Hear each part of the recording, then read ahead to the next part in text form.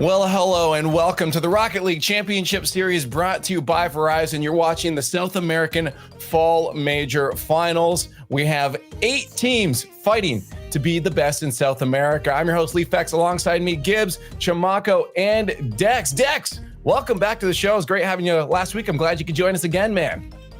Oh, thank you for having me again. I had lots of fun last weekend. Here I am again. Yes, you are. And alongside you, you brought Chamaco. What's up, dude? Dex, actually pulled me in here. He said, "Hey, man, I felt a little bit lonely over there. I was fighting against a true expert, so maybe we can do a 2v1 against Gibbs today." And I'm gonna try my best. That's what I was gonna say. We got the actual expert. I don't even know if we need you guys. We have the true South American expert, true Gibbs here. I am back to now take my title versus 2 South American experts. We'll see how it goes. Chamaco, just early thoughts for you. We didn't get to unfortunately have you on the show last week, but you're here. What did you think? Early thoughts of last week, man? It was a lot of what we expected, but there were a few hiccups. I mean, we talk a lot about a typical winning over 11. That was something new for a lot of us, and in the end, 11s did bounce back from that one and continue to be the strong team we know. But there were two teams I was expecting to be here today. One of them was Dracon. I am a fanboy of Luke. I always been saying, how good this guy is, how much he can play, and Krunobisky has been doing amazing as well as Ian.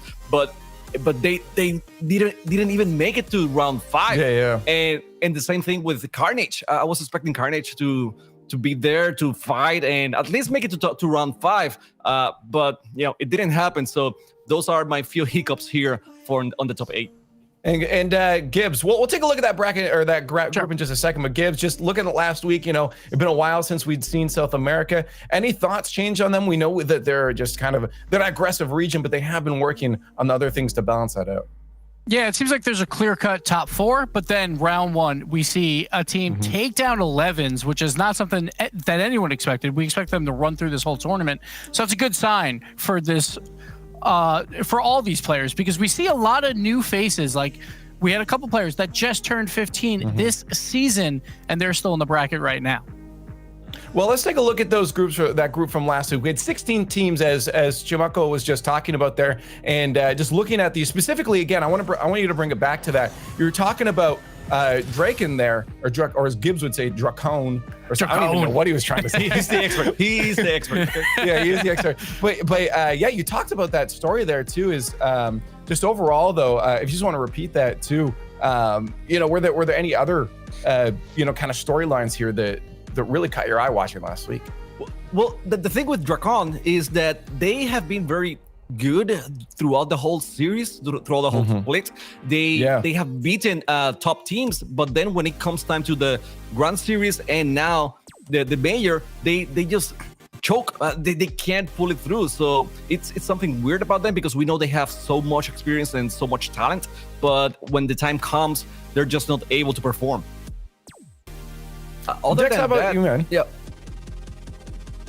I was going to say, Carnage is the same thing. We have seen them improve so much. Their passing plays have become better. Their chemistry, they used to double commit a lot. I mean, they had a lot of talent, so they could double commit and still get the wins. But their communication was way better now. And all of a sudden, when I thought they were improving so much, then they fall short. And that's the things that, okay, so is this a one-day thing, or are they actually choking under the pressure? Yeah.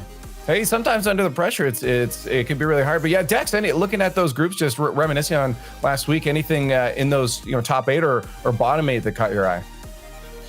Well, just same as Chamaco and Dracon to get to the playoff. It was interesting to see how they couldn't do it. They've been playing really hard, really well. They've been actually working together, working really hard to get there. They perform really well when they're in the South American circuit. So it was interesting to not see them, not having them there here. But other than that, I think that the bracket pretty much is going as expected. Is going as you expected. And one thing to mention there too, you did see Atypical making it in, but they have a name change this week as Rebel. So just so anybody out there doesn't get confused when you see that pop up on the board here. But let's talk about last week. Let's see visually what happened. We're going to cover a couple matches here. We couldn't possibly recap all of those. Swiss has a lot of Rocket League. I would recommend go back and watch it all, but we're going to recap a couple here. I'm going to start off with you, Gibbs. Which match did you really have your eye on? All right, I got to focus on the 2-0 round because I expect these teams to be battling towards the end. True Neutral versus Noble. So you have a team in Noble who won the Spring Series and True Neutral who won Regional 1. So two champions, they came in, they battled versus one another. Some really top plays here from on both sides of the field from all these players. It really showed that this region, they got some players that can ball. But at the end of the day, True Neutral versus Noble went back and back and back and forth till a game 5. But then True Neutral, they came out on top. They have been the better team lately, but Noble, they're still here. That they're 3-1. They're going into this bracket as well. That was a really interesting match. Those are two of the top teams in the region. This could be actually material for a grand final. So it was interesting to see them play together, play against each other. Sadly, we cannot have these two teams today in a grand final. We will talk about that later.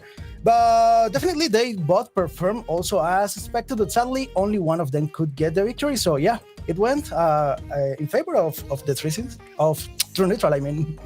And now, Chamaka, how about you? Which match? I like a typical Rebel now against Nocturnes. This is a rematch we saw on Grand Series number 2, and actually it was also a game 5, round 5 to qualify to the top 8, and we had the same excitement this time around. It was a back and forth matchup. When Nocturnes was winning, they were winning handily, but all of a sudden the defense from Atypical could burst at any given moment, and you see saves like that from Javi, and he was over every single shot. Every time that you needed someone to attack, it was Davi right there trying to make it happen. And this guy has so much clutch that he's very young right now. He's still finding his rhythm, but I don't know, in a few months I'll have my eye on this guy because it's something incredible to watch play. Yeah, that came down to game 5 overtime for the winner. So this was insane because we saw Nocturnes, they had a forfeit round 1. Then they had to battle all the way back from that. But then on the other side with Atypical, they took down the best team in the region, went to 2-0, had to drop all the way down, lost 2 series in a row. So both teams were really trying to battle against that momentum. At the end of the day, though, 1 goal. That's all that mattered. Game 5 overtime. And now we'll see Atypical here. And Dex, for you, I'll let you get around in there as well. Which match were you keeping your eye on? Oh, well, we're seeing the match against Era Eternity against Legacy. This was a match that was defining one of the teams that would qualify for the playoff. And it's interesting because these teams both have similar play styles, both have similar skills. But at the end, only one could win. Also, the matches were really close. It ended 3-1 in favor of Era Eternity. To be honest, we saw a lot of improvement by Era Eternity. They were rotating really well. They were positioning really well in that last match, and that gave them the victory. This Era team is a team that took us by surprise on Grand Series number 1 because we were not seeing them at all at top 8, and then all of a sudden, with this hardcore defense and going for counterattacks, they made it all the way to top 4. So they are back here again, and it's a team that low-key wants to win. We know they have the skills, but no one is giving them that much credit. So hey, maybe that's underfavored because if you sleep on them, you're going to get some goals and they're going to win the series. We just saw some highlights. Let's narrow it down to only the best of the best. We want to see the best here. It's time for our top 3. Dex, why don't you take it away? So we got here for starters, excellent goal by Sub Holz. He scored against Legacy. You can see him here doing an infield play, coming off the wall, going directly to the net. And that was a beautiful play. It was really clean, and the defense couldn't do anything. You can see even the demo in the air against Reddy, so that was beautiful. Now, for the second play, we got a goal from David Trox against Flow Nocturnes. This is Rebel. Last week they were known as Atypical. And this is a beautiful passing play again. This is important because this was a game 5. This was an overtime. This was the goal that gave Rebel the qualification to the playoff. So this was really nice to see, actually. Now we're ready to see the probably third play, the number 1, the most interesting play of the last week.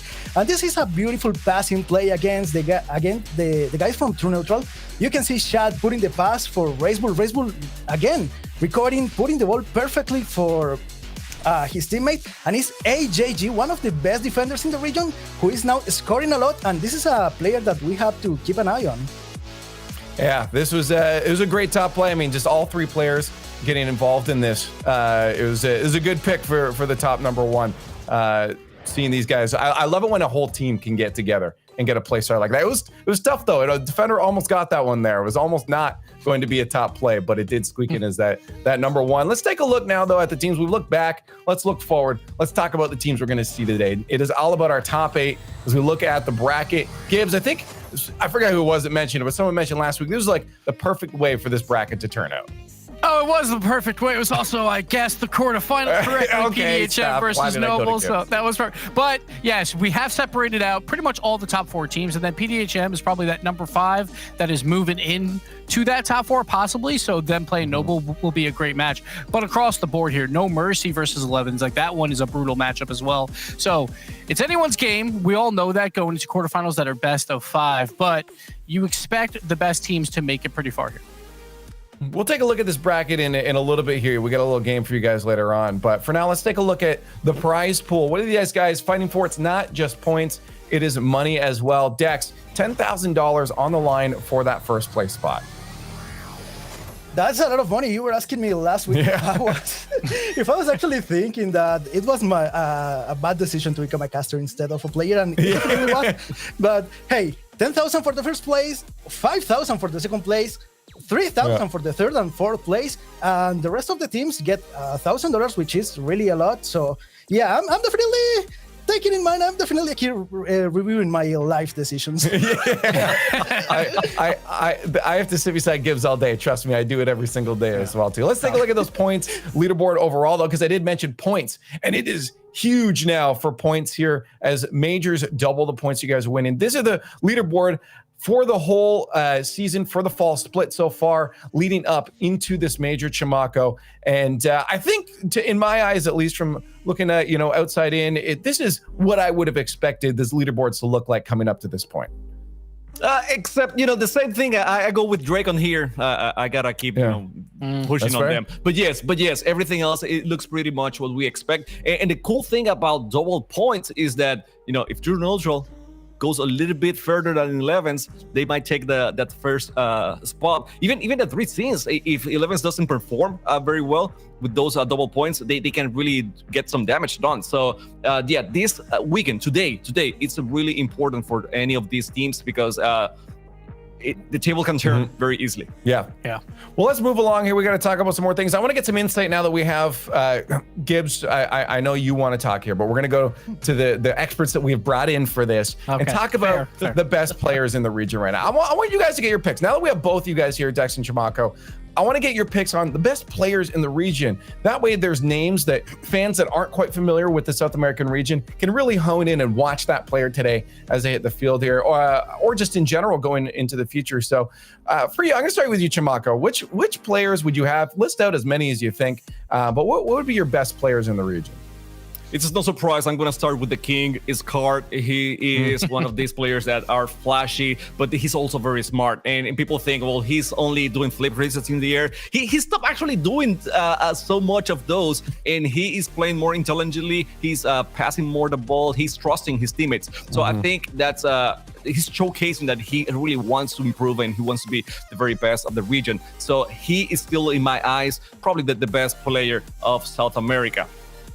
He's playing with some really good players as well, Tander and Caio. So they allow him to do a lot, but still, it doesn't come as a surprise. Card is one of those big tanks in South America. One of the guys that maybe not a lot of people will think about as one of the best of the top 3 is AJG, Antonio Javier Garcia. I gave him the name because he deserves it. He's so good. This guy, he was, seen as a defender, and that's it. But we see him doing Musties right now, going for that play that we saw in the highlights. He was well positioned. It wasn't a flashy goal itself, by on his part, but he's doing what needs to be done to move forward his teammates. So he is one of those guys that has developed very fast into the scene, and he's a young guy, so he's soaking a lot of information and put it in his system of play style. He's doing great alongside Racebull, which some people might argue is better than him, but you're asking me, not other people, so I'm gonna say AJG. And then for Noble, Renan, he's one of these guys that he keeps it fresh every single time. You don't know what he's gonna do. You don't know how he's gonna play. He is reinventing not himself, but the whole team, the whole package. So Renan is a beautiful player to have in your team. So that's why I think he's so important. It's not only about his skills, but what he does for the whole team. And then PJ, this guy, the best ball chaser in South America, in my opinion. and I'd say that with all the respect in the world. You know, he is such a pressure player. He will not let you do anything with the ball if he can have it his way. So he opens situations for the team. He is just a nightmare to defend. So PJ is one of he's in my top 4. I don't know who's better right there, but you know that's are the players that come to my mind. And then as an honorable mention, I have to say Drops, because this guy mechanically, I think he might be the best. He might. I mean, he's going for crazy things every single time. So I don't know. Maybe they can pull it off today. But a part of that, you just watching him play puts a smile in my face. That's fair enough. Dex, I want to see if your list is exactly the same as his, or if it's switched up a bit. Well, last week I was talking with the players. Now I was a bit worried about what to say here, so I just called Gibbs and he told me what to say here. Okay. So I'm just taking what Gibbs told me. So no, for probably one of the best players, if not the best player in the region, is Card. I cannot do this without mentioning Card. He's the king of South America. He's a very mechanically skilled player. He's also playing really smart lately. And along with him, you cannot have Card if you don't have Thunder. Thunder is always there. Card and Thunder are a big duo. So those players together, they actually make a great. Kayo came here to compliment him. Kayo is a great captain. He actually adapts really well to any team and he can manage the team. But you have Card, you have Thunder, they're pretty awesome. So for me, they're part of that probably top 2 players. Okay. And for a special mention here, I don't have this like a top 3 or anything, but I like to mention AJG. Chamaco mentioned him before. And AJG is a really interesting player because he has evolved a lot along with the scene, with the different seasons and the play style and everything. He started as a great defender in South America, and I always mention that because he's probably one of the best defenders in the region. But he has developed a play style where he's just not that third man anymore. He now can go and do the infield plays. He can actually go downfield, do the goal plays. He's communicating really well with his teammates, Racebull and Shad. So he has had a lot of progression through this season, and even from the Latin Championship. So definitely AJG is for me one of the best players in the region. Where's Kyle? Where's Kyle from any of these lists? He's the Season 9 MVP, the Playoffs MVP, the Season 9 Golden Striker. He's on the best team in the world. Kyle's my pick. All right. Okay, you guys can fight about that later. I actually would like to give that one go. We got to move along. Kickoff is starting to creep on us here. So let's move along. You see bracket on the side there. We're not just going to look at the bracket. We've already done that. What we're going to do is we're going to look at these guys' versions of the bracket, because we're doing a whole bracket, build a bracket situation here. I'm going to start off with you, Gibbs, and see what you got on the board. So everyone considers, there's top 4 in South America, maybe number 5 for No Mercy. But I want to talk about pdhm Gaming. They just came into Regional 2 with Sadness, who just turned 15. They look good there. They made the bracket. They played Noble last time. It went to Game 5, but they lost. It's going to be different this time. pdhm, I called this quarterfinal, plus I said pdhm would win last week. I got to double down here. So pdhm will move on. And the rest, pretty simple. True Neutral, 3 Sins, and 11's Esports. Finally, you have 11's versus True Neutral, and I think 11's wins it. We were just talking about the best players for the whole region, and all 3 members of 11's, they were on everyone's list, basically. So I'm going to go with them to win it all. Okay. I'm curious to see if these next brackets will look the same. Dex, I'm going to go to you next. Let's go down the line here. Okay, so we have the bracket here, pretty much the same quarterfinals. I'm pretty sure, actually, that we're going to have lots of close matches, except for the 3 Sins against Air Eternity. I think that one could be a bit too much in favor of the 3 Sins. But other than that, I'm pretty sure that True Neutral could win against Rebel. Now, Noble against pdhm, this is going to be a really close match, and you really have to watch that match no matter what. Please don't miss it, because that's going to be amazing. And any of those teams could get the win, but I'm going with Noble this time. And finally, 11's Esports against No Mercy Esports. This is going to be really close too, but I'm pretty sure 11's is going to get it.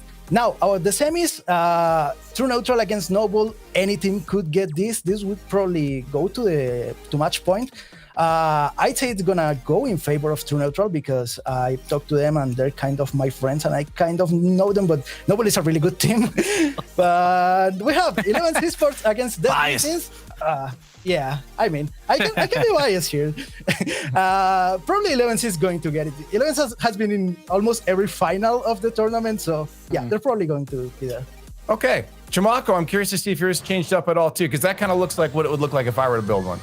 Yeah, I'm guessing myself now because Gabe says something different. So I don't know. Maybe I'm really wrong here. Yeah. Oh, well, the lower part of the bracket, everyone has it the same. In my case here is that I picked Noble because, in my opinion, Noble has been playing as the second best team in South America for the second part of the split, and they haven't gotten any better results because they are being matched with 11s against 11s early on the bracket. So that's why they haven't been able to move on. But last time they played against True Neutral, they were able to beat them on the Grand Series number 2 and get the third place in the region. So in my opinion, Noble is doing great. They are finding ways to win. They're not winning easy, but they are finding ways to win. They are readjusting throughout the mid series and getting the job done. So that's why I'm picking them over pdhm, which I think is a great team. pdhm has my full respect. And then against True Neutral, I'm gonna be hated because True Neutral are the other Hispanics, the Spanish-speaking people here. But I gotta take Noble. I've been saying that Noble is the second best team, and I gotta stick with it. That's right. Hey, stick to your guns. I like it. Now, one thing I did notice here is that Gibbs was the only one that kind of had an upset pick there. So we got a lot more to get to. So I'm going to give you guys each 10 seconds each to just pick a team out of all these quarterfinals. Do you think there's an underdog that could break through? Obviously, Gibbs, had PDHM there, which neither one of you guys had. So Gibbs, I'm assuming that'd be your pick you're just going to stick to that, right? Watch out for No Mercy as well versus 11. Okay. That could be a huge upset. Okay, Dex, who would you have as an upset potential here in the quarters? Oh, I agree here with Gibbs. It's probably PDHM, the one with more opportunities, but No Mercy could do also the upset. Okay, I'm wondering if you're gonna go off the trail here, Chamaco, or if that's gonna be the same story for you. Rebel, watch Davi. Prox, he's so good. He's so good. The keyboard players, I mean, they can do anything with those fingers. So, I mean, just watch out because they know each other very well, and that could work in favor of Rebel. Okay, well, we'll see if those goes. But again, South America, it's lined up perfect for those 4 teams to make it through.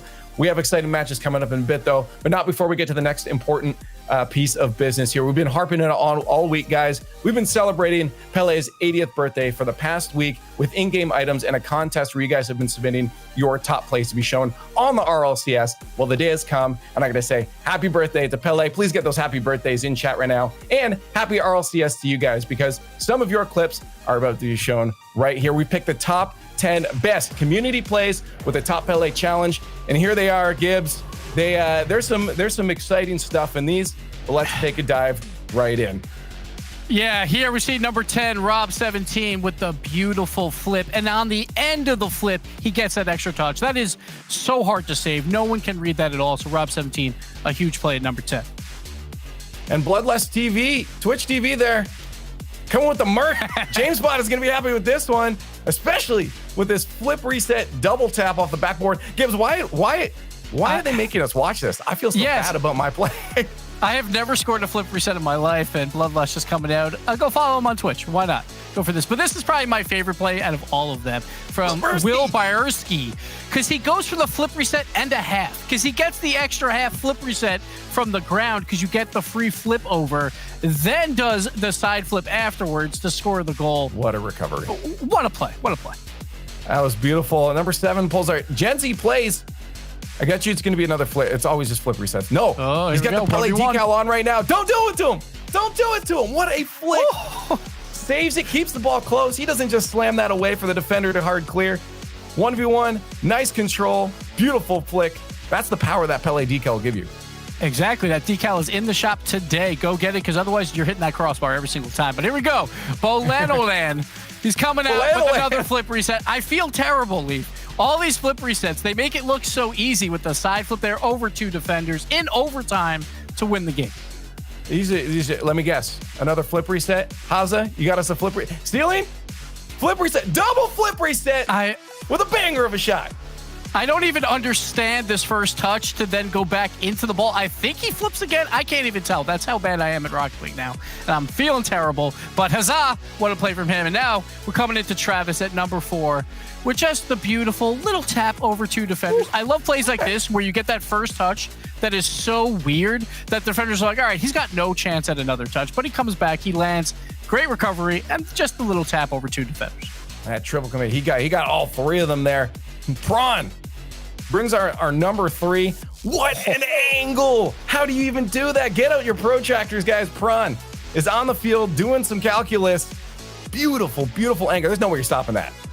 She played defense, like he's got no shot, and then he goes for that double tap off the curve. What a play. And now here we get some plays from Flexi with just the BM here, just a little bit. The 1v1 little dribble play past 1. Then just a slight tap over 1 more defender, and just why not? Let's throw a 360 on top of this just to really show it to him. 360 no scope.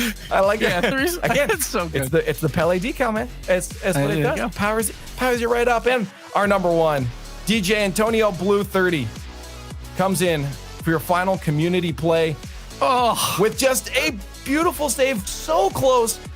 And to counter it off, you'll see in a second, they do counter it around for a goal. That always feels so good.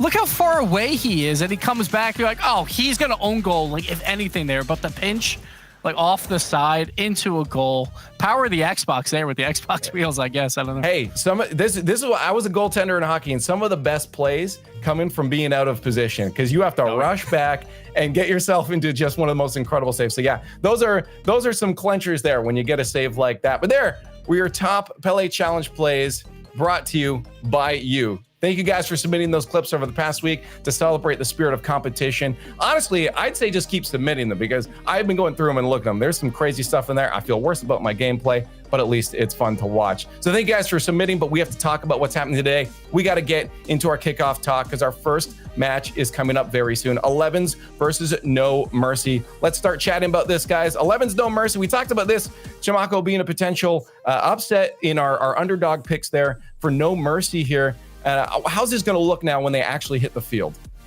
It's about consistency, and 11s has been very consistent lately. No Mercy, not so much. They can be pretty good at times, and then not so much at others.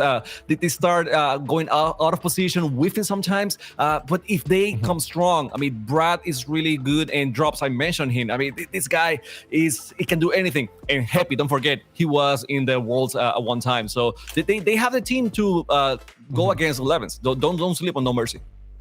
It's time for the Verizon fan vote, guys. Get your votes in chat. I feel like, Dex, this is kind of be predictable of which way this chat's going to go here. I feel across all the brackets, 11 is crushing through. Do you think chat is going to pick any different here? It's probably going to be in favor of 11s.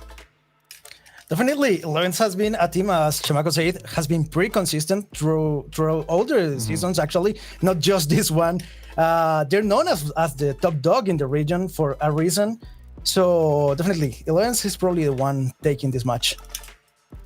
Well, let's get some. We already saw our brackets, but we may as well, while we're waiting for those to come in, just get our early predictions here. Do we think that No Mercy can come through, Gibbs? Do we think it's a possible? Or are you sticking with that 11s? So I'm looking at their past 10 matches that they've played versus one another. And 11s, they've won 9 of them. But that means No Mercy, they've won 1. There is a chance that they take down this team. Maybe they catch them sleeping. Like, I don't think so. I'm going to go 11s. I think they are huge favorites here. As long as they get out of this quarterfinal round, I think they'll be safe. But this round is dangerous. No Mercy, they are a great team. Okay, yeah, I think that's fair. You kind of got to go with 11s on this. But Dex, I want to see if you're going to switch this one up at all. Oh, 67% for 11s. Yeah, it's not that crazy. 33% for No Mercy, 32 now. So I actually agree with the chat here. No Mercy has a chance, definitely, but they have to work really hard to get it. Chamaco, you standing on that 11s ground? Yeah, it's gonna be a great match. It's gonna be a lot of fun, but yeah, in the end, 11s should take it. Yeah, I think we all go with chat here on this one. 11s, No Mercy's got that chance. Even chat thinks there's possibility. It's not that much of a landslide pick, in all honesty. 67% in favor with 33 behind No Mercy. But we're going to find out in just a few moments, but not before you guys get on Twitter with the hashtag RLCSX at RL Esports so we can hear your full thoughts on this match coming up 8 teams enter into today. Only one can be named a victor, and we start with this first match. 11s versus No Mercy. It's time to head to the Verizon Skybox for our first match. Well, here we go then. A blockbuster weekend of Rocket League action coming your way with 3 separate regional majors on the playoffs. And I'm looking forward seeing as I run up real quick. Oh boy. I'm just like waiting for this. There we go. There we go. There he is. Hello. There we go. But once we get into this here, Johnny, we've got ourselves our first quarterfinal of 4 11s against No Mercy. As the desk's already said, 11s not only the team expected to win this one, but they're expected to win this one convincingly. Now, these teams did play last week with a 3-0 win for 11s. What have they got to do over on the side of No Mercy to maybe turn that result around this week? I think, to be honest, the only way that No Mercy can turn this result around, the only way they're going to get any more luck in the matchup is if they ask for mercy, because 11s, they're the favorites to win this whole thing. You know, it is a best of 5, so there's a little bit more of a chance for No Mercy perhaps, but that's really all there is to it, in my opinion. If they ask for mercy, then maybe 11s will give it to them and give them a game or 2. Well, here we go, our first game of what is going to be a fantastic weekend. 11's No Mercy kicking us off. And for me, if I am looking at No Mercy to have a chance in this one, it's going to be up to this player on your screen right now. Drops, probably the most active and positive style player that they've got on this team. But a major issue I had with them last week, Johnny, is whenever one thing went wrong, there was usually about 2 or 3 mistakes followed up by No Mercy. They've got to make sure that if something goes wrong, they're very careful and they're very calculated about how they get rid of the danger. Yeah, they just have to try and play as consistently as possible. We know that they've got the potential to outplay their opponents, especially like you mentioned, Drops. He is a very mechanical player. He's going to be the main player on No Mercy, trying to just disrupt this game and make it as unpredictable as possible. Try to get those mechanics rolling. And, you know, every team needs a player like Drops in the current meta game of Rocket League. You need a player who can just take the ball and get it past 1, maybe 2 opponents and put your team in a favorable position. Well, they have already found themselves on the back line. Just trying to figure out how to get rid of this without getting in each other's way as shot will come in. I will be expecting in this game a lot of just sort of hit and hope shots from 11s. They had a lot of success with that last week. Here is Tanda as his shot shut down. But the more often that they put it just up on the backboard, there was more likely a chance that No Mercy were going to double commit and make that fatal mistake that would give away a goal. For 11s, probably coming into this expecting to not need much, but an unnecessary double commit. Now pass over to Brad. Don't do too much extra with that. Shot will be off target, and no follow-up means Kyle can now start moving by himself. That was a very brave challenge from Brad, but one that you had to make sure he pulled off well. Yeah, that was a very strange double commit from 11s there. We saw Kyle and Card both flying in the ball with, there was no pressure on it. There were no Mercy players anywhere near it. And they did have a long time to communicate who was going to go for it. And when you have positions like that, even if one player does have a good touch, wait a minute, that's almost open. Brad almost gets the opening goal. And, you know, already we're maybe looking a bit silly with our predictions for this game, because it was, in fact, 11s making a very, very big mistake, double committing when really the communication would have been quite easy to execute in that position. And now, No Mercy, look at threatening. And already up. But they do need a follow. This should be it. Booming clear for Drops, who was at a boost. Can't do too much more with it, but can still 100. Gibbs did make mention to that 1 win out of the 10 matches that they've got for No Mercy. Now, thankfully, that one was a sweep. So sort of very much an outlying result compared to the rest of them. His shot is kept out by Reppy. Brad takes the move early. He's actually got a good result from this. Now over to the wall. Reppy's going to look to try and see if he can set up right down the face of goal. Tentative on the offense so far. No Mercy not wanting to make the mistakes. Is passed over to Drops. This is the player that I'm expecting to see downfield the most often. He is often the passing option. Musty into the mid. Still no goals, but that could be about to change. Especially off the demo. It's going to make life very difficult here for No Mercy. And they've dealt it well again, so the issues that they had last week not propping up just yet. Very patient play from No Mercy. I'm quite glad that they're not committing for, 50-50s with 11's goalkeepers when the ball does center. That's the sort of consistent play we need to see from them, the risk-averse play. They've just got enough respect for 11s as players to know, well, there's not really any point in diving in there. The goalkeeper's not going to miss. He's not going to let me have that shot for free. 1 minute left into the midfield. Seeing 11's putting their third man a bit further forward. Just trying to test whether or not that mistake will come. But so far, No Mercy really showing up well. Hasn't been anything too incredible in terms of mechanics, but that's not what we're after so far. We're after them settling down into this massive matchup. As in comes Tander. He was uncontested, and somehow Brad was able to keep it out. There'll be questions about why Tander was allowed the shot. No question about how the defense works, and now Tander forced to save. This is great showing so far by No Mercy, but the infield pass from Brad can't come after he misses the ball. Yeah, great defense by both teams. Couple of clutch saves. One on Tander's shot, and then the other one made by Tander himself after he rotated back into defense. A credit to No Mercy. They're making this look competitive. That was a bit of a panic job there by Reppy, but he will get a chance to get back into the game. And you know what? If No Mercy can play at this level for the rest of this series, then 11s will need to produce their usual special level of Rocket League, which has led them to dominate South America in recent times. Will not hit the floor just yet. It seems like 11s want to have one more opportunity at this. Tander's by himself for now. Kyle has to come and help him. And we do head over to overtime. Our first game of the weekend. It's going to go the distance.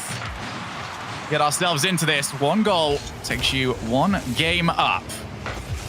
Yeah, so far, No Mercy have had the majority of the pressure on their opponents. They've had more chances to score, but there's no denying the best chance of the game did fall to Tander. And it was only an unreal save from No Mercy that kept them in this tie and managed to force the game into OT.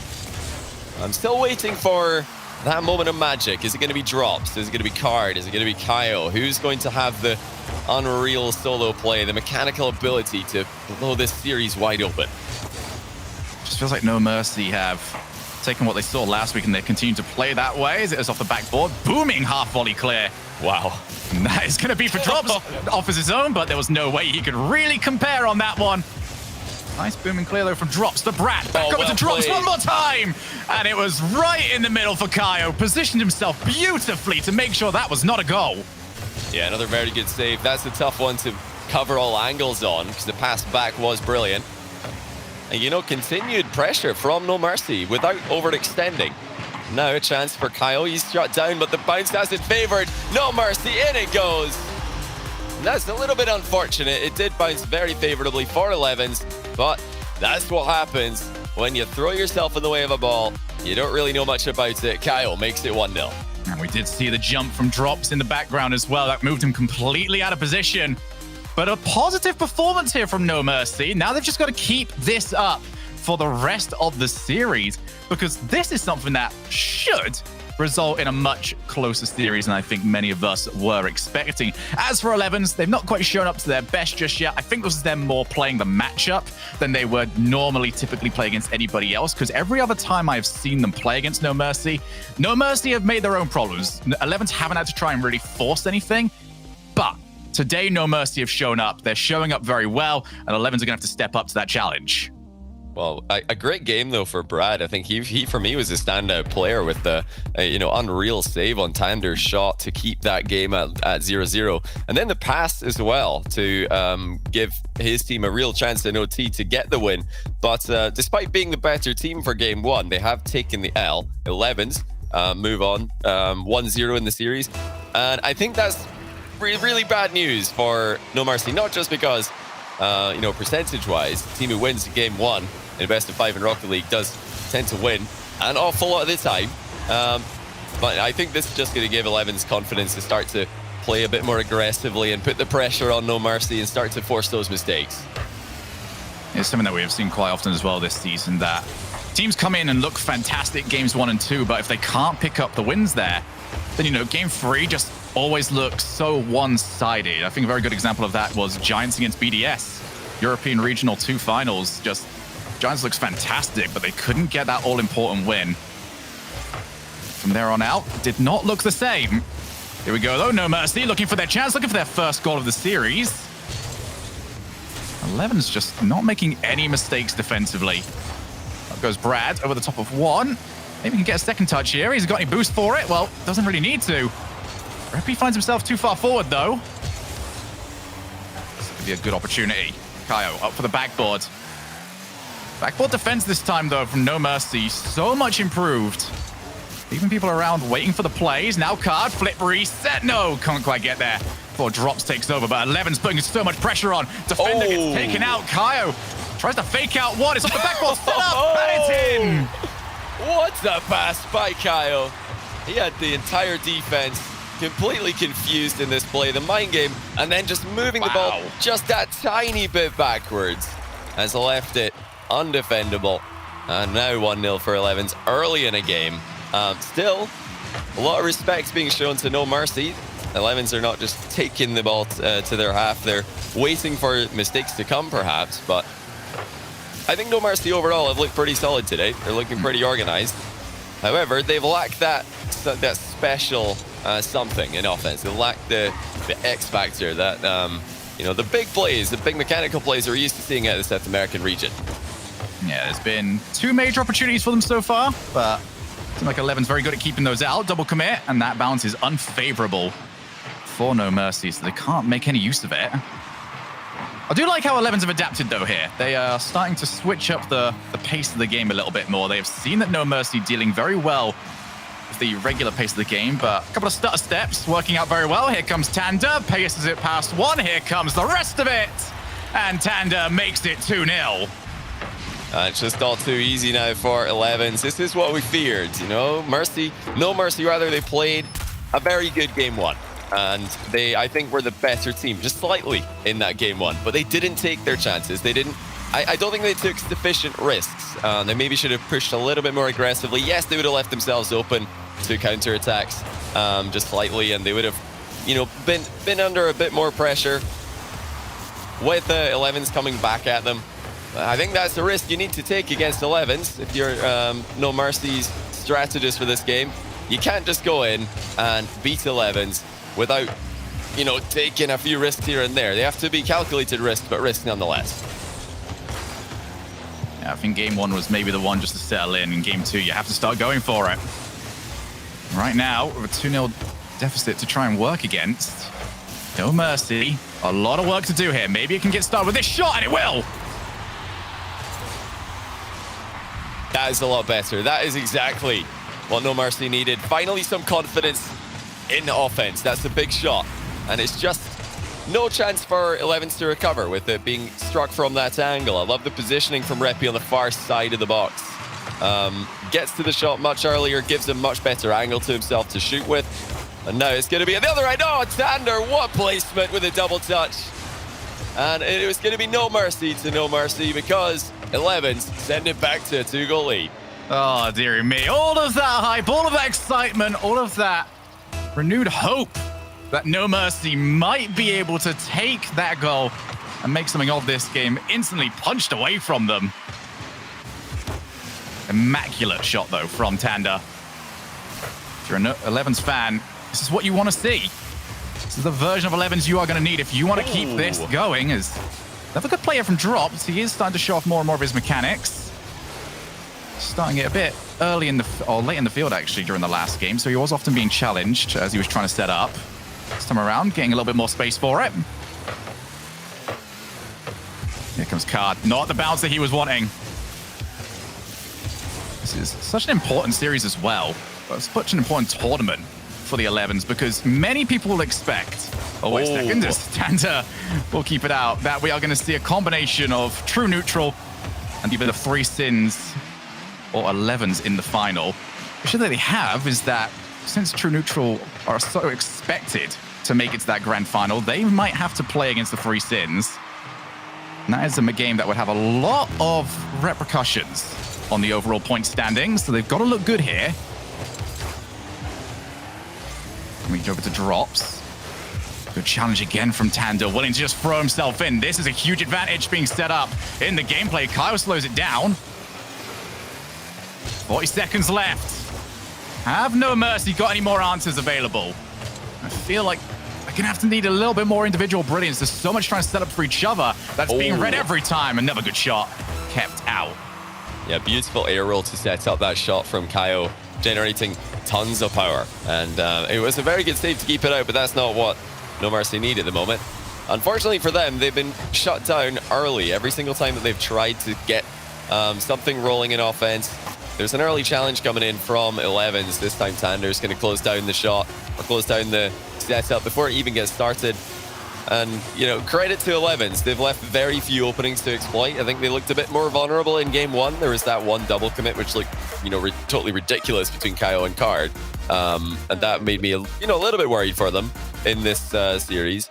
But now we get to see a more organized 11s roster, a more confident 11s roster. They didn't give No Mercy any time on the ball in the midfield. The challenges were always timed very well by 11s. There's not just one player diving in and hoping for the best. They always had, one challenge or a fake challenge followed up by another player. And that's the sort of defense that No Mercy are going to need to play very, very intelligently to get past. Yeah, and I think what's even more terrifying right now for No Mercy is that when they have been able to break through, 11s are just so good at positioning the last player to block the shot. They don't have to try and save it. They're always right in front of where the shooter wants to be trying to put their ball and put the shot towards the net, but just can't do it right now. For No Mercy, I'm now going to start looking at drops even more because it has been the individual plays that have got them more success. If they can get the flip resets, if they can use the ceiling, if they can use the wall, they might be able to offset 11s. The question after that becomes, who can get to that ball first? Who is going to be able to win that race and take possession over? If they can't win that race, the entire play is for nothing. Yeah, maybe they just need to try and switch it up because game one was okay for them. I think they gave themselves a good chance. I was quite happy with what I saw from them. Clearly, 11s were expecting more mistakes and more aggression from No Mercy, who actually played quite a safe game. And overall, maybe surprised 11s with their more defensive positioning than what we're used to seeing. But yeah, it's not working anymore. They need to get up front, and that is already going to be one goal, but not really much of a playstyle change, more just 11s needing to leave the net really wide open. What double touch though by Drops. That's completely surprised the defense. Yeah, that's the drops that we want to see. And that is the drops that No Mercy will need if they are to cause this reverse sweep. And to cause a monumental upset. Reppy takes his time. Has he taken too much? He's not really got full control over this. Over off the backboard, follow up from Brad. 2-0. And No Mercy stepping up to the challenge. Well played, Brad, just completely ignoring the defender in this play. It was Card, so you'd expect that he'd get something on that, but you know, why be there if you're reading a hit from the defender? You might as well read that whiff. You never know. They might actually miss it, even if they are the best team in the region. That's exactly what's happened here, and now we've got a great chance for No Mercy to build some momentum, but this is still a long, long way to go. They need to play as safely and as carefully as possible from here. What a great touch from Card. There's no real option to move on in, apart from now. Setup shot was not great from him, despite the efficiency of the first one. Drops! Oh, he couldn't quite find Brad. He was in two minds. Now here comes Brad one more time. These flicks causing a lot of devastation to this defense. Just can't quite figure this out. Good midfield use there from Tanda. Not messing around too much. Brad, he's made this look very confusing, very odd, and it seems to have worked. I really like that. You know, he decided there's no point in hitting that ball hard. Drops is almost scored there, by the way. But, you know, Brad just decided there's no point in hitting that ball away because all the 11's players are standing off and it's just going to go to one of them. So why not get the reset on it and then just hold on to it? If somebody does move in, oh, no, Drops, that's not the right goal. That's a bit of a gift to Kaio, a bit of a gift to 11's.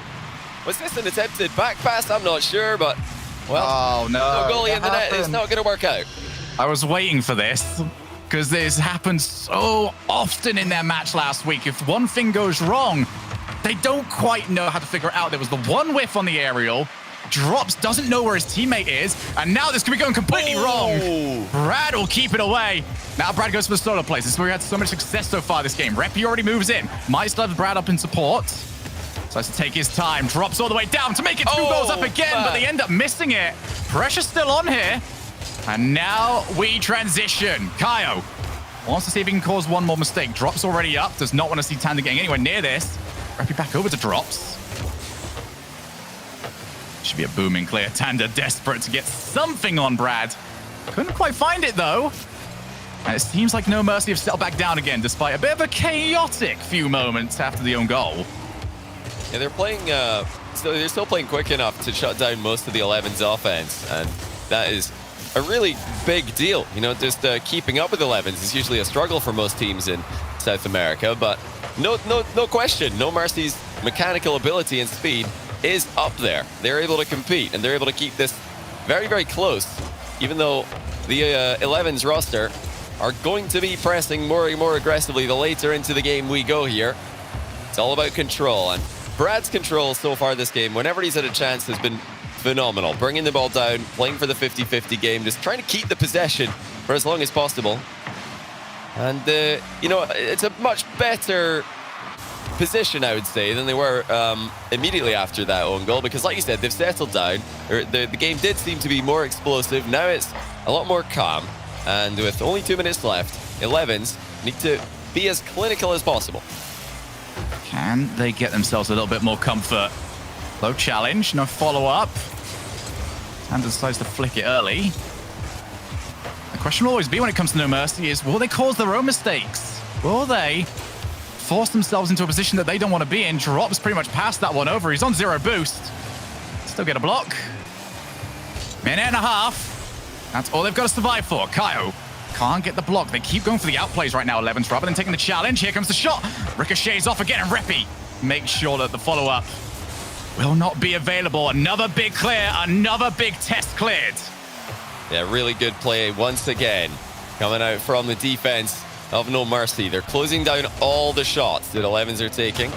11's trying to pass the ball a bit more. Oh, good play by Card in defense. He's just ran into his goal, out the roof of the net, and into the ball while escaping a demo. That keeps the game within 1.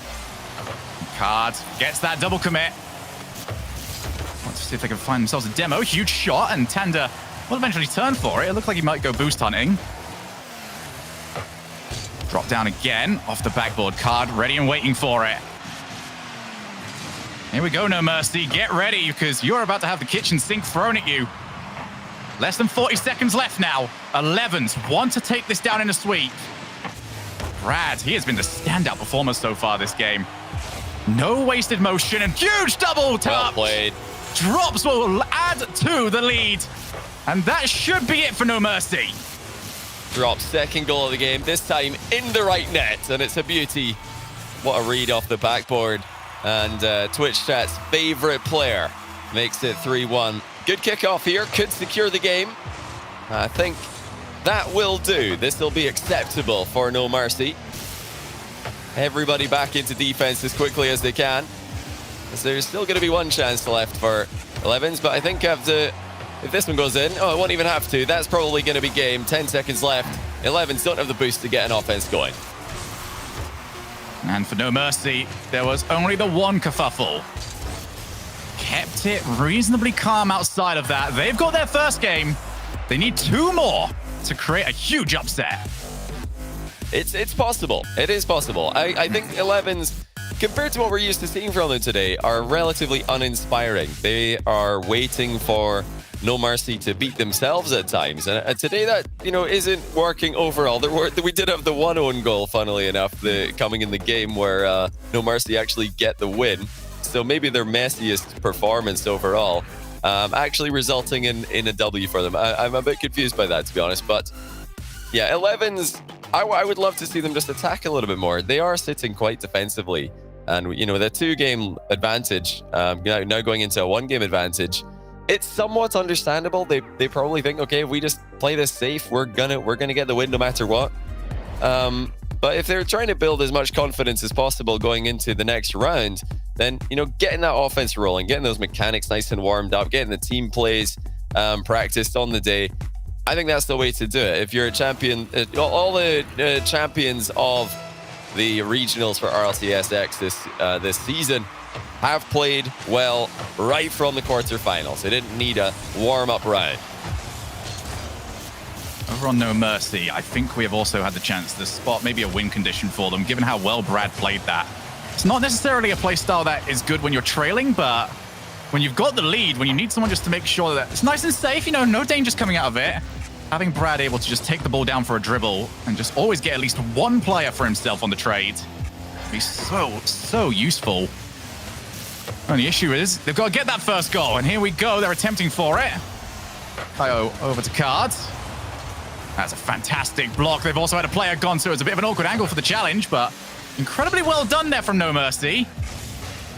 There's one whiff, though, and Tanda can come in. Takes out another player. He's all by himself. Does he need a teammate? That's a good touch from Brad. Takes away the follow-up rebounding opportunity.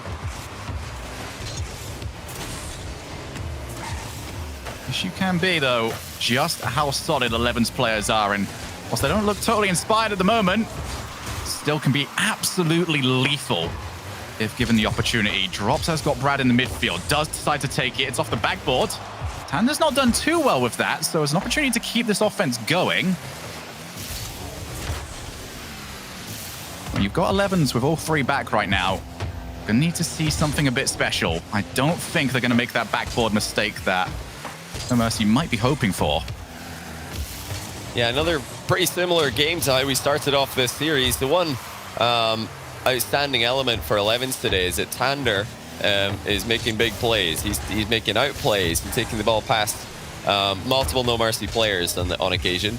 Now, we all know that Kaio and Card are two of the most dangerous players in South America. They can definitely play a lot more effectively than they have so far today. So with Tander already being an impact player, if Card and Kaio start stepping up and doing what we know they can, then 11s are definitely going to run away with this tournament. I really don't think any other team can compare with 11s when all three players are playing to their full potential.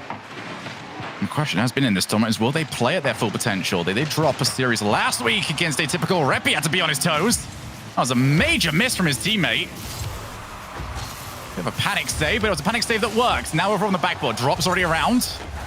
Half the game gone, and it is 11s piling on the pressure, looking for that one mistake, but No Mercy not forthcoming with it just yet. Here comes Card, gets it to drop down. That's so awkward if you are No Mercy, but they are dealing with this, and they continue to get away from these tricky situations with barely a scratch on them. 11s are trying to play for that boost starve game. They're trying to press forward now with multiple shots in quick succession, but credit to the No Mercy lineup. They are holding strong for now. You know, we've seen a few missed hits because the pressure is mounting. Tail end of the series here. This is another final chance for No Mercy. Lose and they go home. They know that, just like last game.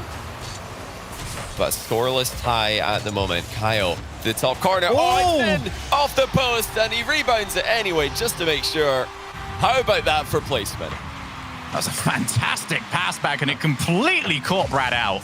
Expecting maybe an early booming shot, set himself up to maybe start protecting the backboard, and instead, the play was completely switched up on him. And No Mercy have to chase. They've got to find this goal, and they've got to find it quickly. Drop's already heading up to try and help out. Drops back into the midfield, but it's another booming clear. Card wants to hit Brad, but Brad, so composed, does not go for the play early, and he can avoid getting hit. I love that 11s have advanced their defensive line. They're not giving space to their opponents. Tander puts in another one. There was a defender on the goal line, but the shot was too accurate once again. Poor Repi just did not have enough boost to be comfortable in the position. He had one small pad at his disposal. That was it. And that pressure, the boost steals are really starting to take their toll. 11s 2-0 up. Is that it now? 11s seem to have warded off the storm. Good block. Two players ahead of them. They're going to have to try and pass it back to Brad. And as always, 11s, when they've got that lead, so good at holding a player right down the middle. Those infield passing plays, not an option right now for No Mercy. They're going to need that individual brilliance. They got it in the last game from Drops. They need a little bit more of it now, and they need it quickly. Repi. Maybe he can get the setup. It's a good touch from Tander. If he can get a block here, and that is all three players taken out just for Tander. He might be able to just walk it in himself, and he absolutely will. 11s 3-0 up, and they look to add to the already impressive record against No Mercy. And this should have done it.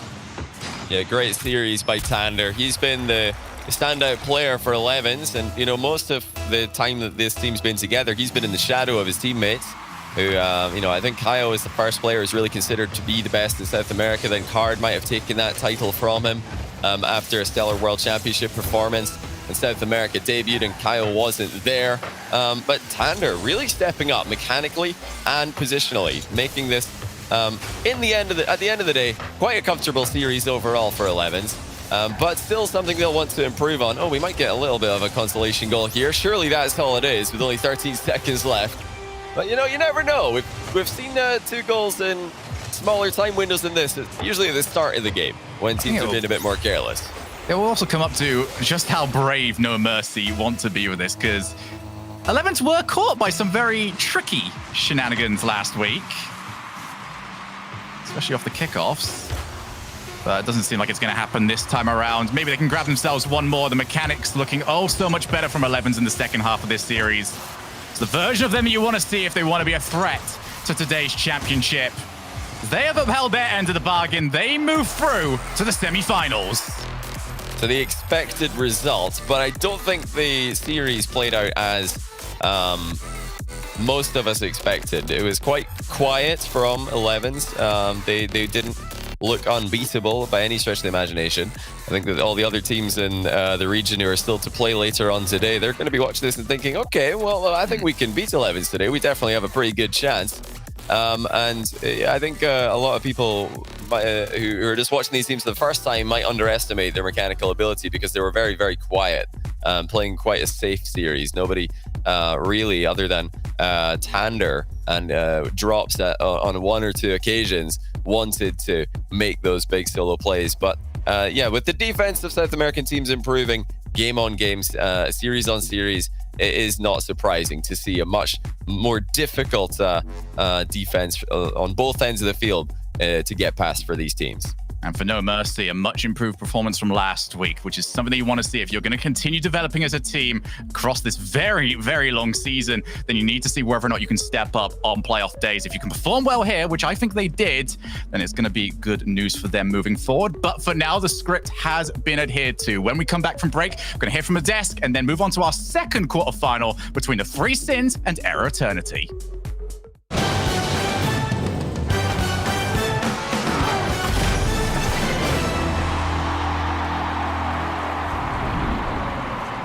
Knows how to build unlimited right. Start with America's most awarded network. I'm on my phone 24/7. Then, for the first time ever, give families more entertainment with Disney Plus, Hulu, and ESPN Plus, now all included. We're a big soccer family. Handmaid's Tale. I love Frozen. Then give families plans to mix and match, so you only pay for what you need. You get so much more than this, a great network. With plans starting at just $35, the network more people rely on gives you more. This is unlimited built right, only on Verizon. Eu sempre quis jogar futebol quando eu era garoto. O sucesso não acontece por acaso. Quanto mais difícil a vitória, maior a satisfação em vencer. A única maneira de vencer é ter grande time. O principal objetivo deve ser sempre o de jogar bonito.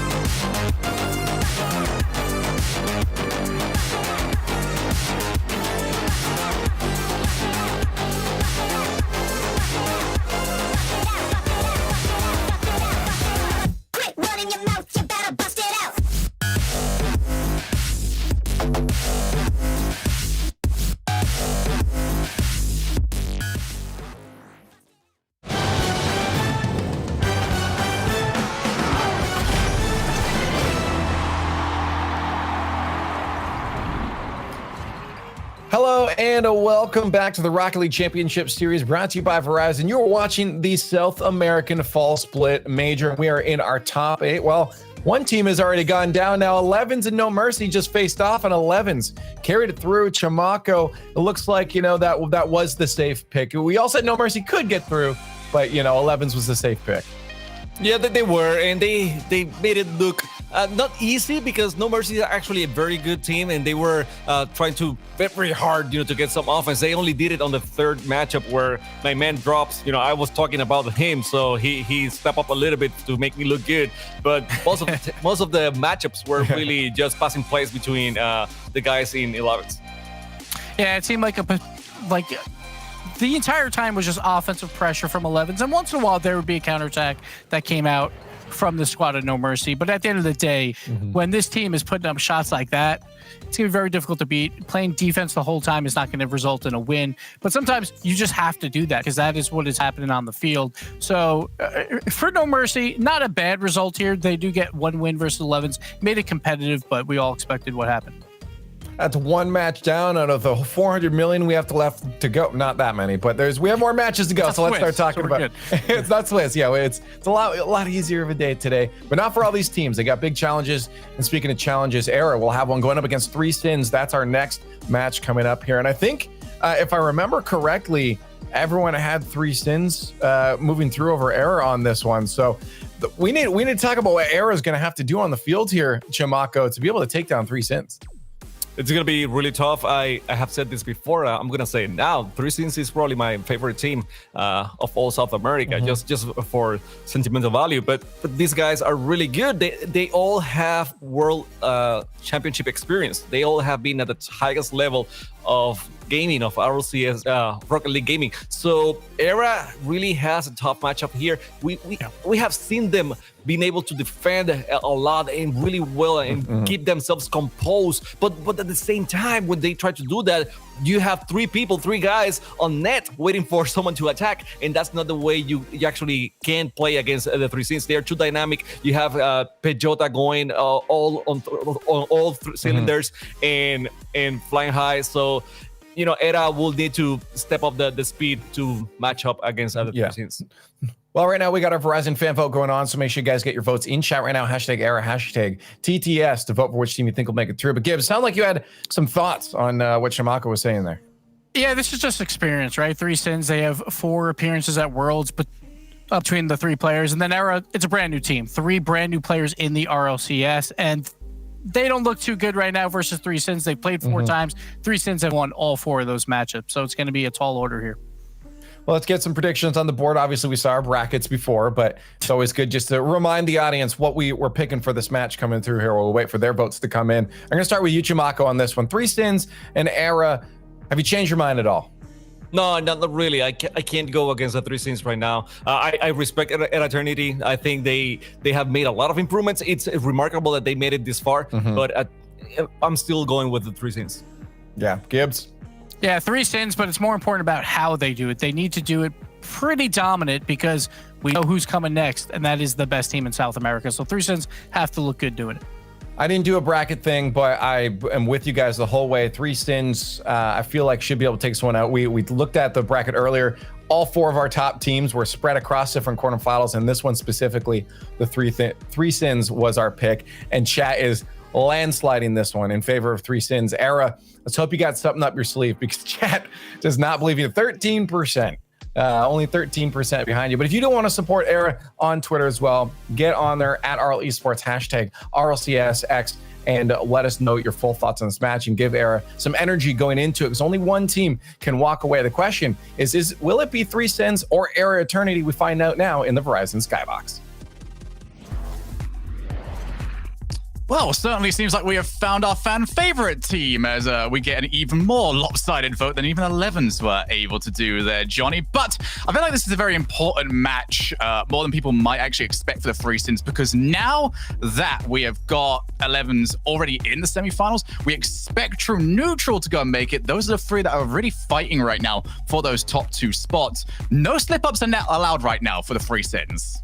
Yeah, well, they've actually got a really good chance today, I feel, to make that grand final because you know, that one slip up for 11s in qualifying for the playoffs appears to not be an isolated incident. I'm not too impressed with their round 1 performance today in the quarterfinals. So if the Three Sins can produce what they were able to produce in the Swiss stage, then I think they might even be the favorites against 11s today. We just look at the one team, Avidity, who took down 11s 3-2 in Swiss last weekend. The Three Sins were able to sweep them. So definitely a really, really good opportunity for them to get into the grand final against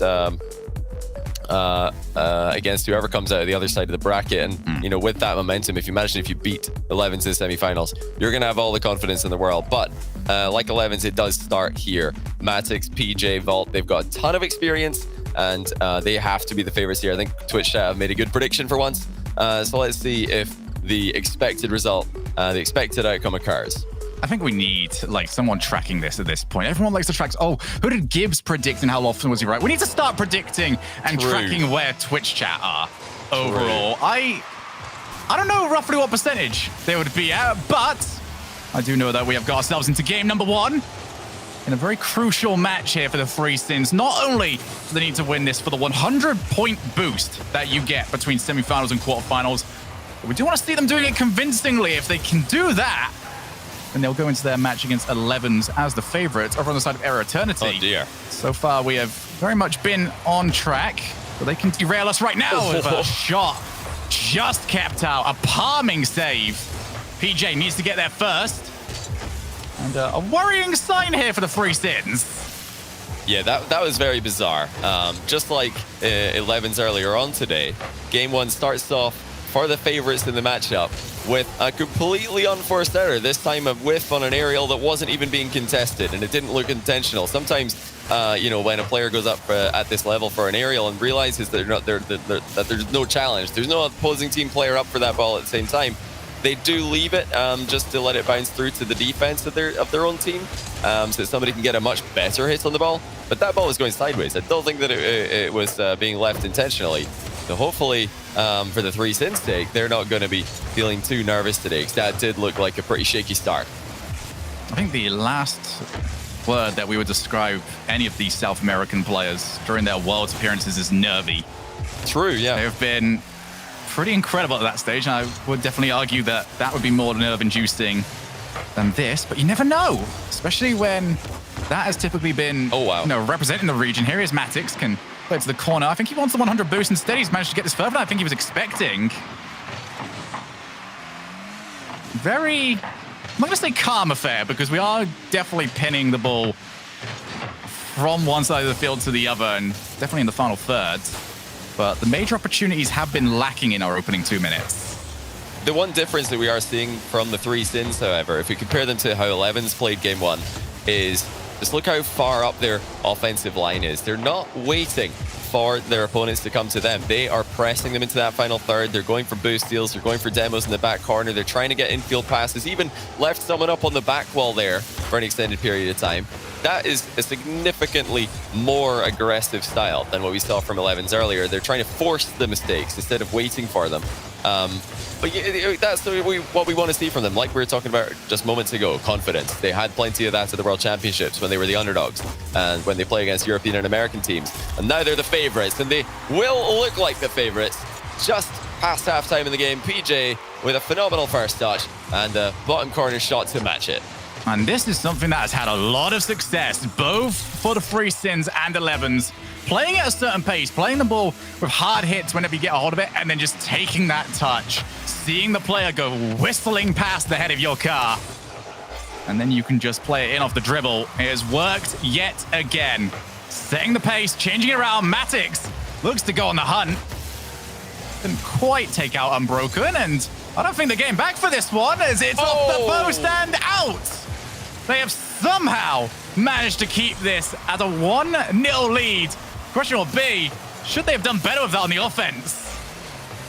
Yeah, it was a little bit fortunate there for the Three Sins not to lose their lead immediately. But just like when they made the mistake earlier on in this game, where the whiff came in on an uncontested aerial, they have responded immediately with more offense. They're not panicking. They're not thinking, oh no, we're having a bad day here. I've just missed the ball. Right, everybody, let's calm down. Let's all play goalkeepers.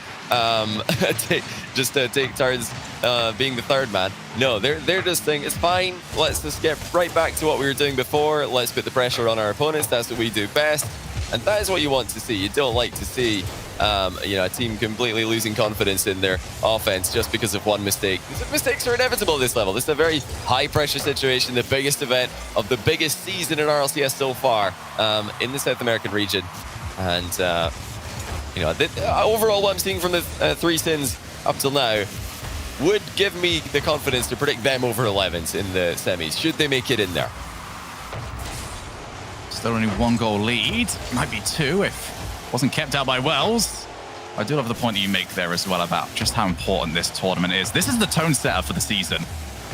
This really is. You don't want to be going into the second part of the season, trailing, trying to figure out, okay, what's been going wrong for us? Have we got any more mistakes that were allowed? Not allowed to slip up. And you just get all of that extra pressure on you. A big performance today. Going on to win it all is worth so much. And that is a great save from Wells. Can they transition this into any form of offense? Unbroken flicks it past 2. He's only got Volts left. That's a monstrous challenge. Oh, might wow. even be on target. Oh! It is off Matix. Well played, Matix making sure. And I love that. Just spots the ball on target. And whether it's a steal or a secure, it's definitely a secure. What a double touch there. As he puts the ball in from very close range. And surely puts this game beyond all doubt. A very good response to an early mistake from the three sins. Other teams should be taking notes when you make a big blunder early on, whether it's an aerial whiff or a double commit or an own goal, anything early in a game, which is just clearly out of place. The best way to respond to it is just to keep doing what you do best, not to think, okay, right, guys, we're playing terribly today. I've just whiffed an aerial. It's panic time. No, they've stuck to what they know. They've put the pressure on Era Eternity, and this is just looking too one-sided for me to even give Era a game here. They just look outclassed, they look outmatched in the speed, in the mechanics, and the three sins, they've got the confidence. These guys are not messing around. I think for the three sins, right, the entire time that I have seen these players participate and compete, the answer to every problem that they've ever had is, we'll go faster then. Yeah, they whiff the ball, they're going to go faster. They scored an own goal, they're going to go faster. Their issue is that they've scored too much. We're just going to go faster anyway because we can.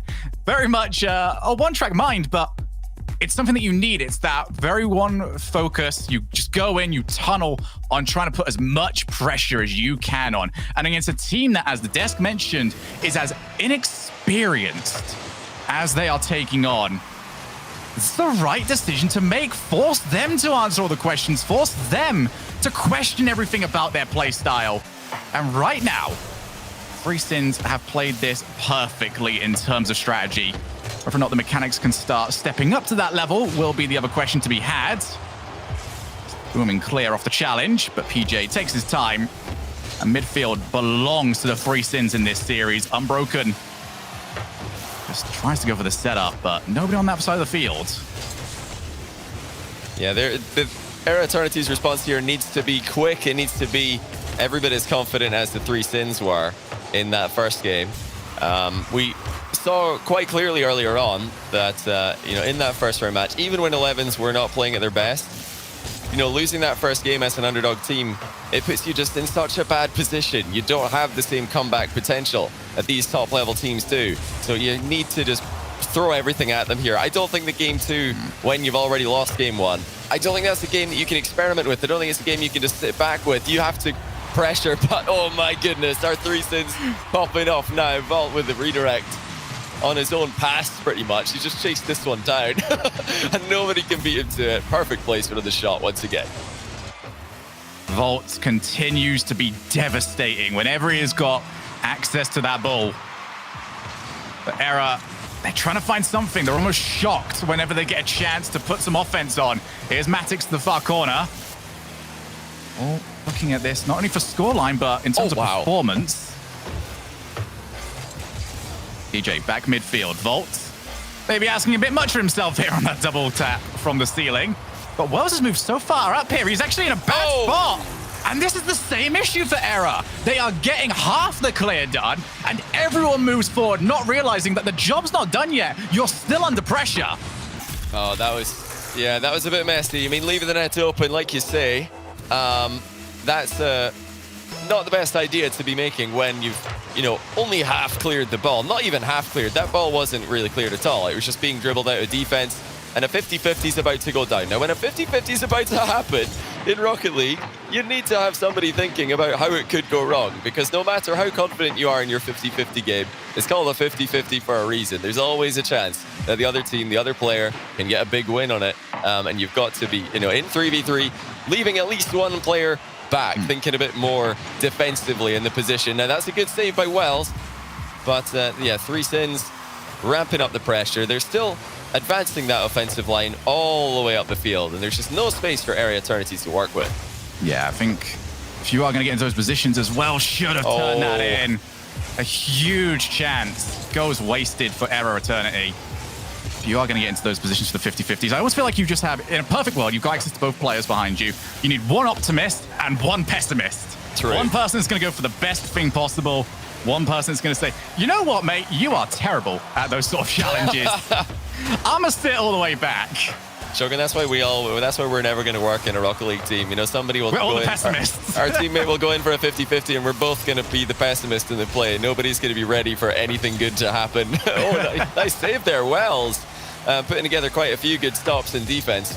But like you mentioned earlier on, they had a good chance. They had another open net, and it's gone wide. I think Wells just didn't have enough boost to get around it when the chance fell to him. Maybe a bit too pessimistic. They didn't believe in the center ball coming in. We're talking about leaving one player back when a 50-50 is about to go down. Likewise, you've got to get one player moving forward. You've got to have somebody showing faith in the pass. And it's difficult to have faith in the pass when you're playing against the 3 Sins. To be fair, they're a very, very good team, and they're playing extremely aggressively. They're playing very consistently right now. Such a difficult team to get through. And look out, Unbroken. Matix with the pre-jump. Oh, dunks it in. 3-0, 3 Sins, showing them exactly who's boss. I feel like out of every player in the world, nobody has a better relationship with the woodwork than Matix. Every single time he goes to squeeze the ball in, he nails it. 3-0 to the 3 Sins. And 11s, they'll be watching this. And they'll know that if this is the matchup they're going to have, they are going to have to step up massively. Yeah, this is a message. I said earlier on that all the other teams who are waiting to play in the quarterfinals are going to be looking at 11s, and they're going to be licking their lips thinking, yes, give us 11s today. They don't look too scary compared to what we're used to seeing from them. Complete opposite is the case when we look at what the 3 Sins are doing. They've had a couple of mistakes. They've had a whiff in game 1. They've left their net open a couple of times between games 1 and 2. But they have not looked at all bothered by that. They are just getting the ball back into offense after any mistakes that they make or any big plays that they make.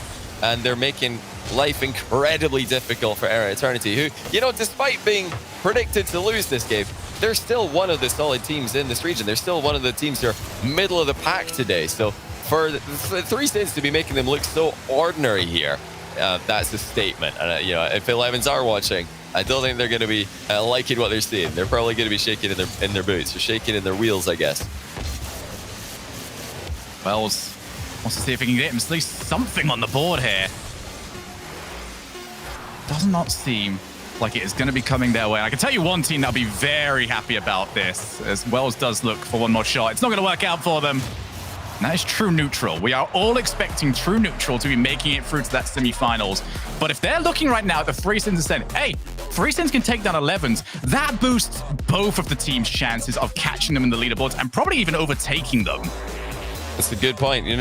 All of the regional work that 11s have been putting in up until this point, getting to the top of that leaderboard, it can be undone just by one tournament here. The majors are worth double the points. And these points are so important. It's hard to realize right now just how important they are, because the World Championship is so far away, or at least it seems so far away. We've got so many games, so many events on the road to that World Championship. But when we get to it, there's not going to be a 16-team South American representation. There's not going to be a 16-team representation from any region, as far as I'm aware, or as far as I can imagine, because the majors right now, had they been an international major, would have probably been a bit more exclusive, and getting to the very top of the leaderboard in the points. That's where all these teams want to be. That's where the Three Sins want to be, and it's where they're headed if they can keep playing like this. Just relieves so much pressure when it comes to those regional events as well. And we'll be coming up very quickly. There's very little time to sort of turn yourself around here. As this tournament is over, you get yourself ready to go yet again. Shogun, you know how confident Matix is right now. He just paused for a minute. He was feeling the boost in Era Eternity's half, right as his team were trying to counter-attack on the other side of the field. And he paused before stealing the boost, just so that it would be gone for longer. He thought, nah, you know what? I'm not going to steal it yet. I'm going to wait 3 seconds, and then I'm going to steal it, because now it's not going to respawn for that little bit longer. So no, if our attack lasts, 12 seconds, and they go for that boost, it's still going to not be there. That just shows you exactly how confident these guys are. They're leaving, their most aggressive player very, very far forward on the field, looking for demos, looking for boost steals, looking for the redirect plays. And that, shows a lot of faith in the other 2 players to hold it down in the midfield and the defense. Into the point of play where they can spot things that they don't like, and, well, they're certainly going to like that. PJ puts them up. And with that goal, if Era Eternity can't get one back, they will be perfect swept here in the quarterfinals. A thunderous strike by PJ, to be sure. Once again, third man positioning for Era Eternity, a bit too far forward. There's another Wells play where he, had a tough save to make it. This time he can't make it because he's, I think, had a bit too much faith. We're talking a lot about trust in your teammates here. And, it's an important aspect of competitive 3v3, but you always want to have backup in every position. And if you're the last man back and there's a 50-50 or what looks like a 50-50 about to go down, yeah, just give yourself the most chances possible. Get all the way back onto your goal line, or as near as you can get to it, because you never know when a player like PJ is going to smash the ball on target. Speaking of, that's good defense by PJ. Had to recover and scramble back onto the goal line there. The shot wasn't coming for Era Eternity.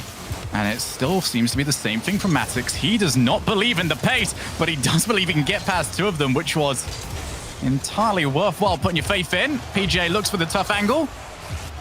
But Matix is just taking his time this game. He is not rushing it. He knows Era are expecting the ball to be brought to them. Instead, just slows it down every single time across the face of goal. Can Era at least just get themselves something here? You don't want your big regional. You've been looking forward to this all week long. You've been scrimming, you've been setting up.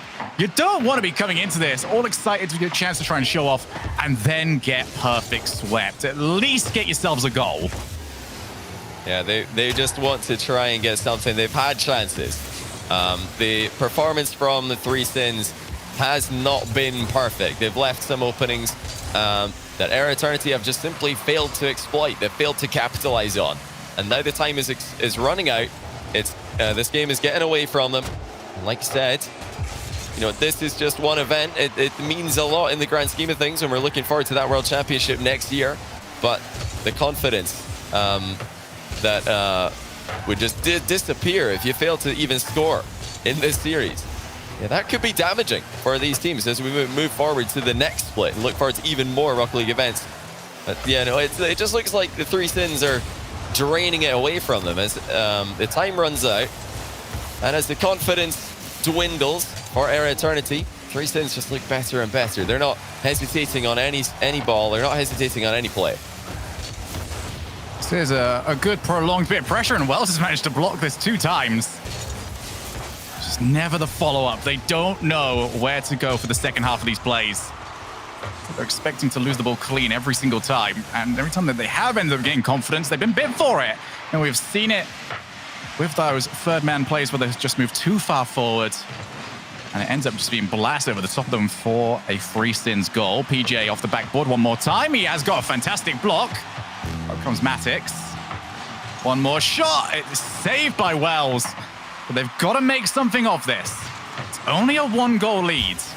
A 1-goal lead in a series you haven't scored in. That is absolutely terrifying. It's something that they've got to try and overcome right here. And PJ again for that backboard.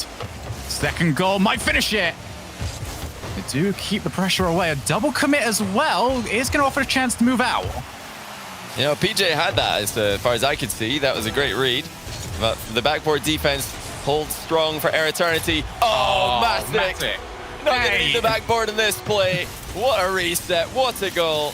And what a performance throughout the series. Matix with just the crazy plays we were expecting in the first series of the day. He's had them all.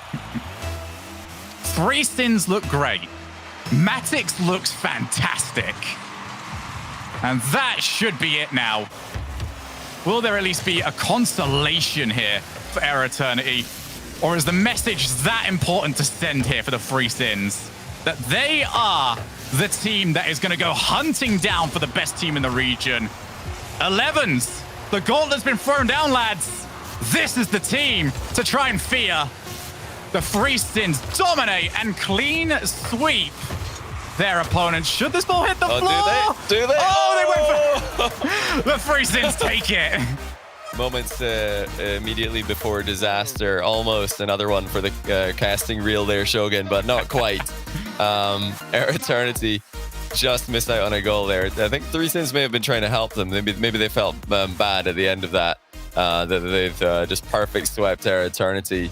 You know, like you said, Matic's outstanding performance by him. I think overall, he was, the whole team were functioning brilliantly. They were all getting involved. They were all rotating extremely well. They were all showing a lot of faith in each other for the offensive plays. That piled the pressure onto Air Eternity.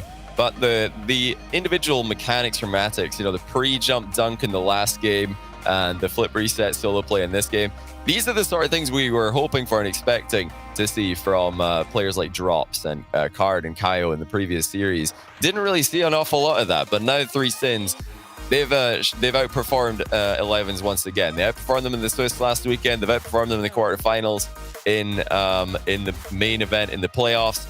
So now we just have to wait patiently and find out if they can keep that up going into the semis.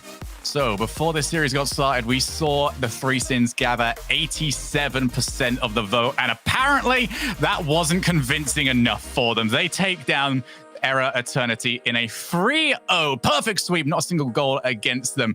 When we come back after break, we're going to listen to the desk, just talk about how good they are, because guess what? They really are that amazing right now. And we're going to have our third match of the quarterfinals as Noble Esports take down pdhm.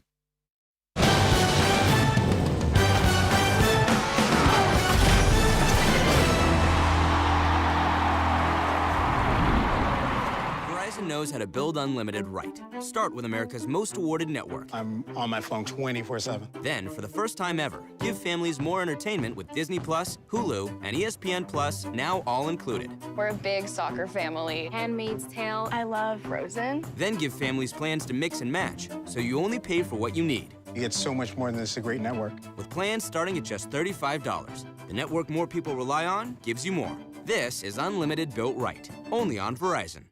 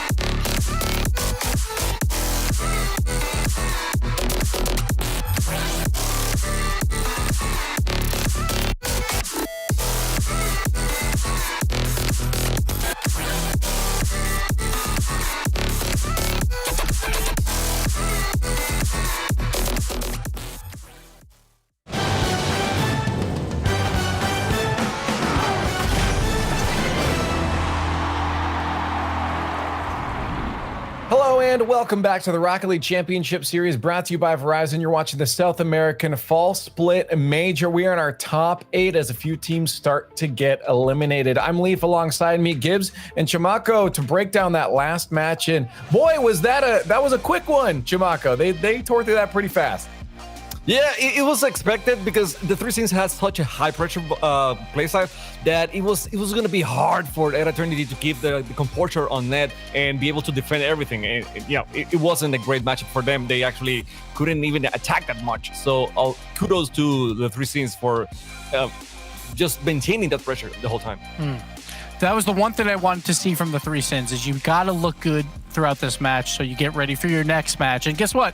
A perfect sweep, that's one way to do it. And Maddox hitting insane shots as well.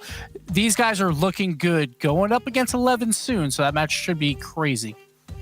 Well, to talk about that perfect sweep, we have PJ from Three Sins on the line to talk about that match. PJ, man, welcome to the show. Thank you. Congrats on the win. Were you guys surprised that you guys got that 3-0 and a perfect sweep at that, or did you expect it maybe to be a bit harder, or was that exactly what you went into it thinking would happen? In my thoughts, we could make the perfect sweep, but it would be not so easy. So I wasn't expecting that, but in my mind, I can accept that the perfect sweep. I'll accept that. Yeah, that's fair. So now there's a new format. Do you guys like this new format, or do you prefer the old where you just play each team once throughout a season? I prefer this because sometimes at Rocket League just works like you play well in a day and the other you will not play so well that the other day. So it's better because you have a lot of more matches and more opportunities to make that. Hey, Mark, you got any Pajota. questions? Yeah, Wait. Pajota, you're going against 11s next. And on the previous Grand Series, you played against them in the finals. It wasn't so good. So do you have something in mind this time? Are you going to change up your play style, or, do you have any plans against 11s? You don't have to be very specific, right? But I don't want you to spoil the secrets, right? But I can just tell that we are going to change the play style. So yes, we have some plans in mind. cool. That's good. I like to hear it. You heard it here first, guys. There will be something different next round, but we'll have to wait and see that. Just before I let you go, I want to, hopefully we'll have you here again for the end for grand finals when you guys obviously win it, right? But, any words you want to say out to fans, anybody supporting you guys right now, you have the stage. You can say whatever you want. I can just say thanks because everyone is supporting us. Like, since we bought the VOD of the other stream, everyone was supporting us, like crowding for us, and yes, I like it, and I want to say thanks to them. It feels good to have people behind you, but congratulations on that first win. You got a big match coming up, so good luck in getting prepared for that, and thanks for your time. Thank you. There's PJ from 3 Sins again. Perfect sweep at I think Gibbs was funny. He's like, yeah, I guess I'll accept it that we got the sweep. I was like, yeah, you do. Like, if it's presented to us, we will take it. Fine, why not?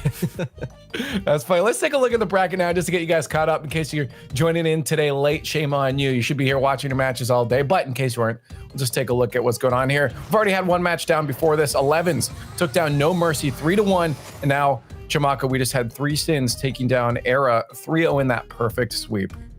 So far, what we were expecting, so No Mercy, it took one game from 11s. At Eternity, sadly, couldn't take anything from the 3 Sins. Now it's a point where we are thinking to ourselves, is Gibbs right? Is he the true OG South America? Because PDHM is going against Noble. So, he was the only one to pick PDHM here. Yeah, well, I guess we'll have to find out here because we're going to talk about that match. PDHM versus Noble. You had Noble Chamaco going all the way through to the grand finals here, so obviously you're going to be in favor of this one. But Gibbs had PDHM, and I'm going to call up the Verizon fan vote right now because I want to get you guys voting to see if you're going to side with Gibbs or if you're going to be siding with Chamaco in this one. But Gibbs, I'm going to need you to chat into this one. Why is PDHM winning this? So there's one mystery left, right? PDHM, what does it stand for? Well, I found out. You ready? Here we go. Okay. Hopefully I don't get anything here. Ready? I don't know if this shows up well. Passing demos equals huge money. That is what's going to happen. PDHM, they're going to show up versus Noble. They're going to get the passive plays. They're going to get the demos. And guess what? They're going to make a lot of money today because they are going to upset some teams. So PDHM, that's why you should pick them because we figured out what it stands for. Chamaco, he's got the huge money call on this one. How are you going to back that out? I don't know, man. I think he's converted everyone. I have no argument. Actually, I might throw everything. That's why he's some expert. He's going all the way and finding what the acronym stands for. The mystery incredible. has been solved. Yeah, definitely. Gabe, I have so much to learn, actually. But are you going to make your switch, though, or are you going to stick with Noble on this? Nah, I'm sticking with Noble. Okay. Noble, I said it before, I'm saying it again. They have been playing like the second best team in South America. And my only surprise will be that Rufinho comes out blasting everything, and he has done it in the past. Rufinho is a very high volume, very skillful player from PDHM, and he can do it all by himself. Actually, he's that good. But but Haberkamper defending, Firefox controlling the ball, and Henan just making the passes and opening the net. It's a little bit too much for PDHM right now, and history backs me up right here. I mean, Noble has been defeating PDHM most of the time. Okay, so here's the thing. I know Noble's gonna win here because Shogun leaked the script before. He said it before break that they're taking him down by. Come on. But I'm going to go with PDHM because that was a really good skit, Gibbs. That was great. And if you're right, I don't want you to be the only one that's right. So I need to share some of that glory with you. Fair. Yeah, it's the only reason I'm taking it, even though we'll be wrong together. I mean, oh my, okay, you convinced a bit of chat. No, I'm feeling this is an NA against Sam thing, you know, the two NA casters against the Sam caster. Oh yeah. Yep. We took what we can, but we all know that you're the real expert here. And there's a good chance we'll be wrong, but it is close in the polls as well, and we're going to find out now, but not before you get to Twitter, at RL Esports, hashtag RLCS, to get your full thoughts out on this match. Let us know how much you loved that acronym there from PDHM. We're going to find out if Huge Money will prevail as they face off against Noble over in the Verizon Skybox. We've got our next quarterfinal set to go here. Noble taking on Passing Demos equals Huge Money. Turtle. Huge money. Huge money. Which team are you rooting for? I don't know. I mean, I feel like after I discover what the acronym stands for, how do I not root for them? Even though Noble, you know, coming into this without knowing the information of what that stood for, I would probably go Noble because I think these guys are looking super scary. And Renan obviously is an OG. I've always been a big fan of Renan. I think he's a beast. Firefox looking good. Haberkamper. I just don't think you can beat these guys. But maybe if you're going for passing and demos, then maybe there's a chance with. Yeah, there's definitely a possibility. These guys have worked this hard to get to the top 8 in their region, and anything can happen on the day. Yeah, and it's gonna be craziness to see. Do any of these teams have it in them? It's a single elimination bracket, Turtle. I mean, you've played in plenty of tournament formats. Single elimination is so punishing, but it can be also so rewarding to any team that gets the momentum rolling. Yeah, definitely. And it's one of those things that once you start going into these series and you have confidence right away, that is the best step one that you can take, because you don't want to come in here with, you know, a little bit of a more relaxed personality. You want to be hyped, and that's because there's no lower bracket. You don't have a second chance. You come in here, you have to give it your all. Every single game is going to end up mattering. And we've also got a best of 5, because sometimes these teams would come into here on the playoffs. They prefer the best of 7. They prefer the best of 5. Either or, it works depending on that team. We're not going to have super long games in the quarterfinals, but once you push on, you need to carry that stamina, because we get into best of 7s, and that's where things get really tough. Yeah, for sure. And I'm interested, just like, you know, Gibbs brings up the PDHM stands for Passing Demos equals Huge Money. If you got a team that's passing and going for demos, usually it's go for demos and let the guy that has the ball already in the midfield push into the goal, or go for infield passes. So if you're doing both, I feel pretty strongly about this PDHM team. What makes Noble stand out for you? For me, Noble has 3 very strong players. A lot of times, like even in the previous series, we saw Maddox was a monster. That dude was scoring almost, 80% of the goals. He was being a beast. Off the backboard, he was hitting every single double tap. We saw the crazy mechanics. The thing that I love about Noble is every time I see them play, it's not just a one-man team. And I don't want to discredit the previous series for the 3 sins, but it just felt very heavy-sided towards Maddox. You come out here, you're going to see a very well-rounded team, of Noble, and that makes it that much harder to stop. Well, Noble versus PDHM coming up here in just a moment. We're actually going to go to a quick break, make sure we can get all the players fully into the lobby. We'll come right back when that match is ready to go.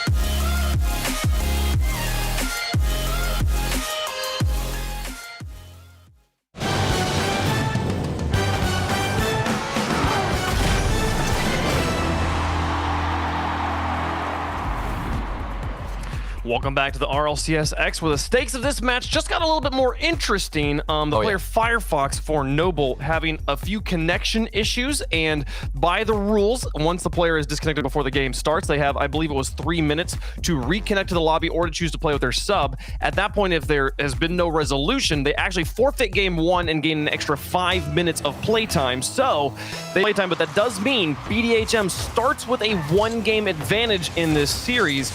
And that can't be doing a lot for the morale and confidence of this Noble roster. I mean, that is huge, especially you come into a playoffs match. And like we talked about earlier on, this isn't a best of 7. This is a best of 5. So losing that 1 game is that much more important. pdhm starting off strong without even doing anything. And that's a frustrating aspect of Noble's game. But they got to pick it up mentally and make sure that that doesn't get down on their mental or tilt them whatsoever, because that is a very frustrating issue. Also pray for Firefox's router. Make sure, hopefully it doesn't re-disconnect. That would be tragic, as he's through the arrow, the shot onto the backboard. Deflected well by Drafinho. Renan places it high. Sad, not the best of contact, but Leo to pick it up. Now pinch across the field, Drafinho up for it and into the corner. Running out of net with the top of 1. Sat onto the backboard. Leo up for it. Beats Habercamper back down into the box. We'll see Firefox dribble that one away. Now to safety. First minute going to come and go. No goals here in game 2. Yeah, we've got a more defensive play here from Noble, and you can see the confidence from pdhm, especially after getting that first game. They are on the attack, a lot of good midfield presence. They're banging a lot of shots off the backboard as well, which is something I've noticed. So maybe Noble will slip up in that department, but so far the defense looking good. Firefox on the deflection. Now the pass outwards, intercepted by Sad onto the backboard. Plays it over the top of 1. Drafinho up for it. Back down to Sad, looking for the shot to the upper 90. It's just a bit wide, and Leo can't quite get the rebound. Sad now trying to cover it up, but here comes Renan and Firefox bearing down on the 1 goal. He flicks it above him. Here's Firefox for the shot to the bottom corner, deflected by Sad, coming out of net. We'll stay at scoreless. Oh, and if Noble can hold on to this defensive stance, these guys have really solid counterattacks. You even see Renan going for a solid flick. It was just a little bit too high. They couldn't get the follow-up, but counterattacking is Noble's game at this point because their defense is not letting up. Drafinho plays it into his own corner. Wins a challenge to get it to midfield, but Renan to turn it back around now into the box. Sad out to Leo. Now back into the box again. Played it long down the field and bumps, nearly pave a solid path into the goal. Nice rotational defense, cleared away.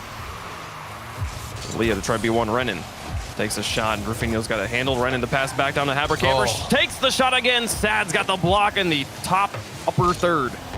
Oh, I'm loving the passing as well that we see from Noble. Right out the gates, I feel like you can tell Noble a step ahead. They have been on the defensive side more, but the passing and the vision on the field to find their teammates just seems a little bit more superior than their opponents. pdhm, I like a couple of chances they've been creating, but so far it's nothing too special. Meanwhile, Noble, good counterattacks, beautiful midfield passing, and at this point we're just waiting for one of those passes to connect to a good shot. Oh, the pass up to Renan. Oh, they both miss. Habercamper's up for it on the 3rd attempt here. Double tapped it, but he goes flip reset. Nearly made the play to get the first goal, but it won't happen. Still scoreless. Going to 145. Firefox now in the air. He's got 30 boosts left to go for. Sad will block him. Renan gets blocked. Third player, Habercamper up for it. No, leaves it. Both goalies went, and neither one touched it. Habercamper could have had a free shot, but now here comes pdhm back down the other side of the field into the mid. There's through 1 up against Habercamper. Stalls it out. But Renan a little bit too far upfield. It's going to be all up to Habercamper here. He plays it into the orange, sets it up for Renan, shoots to the far post and scores. Noble's on the board. Oh, Habercamper, he got 2 shots on net, missed both of them, then comes out here with a beautiful fake. It looks like he's going to make a touch there. I even saw a little spark on his car, but he ended up leaving it for Renan to fake. He was the decoy with that shot. A beautiful follow-up then from Renan. These guys really looking like they have every step planned out. pdhm got gifted game number 1, but here comes Noble actually making it happen on the field. 1:10 on the clock. pdhm yet to get to the back of the net. Sad over 1. Drafinho airborne. And Renan will beat him. Drops it to Firefox. Gives it back into the midfield. Habercamper's up for it. He's not going to find a shot on the first touch or the second. Now back in front. Renan to place it towards the backboard. Leo, long way out. Drafinho to help. Habercamper plays it into his own corner, running there to try and take control, but Sad gets it over the top of him. This bounce is fortunate. Firefox with an excellent block as Leo wanted to come in and make that final shot, tie up the game. Running onto the wall once more. The ball bouncing in midfield, loose. Finio and Leo, double commit here, into the corner. No second touch, Firefox with the clear, and Sad will pick up midfield boost. Beaten by Firefox into the box. Finio long play, Sad, full tank, looking to connect with Leo, intercepted by Renan. Finio now to the corner with 13 seconds left, only a 1-goal game. PDHM gonna try and do it here in the waning moments. Habercamper's got control. Underneath Sad, now onto the wall. Past Rafinha as well, it's all up to Leo. Doesn't make solid contact with 2 seconds left. The game's starting to look out of reach for PDHM. Can Sad get underneath this one? They pinch it down, but Sad's completely out of boost. Habercamper behind 2. Rafinha's got to get up boost and catch this. Does so well underneath 2, and manages to pinch it against Renan. It's still up. That was impressive there, the way they kept that one up for a bit. Noble, though, only team to score a goal and immediately tie up the series. Yeah, and that was a huge bounce back, especially with the rough start in the beginning with Firefox's internet. But they come out here in the first game for them, at least on the field, and they have a strong showing. And those 50 midfield challenges, that was insane to close out this first game. You could see in the final moments, every time they push up in the midfield, they were winning that challenge, keeping the pressure on, wasting even more time. And PDHM, they couldn't even get a solid opportunity, maybe in the later half of that game. What was it, 2.5 minutes, where we barely saw them on offense, and that was all thanks to the passing and the vision from Noble. Yeah, Noble definitely held down the midfield. And here's the thing, like Gibbs brought it up. It's passing and demos that equal the huge money. I didn't see many passes or demos from PDHM, so the huge money is still left on the table. I'm hoping to see a little bit more of that action for them here in Game 3. Yeah, it's going to be tough. I mean, you need the passing, you need the demos, you need all of those great aspects of Rocket League, especially at this level, and we're not seeing really any of it. And keep in mind, these guys faced off in the South American Grand Series number 2. I believe it was Phase 2 in playoffs, and this is a good start. Leo missed it off the top of the box. What happened there? He should have gotten a touch, and he failed to get one. All he had to do was touch it. In any way, shape, or form, that ball was going in. But they'll still keep looking for that first goal. The challenge in the corner now, Sad. Trying to get it in front of the box. Neither of his teammates really in a good place to help him out either, so he was going to need to play that one all by himself, get the dish. Habercamper stalls it to the far side. Rafinha in. Leo gets bumped. Sad might have control of this one for free. He's been given a lot of space. Passes up to Leo. Back in front. Sad up for the 1-2-1. Oh, and it's off the crossbar and out again. Oh my goodness, and we saw those plays, I believe in the last series from the 3 Sins. It was Maddox who was so good at squeezing that in off the double tap where you have barely any space. Unfortunately for PDHM, they can't get the goal, but we're seeing a much more aggressive team. These guys know that they had to pick up the pace, and they've done it so far in Game 2. Leo up on the solo challenge, gets an incredible dunk in the air. Firefox getting harassed from behind, still takes control, pushes the ball to the corner. Sad will pick it up. Get it back into the blue. Habercamper, a miss in the corner. Firefox plays it off of his own side. Rafinha up for the shot. Excellent read. Dunks him and gets their first goal of the series. Oh, yeah, and I'm loving this aggression there from Leo. He's forcing Firefox to go off the wall and try to get it clear that way instead of going into the 50. It pops right out for Rafinha, who's got a better shot right into the top corner. PDHM, this aggression, I'm loving it. Game 2, they have so much more pace. They're taking boosts. They're being aggressive. We're seeing some passes. We haven't seen too many demos, but I'm eventually going to see that formula that they have in their name get completed here, Wade. Just running over the top of one. Habercamper up for it to the backboard. Sad extends it to Leo.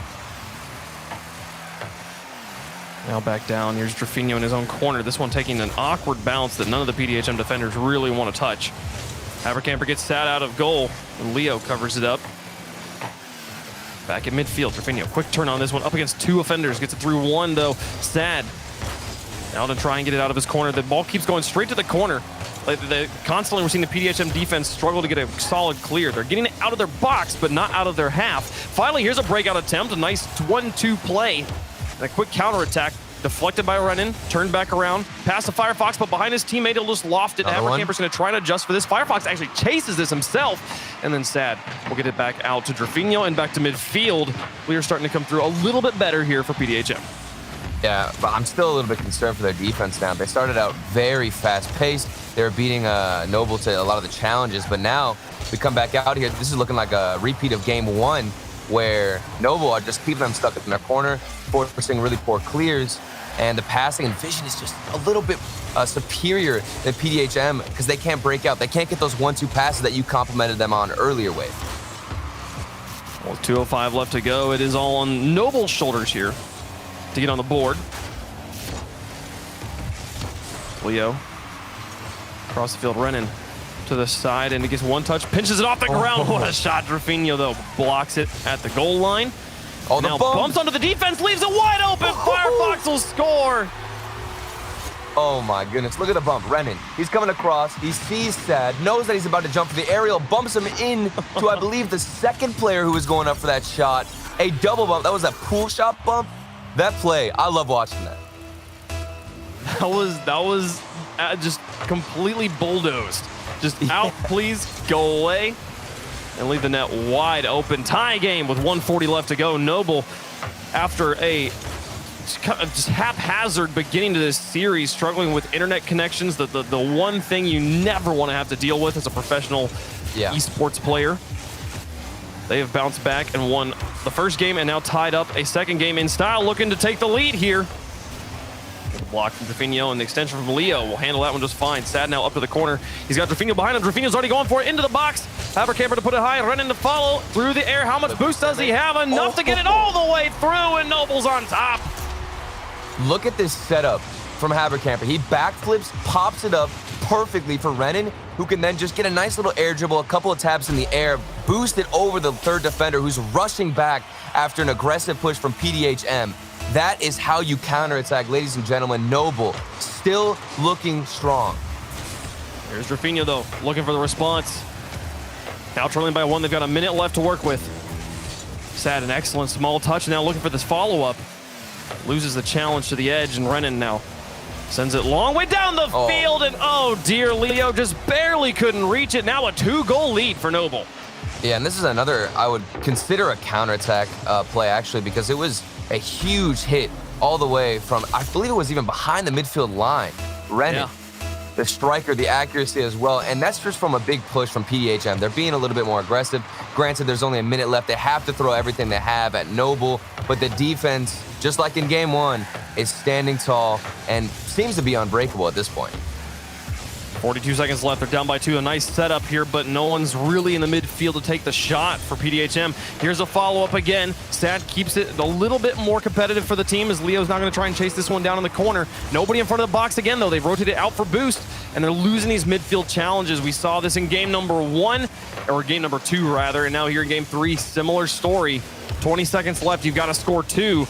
Drafinho struggling to get this ball towards the net as that midfield line from Noble just so strong. Sad will trap it on the ground, but 10 seconds left. It's got to go in right now, and Firefox has control in enemy territory. 5 seconds left. They'll score a third. No, they don't. What a save from Sad, but it's all a little bit too little too late. The clock is at 0. There's no way for PDHM to win game 3, and we'll see Noble go into game 4 on match point. Yeah, and they do it very, very composed. I'm looking at their midfield defense. You even mentioned it, Wave, that they look very solid in the midfield area with winning challenges and being aggressive in that aspect. And they are waiting very patiently to go in for a lot of these 50s. Meanwhile, on the other side, PDHM, they're panicking a lot with their clears. You know, it was working really well for them to transition out with the 1-2 passes, but since the pressure from Noble is so consistent, they're starting to panic a bit more. They don't have any boost. They can't break out or find their own teammates. So for PDHM, they're just throwing themselves at the ball. Meanwhile, Noble, they're waiting for the opportunity to strike. They're waiting for that moment to go in for the challenge to make sure they have the best opportunity or the best chances at winning that 50, and that's how they move forward. So PDHM, I don't know whether it's the boost game because that's getting stolen or if it's just their own mentality that's slipping up a bit here because they're panicking so much more. Yeah, there's definitely a little bit more of just, I'm going to try and do what I can with the ball at this point, and their touches, even in the solo department, aren't that strong right now, and especially with how much they're getting beat in the midfield, it's really shutting down their ability to do much. But here's my thing, Turtle. They found a little bit of passing here in game 3. I don't think I saw a single demolition, and that's part of the huge money equation. So if you want to stop losing 50-50s, just remove the players who are playing the 50-50s. I'd love to see the demo game start to show up for PDHM. Yeah, and I agree. As much as that sounds like, you know, you're being sarcastic. You're 100% right. With the demos, if you can incorporate that, it'll relieve a lot of pressure going against this Noble squad who's staying patient. And normally teams who are patient usually stay on the ground much longer. They're easier to demo because they're just waiting in the backfield. So if you have somebody, one player, just be aggressive, then you've got the huge money equation all set. We'll see if they can put it together here on a critical game 4. Best of 5 single elimination. PDHM on the brink of being knocked out of the tournament. They've got to win it here and get us to game 5. And while the scoreline says that they have won a game in this series, that first game was a disqualification. Yeah. Because of Firefox's internet connection. So PDHM yet to get a win on the pitch against Noble. There's a nice demolition and the goal. They put it together. The passes and the demos, they're equaling the huge money.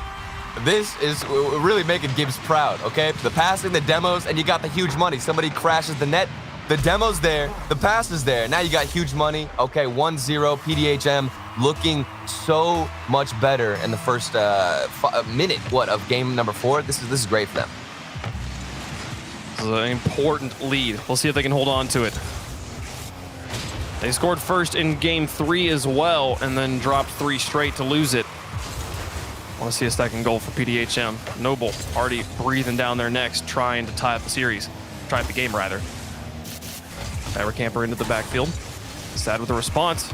Out of boost, but with the soft touch to Leo. One over the defense, onto the backboard. Firefox with a touch, and he's going to stretch for a second one here. Well, how about it? And then a demolition onto Sad on offense, actually, will relieve a bit of pressure, but this one nearly going in. Renan traps it against the post, gets it back out in front of the box, and then uses his teammate to get it to midfield. Noble's defense holding on just fine. Oh, and there's those midfield challenges again from Noble. This one in front of the box almost slips in. Firefox, he's got the cleanup. You said don't own goal. This was exactly a situation where you panic and get an extra touch. What a play. This is crazy that it actually took all 3 players to go in. And yeah, before Sad could touch it there. We'll see Firefox finish that one off, and immediately they've tied it back up. Noble come alive on the small ball play. I love the presence of mind from Renan on that play of trying to hold on to ball control above all else. He didn't care really where the ball was going as long as he was underneath it, and he was the one who could influence it the most directly. And that gives them all the control they needed. It was almost like there was a 50 in the midfield that pushed the ball forward for them to have an opportunity of Renan, being up front and go for that smart, methodical play, keep it slower. So if you win the 50s in the midfield, that's what this game seems to be resulting in. Whoever wins those 50s has the stronger opportunity, is probably going to strike first. Well, Noble with strong opportunities. We've been talking about their 50s game all day. Now we see some dribbles for PDHM. Pass out from Leo. Where's Drafinho? He's very far back in his own half. Comes forward, still managed to get the first touch on it, but at that point it was turning into a positional touch instead of a shot. Renan going to try and pinch this one off the ground. Drafinho to cover him up and challenge Habercamper. Ball goes to his corner. That was one of the craziest touches I've seen from Renan. I mean, you saw him pop up. Did you see he got bumped and then still got a touch? I just had to point it out because I have no idea how he kept that one up. He has got such immaculate car control. I mean, we saw, I believe it was him that in game 3 was pinching the ball off the ground after dismounting the wall and actually got it straight on target. Running incredibly good at this game. Cybercamper comes down, tries to get it towards the goal. Covered up by Drafinho. Now Firefox onto the backboard. Sad. Over 2, and now into the empty corner. Habercamper will pick up his boost and try to rotate this one out, but getting beat at the ceiling by Drafinho. Leo now going to try and challenge Renan. Renan wins it now up against Sad, flicks it over him, but it's too far. Will be wide of the goal, not an immediate shot. Pressure already on, though, for Nobles. They've tied up this game. They're looking for the lead and for the win in the series.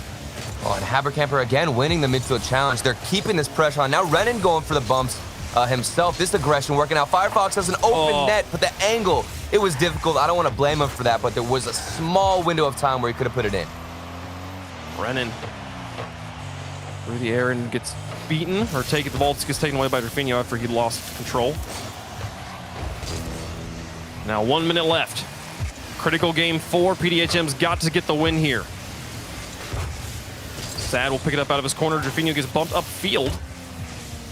He'll rotate back behind his teammates who are both grounded. Gets beat by Renan again. It's Renan's midfield game. He's always good to win at least the first challenge. Yeah.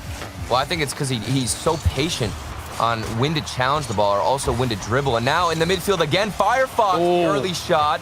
That one was so far out. Habercamper now wins the next challenge, of course. And Rennie can push forward. Firefox, the cleanup, doesn't have it. But again, Wave, you can even see how important these challenges are on the field. Yo, if I'm Noble right now, I'm believing any challenge Renan makes. If he's challenging in the corner like that up against the goalie, it's going to cross the net. Just believe and go for it. 10 seconds left. Tie game at 1 apiece. Here comes PDHM looking to win in regulation. Blocked at the goal line. Ball lofted in enemy territory. Leo's going to try and come down on this one. Bounce it over the top of 1. Clock is hit 0, and the ball will touch the ground. Overtime in game 4. Noble scores. They move on to the semifinals. Yeah, and this is tough. PDHM, you know, you think they had momentum with that 1-game win, but it's really not anything that they worked for. It was almost a gift to them. So they don't have any confidence knowing that they can beat this Noble squad, who is so dominant. Oh, this is dangerous. Leo wins a critical 50-50 and gets the ball back to midfield, but Renan's the one to pick it up. Sends it really high. Sad will get this one over the top of him and played into the corner. Habercamper very loose in goal, but nobody home for PDHM to try and take the shot. Leo demolished in his own back third despite the ball being in the enemy corner. Sad out to the edge. Leo trying to take control. Spends all of his boost chasing this ball onto the backboard, and Habercamper and Firefox will move it to the other side of the field. Habercamper down the field. Firefox bumped out of the way. Leo, he's got lots of space. He'll pick up 1 touch and now sends it towards the goal. Renan feels backflip, and that's the goal for PDHM. We're going to game 5. Oh, I feel responsible for this. We were complimenting Renan this whole time.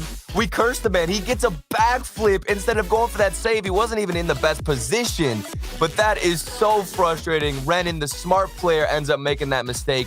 And like you said, we've got game 5.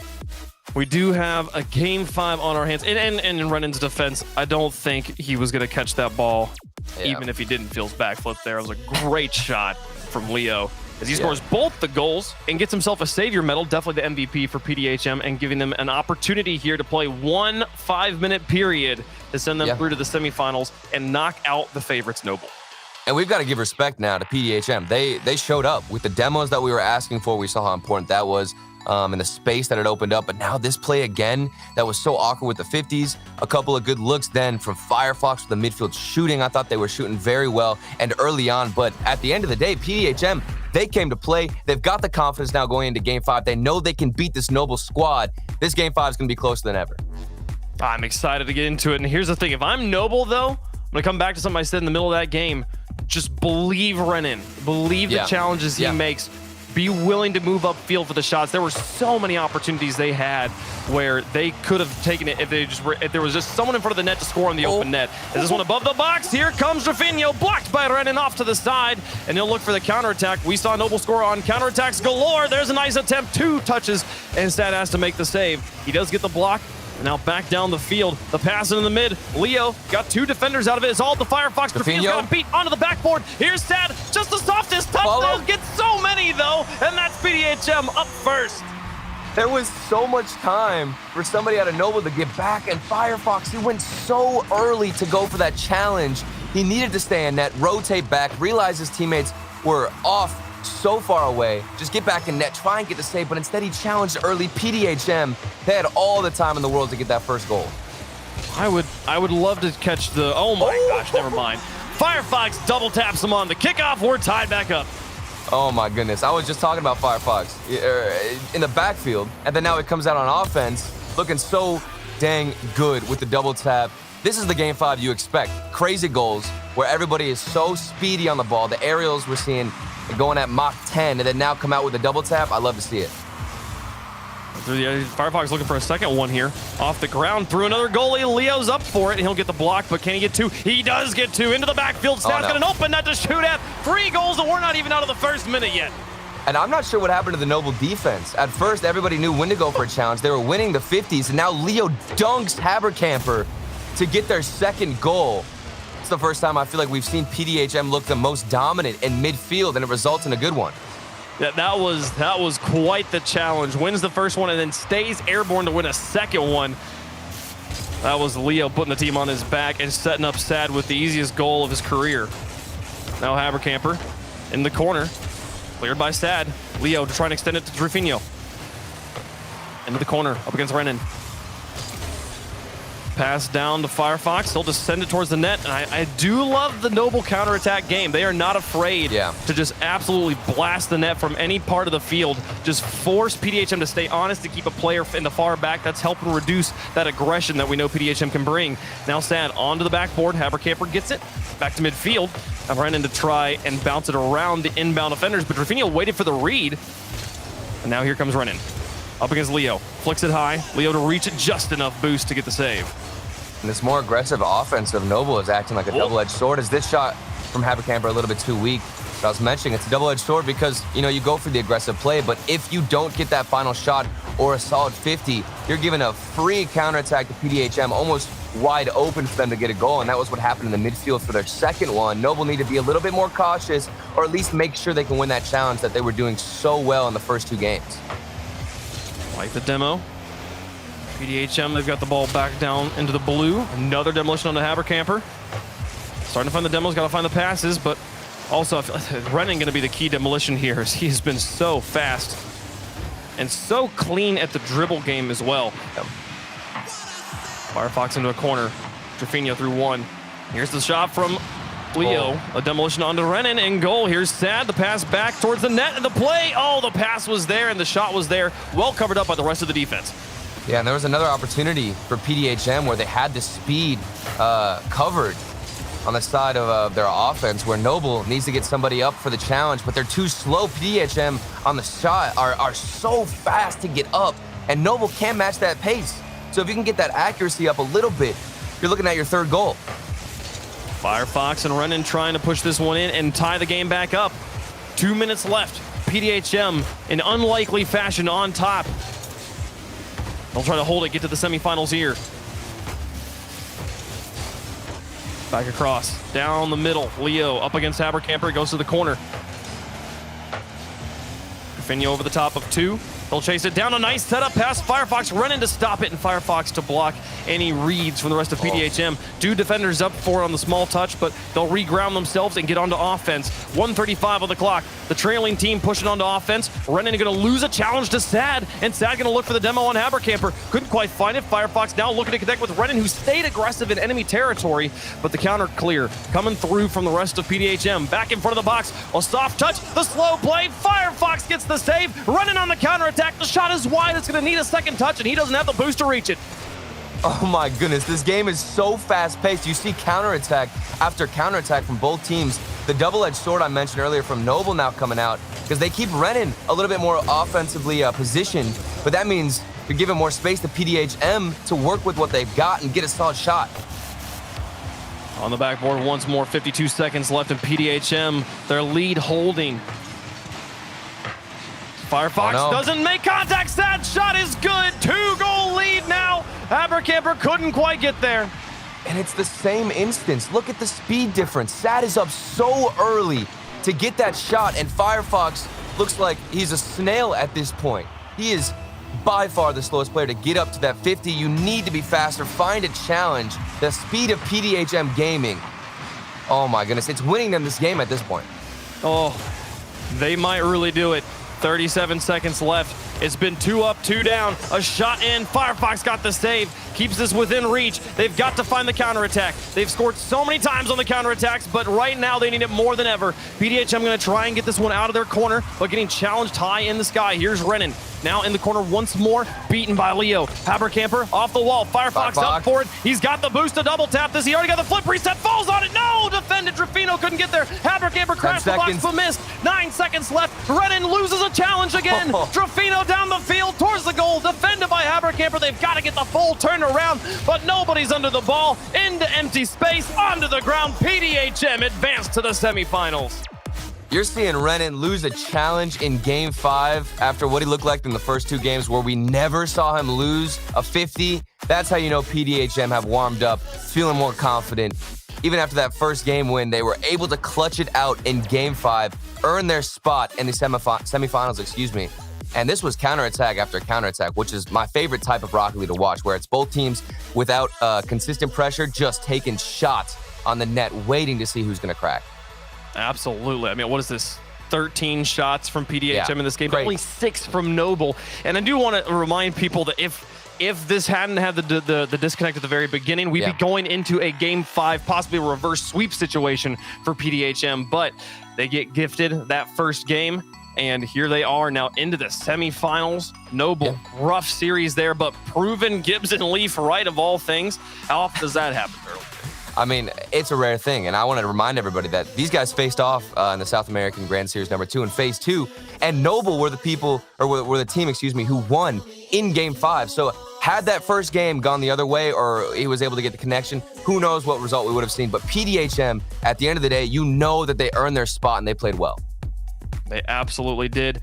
It's been incredible. That was a wonderful series, and we've got one more quarterfinal to get through before we get to our semifinal action. True Neutral going to be taking on Rebel. We'll see which of them gets to take on PDHM in the semifinals after this break.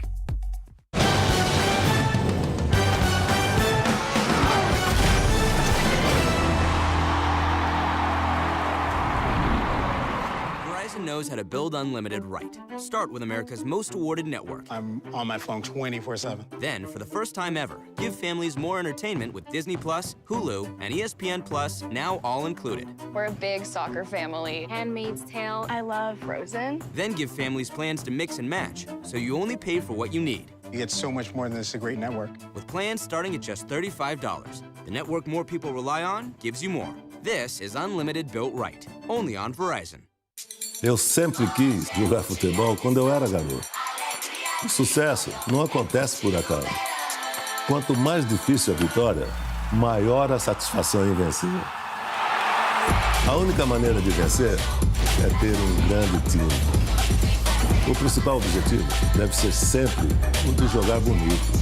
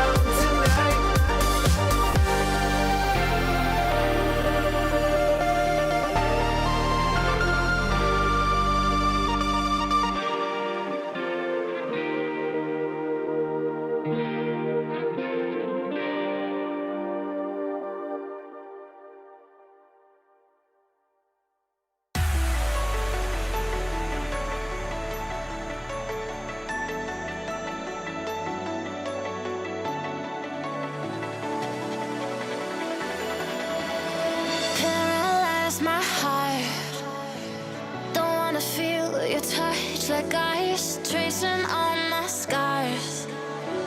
Why is it hurt on the inside? It's unforgivable, but I forgive you every time. Hard to let it go, 'cause we're intertwined. I break you, you break me.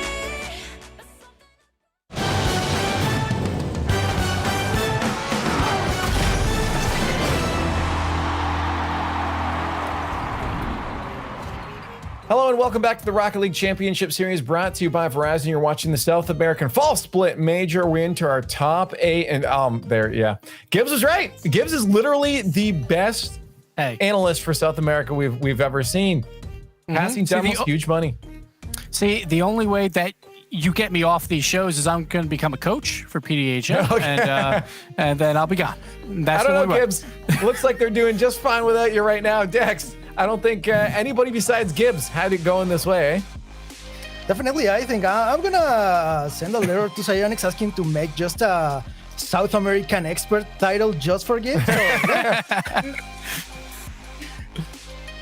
Man, but all right, so let's talk about it. Obviously, with the forfeit in game 1, that's going to be incredibly hard for this team to come back from. But we saw it from Noble. They got 2 wins in a row. They looked pretty good doing it. But then I just think the play was a little bit too slow and a little bit too easy to see those passes coming out. Then PDHM, they came in, they countered those passes really well, got a lot of wide open nets because of it. I think that's why they won the series.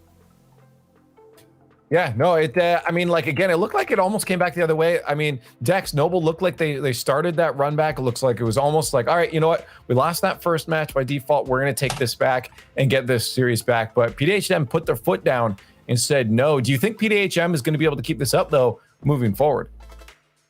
I mean, last week, when I talked to all the pros, they all say you have to keep an eye on PDHM. So they were right. They know they know what they're selling on this team, and they probably could. Now I'm a bit scared because I didn't want Gibbs to be right, actually.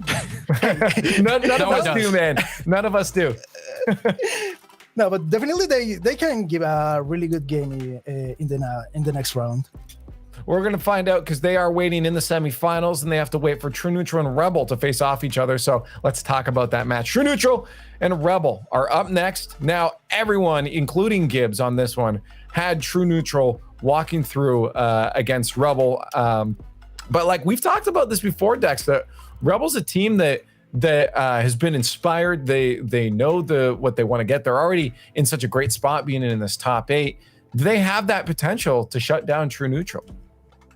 That's the real good question here. I mean, these guys, they're all friends and they were inspired by True Neutral. Now they probably their goal is to beat the team that inspired them, their masters, their teachers. So this is gonna be an interesting match. Chamaco has a lot of faith in this team. I know them very well. They're practicing really hard. They're trying to do their best to conquest these matches. But at the end, although I think they're gonna give us a really good game, I'm not sure they can beat True Neutral. Well, let's see if chat thinks so. It's time for the Verizon fan vote. You see those hashtags down below. Throw them in chat to get your votes, and they'll pop up in just a few minutes after we get our predictions out here. You did see our brackets earlier, but we're going to reiterate. So we'll start with you, Gibbs. Here, I mean, this is the story of the trainee trying to take down the master. You know, they were inspired by True Neutral, and now they're standing in their way. Yeah, it's going to be tough, though, because this is the number 1 seed versus the number 8 seed. So you expect it to go the number 1 seed's way, but let's not forget that this team of Rebel, they beat the best team in South America last week. So it is possible, but that was a one-time thing, it feels like. They haven't done that before. They've always gotten dominated by the top 4 of South America, so it's a little bit of a stretch. So you're going to take True Neutral then for sure? I am going to take True Neutral, yes, for the prediction. Dex, are you going to stick on True Neutral? Have you changed your mind at all? I'm sticking with True Neutral. I feel that although the guys of Rebel have a lot of potential, they only have got 1 win against a top 4 team. So yeah, I'm not sure. They couldn't play very well against the 3 Sins last week.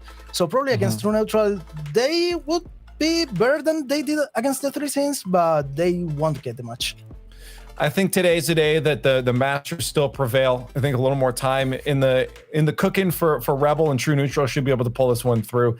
There's a reason that every single one of us, Chamaco, you, me, Gibbs, everybody is predicting this one here. I'm pretty sure chat is likely to follow along as well because True Neutrals put it in place. They have the history behind it. It's not as drastic as I thought it'd be, but definitely still in favor of them. So True Neutral looking like the favorites over Rebel, but we will find out if Rebel will be able to take down the people that inspired them. Get on Twitter at RL Esports, hashtag RLCS, and let us know your full thoughts on this match. But it's time to find out what the result will be and who will be moving on into the semifinals over in the Verizon Skybox. It's time for our last quarterfinal action. True Neutral taking on Rebel. And I was really hoping we were going to get Rebels versus Nobles because that would have been great. Seems like a nice lore matchup, but Nobles couldn't beat PDHM, so we've got True Neutral and Rebel going to be playing for the chance to play against PDHM in that final. So, or in the semifinals rather. The whole desk favoring True Neutral here. Yeah, and it makes sense. I mean, they've got AJG, who is an absolute beast. I mean, I even heard him in the pre-show. They were talking about players to watch out for. You know, if you're new to the South American scene, you want to have somebody to keep your eye on. AJG, make sure you keep your eyes on this guy. He is insane. One of the best players in South America and somebody who's going to pop off for sure. And they even mentioned on the desk, I mean, Rebel, they've admired True Neutral. They've been looking up to these guys now to be on the same stage. They've got to be feeling a little bit nervous. 4:34 on the clock. And we see AJG already with the flip reset goal. Oh my goodness, starting us off in style. Oh, and I mentioned it. Keep your eyes peeled for AJG because he's coming at you with a flip reset. And he just kept the ball all to himself in the air for so long. 30 seconds and we already got a flip reset from the man. Did you see him catch that off the wall? Like, it was crazy. Every flip reset usually see comes off the ground. For him to gain control of a ball that he didn't set up that way, that was crazy. Well done. AJG gets us on the board early. And now Shad gonna look to clear out of his half and keep True Neutral on top here. AJG with the extension, picks up the midfield boost. Shad will leave space for Ray. AJG off the backboard. Oh, the setup, the drop, and dislike, and Nani will be able to clear that one just fine. Our last best of 5 of the day. You win 3 games here, you advance to the semifinals. This one, a long one towards the goal. Ray has lots of space. He'll connect with AJG. This shot towards the goal is wide. Ray lurking in front of it to the side. Shad to try to pick up the bounce. Through 2, into the box, and Dislike's got the clear. And I'll notice a lot that AJG, you know, he's a player who I told to keep your eyes out, but I didn't expect him to be this, aggressive.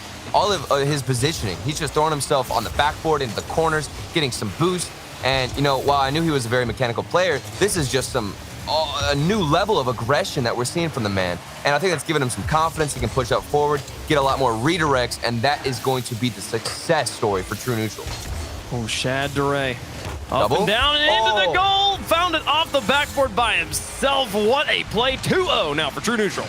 This is one of the hardest double taps to pull off because you have to predict that corner bounce. It's nearly impossible to always guess where that one's gonna go, but Raise Bull makes it look so easy. It's not just AJG who has the mechanics, it's also Raise Bull too. It's been all True Neutral so far this game. I agree. An incredible flip reset, and then the peak, I guess the extended technique double tap there from Ray. And now all the pressure I feel like is on Shad. Like, come on, dude. Everyone else is styling. Yeah, he's got to step it up in some way. You know, I mentioned that Raise Bull and AJG have got the mechanics. There's got to be something now from Chad. Just to give us the full triple crown. Shad in the midfield. Gonna follow this ball along, force Nanny into an awkward touch. David Trox can't take it. Raise Bull takes it away from 1, and now takes it to the air, flips back down. Dislike doesn't fall for it. He's gonna get that clear. AJG now back to the box, counter clear. Rebels looking on to offense. Shad goes for some sort of musty positional touch. Demo. Demolition on to David Trox, opens things up a little bit here, but Dislike will get it clear, put it back to midfield. And there's not really much happening on the side of Rebel. I mean, while their defense seems to have been cleaned up a bit, I'm not seeing too many good counterattacks because it's getting cut off like that from Razebull. He's in the midfield waiting for the pass. A little bit too predictable. I like the fact that they have the vision to go for those passes, but at what point is it too predictable? This one popped out. Now Nani doesn't get a shot on Neck. The demo was there, and the defense from True Neutral just barely holds on. Shad comes out of the midfield and just takes the shot for Rebels and intentionally makes it as bad as possible. It's one style of defense. Here's AJG off the ceiling.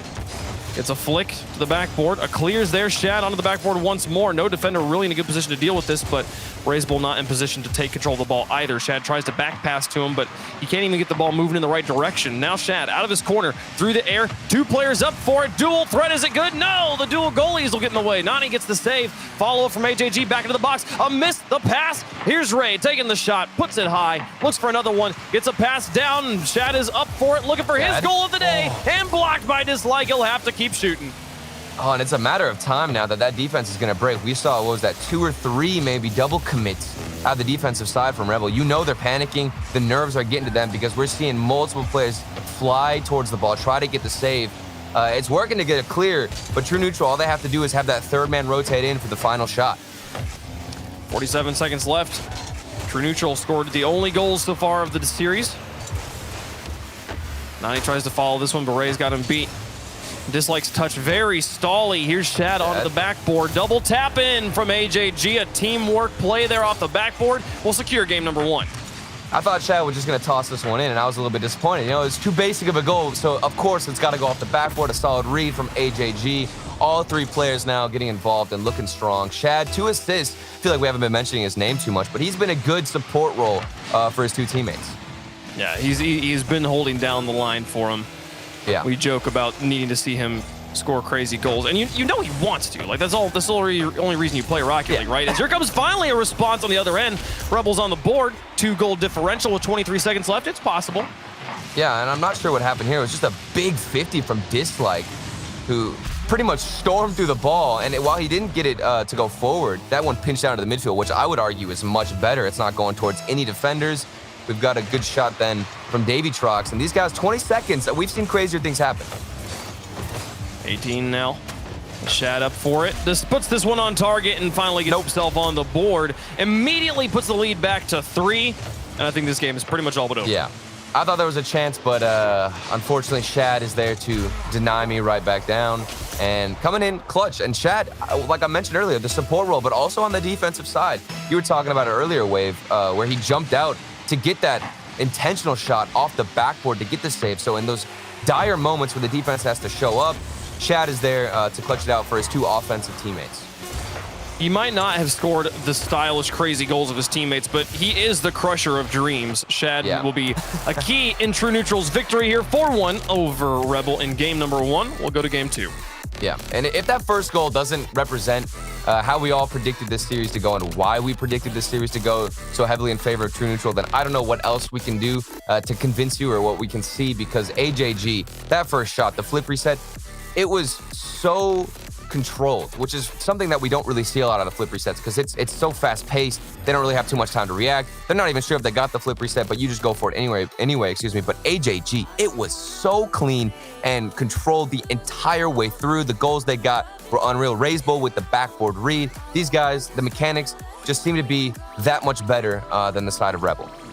Yeah, no, and when with Rebels, I mean, I think the defense looked strong at times in general when they weren't going up against well-placed shots and well-crafted offense. I think that they were handling the kind of the rubbish that was being thrown at them by True Neutral. But the place I want to see them improve is that the midfield game first and then getting on to offense. They got 1 goal towards the end when we know that True Neutral was starting to relax. So for Rebel, definitely an uphill battle here, but something that they have a little bit of space to work with, especially if they're able to get a win here in game 2. Yeah, and the previous series was a big highlight on how important those midfield challenges are.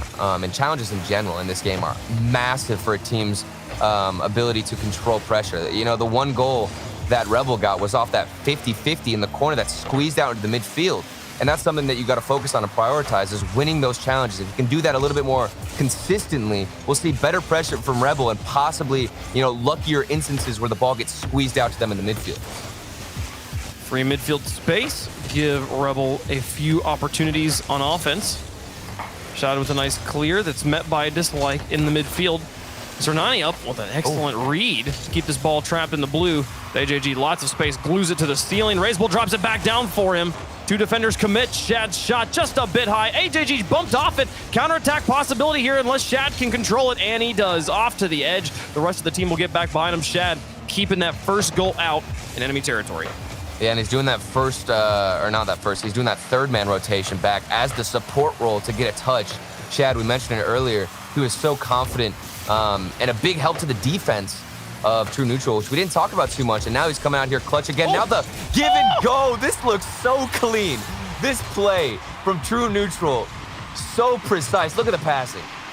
1, 2, and 3 for the shot there. Brilliant back and forth. You see the defense turn the wheels left and right and go, I don't know, just score already. We're dead. Wonderful passing right onto the nose of the players too, so they didn't have to try and reposition at all. Just take the shots or the passes as they chose there. And man, there's just been a little bit of everything so far from True Neutral. Yeah, and this is why I think, going into, granted, if they make it to the semifinals, I look at them being super dominant going up against pdhm, who is waiting now to see or face off against the victor of this series. And True Neutral, like you said, they've got every aspect of the game. They've got brilliant mechanics from AJG. The passing is there, then the defense from Shad. What more can you ask for? Maybe a second one from AJG. Just finish him off. Shad got the setup for AJG, and the rest of the defense just missed the ball. Completely open net for him after the defenders whiffed. So AJG will score. And yeah, they're kind of putting together the whole package. We've seen a flip reset. We've seen a double tap. We've seen a give and go. At this point, I want to see like a fake goal. Like just break the axles of the defenders. That would be a nice, new flower in the bouquet. But David Trox off a kickoff, plays it off the ceiling, and gives Rebel on the board. This is what I was talking about with the lucky 50s or the consistent 50s, but it wasn't even a 50 actually. Davy Trox with the dunk. I thought that was a challenge. That was him just completely outclassing the defender. I was pretty calculated of him. David Trox gets that first goal. 3:07 left to go, and only a 1-goal game. Yeah. Rebels managing to get on the board in both games 1 and 2, but yet to lead. And they'll push in to see if they can tie it up right now. Shot to the upper 90. Cernani, I think he was trying to cause chaos. The defenders got control before he could get there. Now, a critical win from David Trox. Buys a little bit of time for the defenders to get back. Shad tried to get it through. Dislike will get the save on the goal line, and now the transition back down the field. David Trox just cranks it, but it's too wide. Raise Bull plays it back to the edge. Up against Nani, flicks him over the top. Gets demolished for his efforts, and Dislike will take over control, but Shad's right there. The smoke screen kind of working both ways. AJG now looking for another one. Taps it in. 2 touches was all True Neutral needed to go back to a 2-goal lead.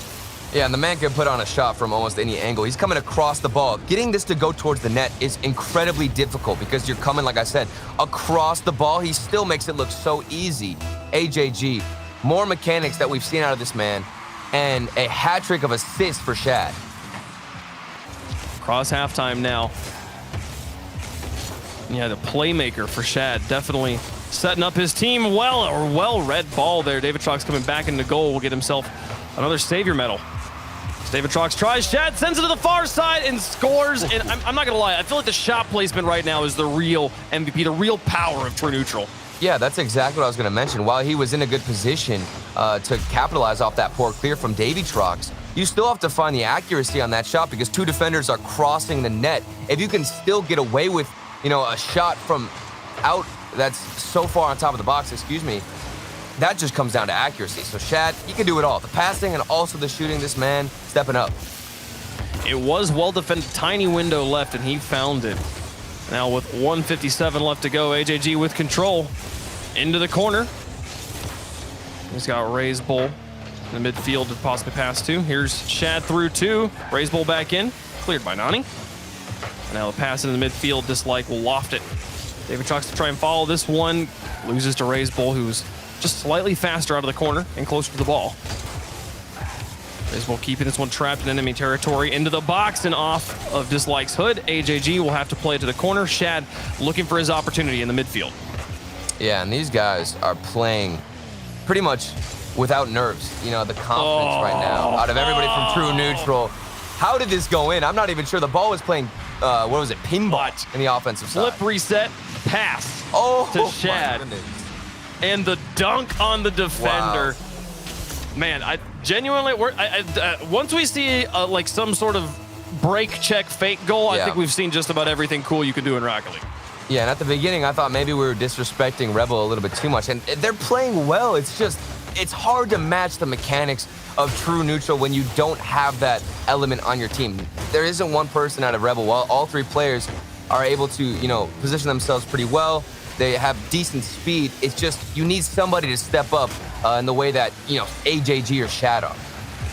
Yeah, it really is not a glaring inconsistency or a weakness on the side of Rebel that is resulting in the games we're seeing. It's just a pure power difference, it feels like, from True Neutral. Just the skills, the consistency with which we're seeing True Neutral execute what they're trying to do on all sides of the ball, whether it's passing, winning 50-50s, blocking in goal, or taking shots. They're just winning in all of the categories, and it's leading to a very wide goal differential here, down by 4. Rebel going to be needing to think about game 3 already, because there's been just a little bit too much here. 5-1. We'll hold for now. David Trock's going to look to get this over the top of 1. 9 seconds left, and I'm not doing our community justice if I'm saying that the fake goal is all that's missing. We haven't seen True Neutral musty, and if they can't musty flick, I don't know really how good we can say they are at Rocket League. But they're up 2 games in the series.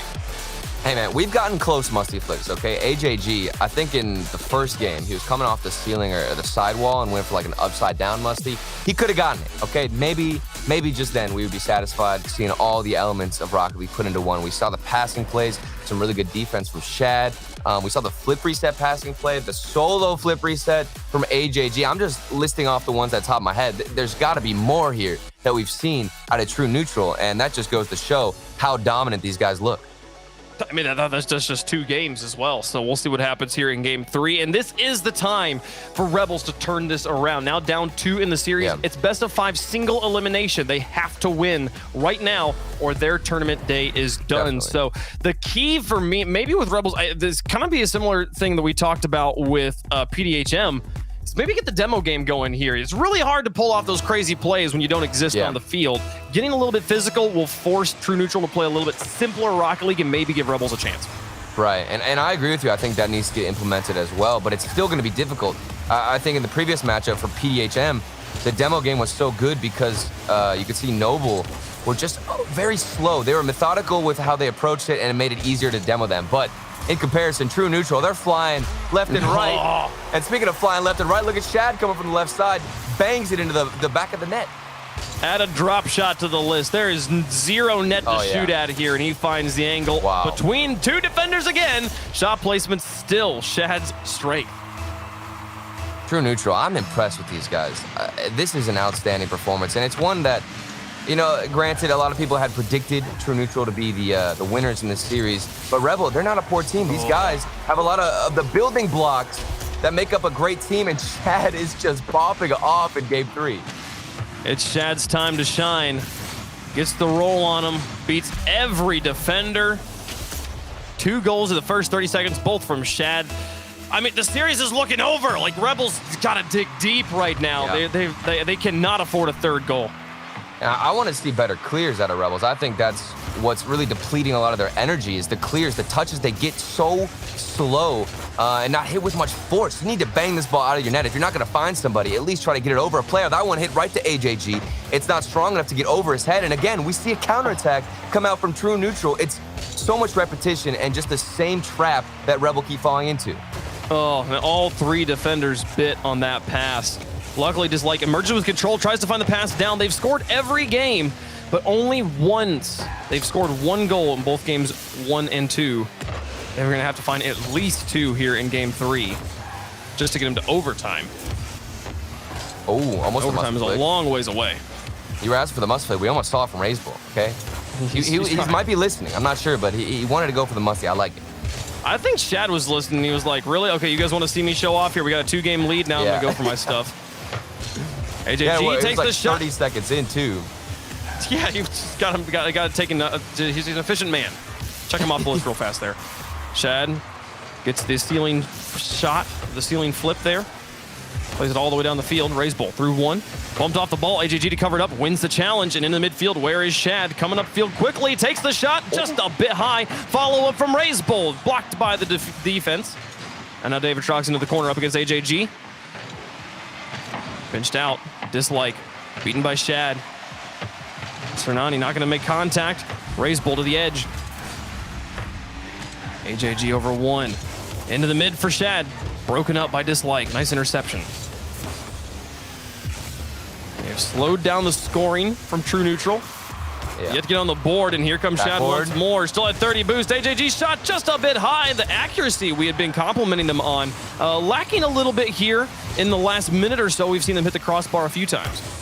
Yeah, and this is almost target practice for True Neutral. And like you said, the accuracy was a lot better earlier on, but now it's not the best. Oh. And as we mentioned it, RazeBull, why not get the third goal with some stellar accuracy, which we were harping on. Yeah, it's back. The accuracy is back. They turn the switch back on. Yep. No worries. My goodness. So close. Like any higher, the ball doesn't go in again. And against defenders as well. Here's the thing from Rebels. It's not like their positioning's bad. It's just the shooting is so good. They're forcing them to be honest, forcing them to stay in goal. And now finally through one, Shad in the backfield will get control of this. We saw a moment about 15 seconds back on game time where Rebels had their first really excellent scoring opportunity. The defense, True Neutral handled it just fine. Now Shad through the air, got one touch, reaching for the second one. Still managed to beat David Trox somehow there. And he'll pass it down in the midfield. Cernani's got to be fast on this ball. Onto the backboard. AJG doesn't touch it either side. Nani up for it, doesn't make contact. RazeBull fakes him off of it. And now back to the midfield. Here comes Shad. And you can tell the respect is there from Rebel. That was a big miss from AJG off the backboard. It was given up to Rebel, who had a solid look on net. And they didn't want to go for it because they didn't expect AJG to miss. They're just expecting perfect hit after perfect hit.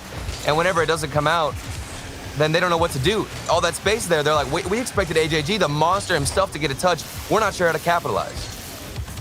Shad off of his own backboard with 1:30 left to go and up by 3. An extremely difficult task for Rebels. Just like into the corner, will miss the second touch, sets it up. David Trox tried to take the shot at AJG with the block, and now looking for players in net. The demos, True Neutral, starting to be trapped in their half a little bit. The demo could be possible for Rebel, but nothing comes through of it, and the ball is now back in the orange. 1 minute remaining. David Trox out to Dislike. Tournament lives on the line for Rebel. Cernani to try and turn this behind two. RazeBull gets it back to Shad. Oh, the dunk. Cernani with a dunk. He's got 4 boosts, not enough, and AJG will reach it before it could even cross into a shot. And now back down the field. They sent the house. Shad's up for it. Gets the soft touch. Actually doesn't make much of it. And now RazeBull over the top of one. David Trox tried too much, too little, too late. 4 goals up now. True Neutral's going to sweep them. Man, you can't blame these guys. I thought Nani was going to get that dunk goal, but instead, Davy Trucks now on the defensive side. They didn't get that shot in. Now they're trying to run back, stop out the counterattack. True Neutral, they have hit us with every aspect of competitive play that you want to see. Good defense, great passing, good vision on the field, solo plays, and also the accuracy on all the shots. Here's RazeBull to set another example. Rebels now need to get on the board just so that they didn't lose by a larger goal margin in every game. And I think this has truly been an outclassing at this point. True Neutral better in every facet of the game, from the midfield to the defense to the offense, but a well-played, a well-attempted battle fought to the very end by Rebels. And David Trox to the outside. RazeBull will get the save. They're looking for that 1 goal here in the waning moments. 16 seconds left. Just to get on the board, just for pride at this point. Onto the backboard. 2 defenders miss. Cernani doesn't make it. David Trox towards the goal and covered up by both defenders as they regrounded themselves. Third shot is wide. It's off of AJG and in. They do get 1. 5 seconds left. They will not go quietly into that good night. Yeah, and these guys have the foundation that makes up a great team. They just got to execute a little bit more. And we don't mean to disrespect them at all, because this has been a great series, I think, for both teams. True Neutral, like you said, it's just them being a step above in every category. There isn't one specific area that Rebel are outshining True Neutral in, and that's why the difference has been so huge with the score.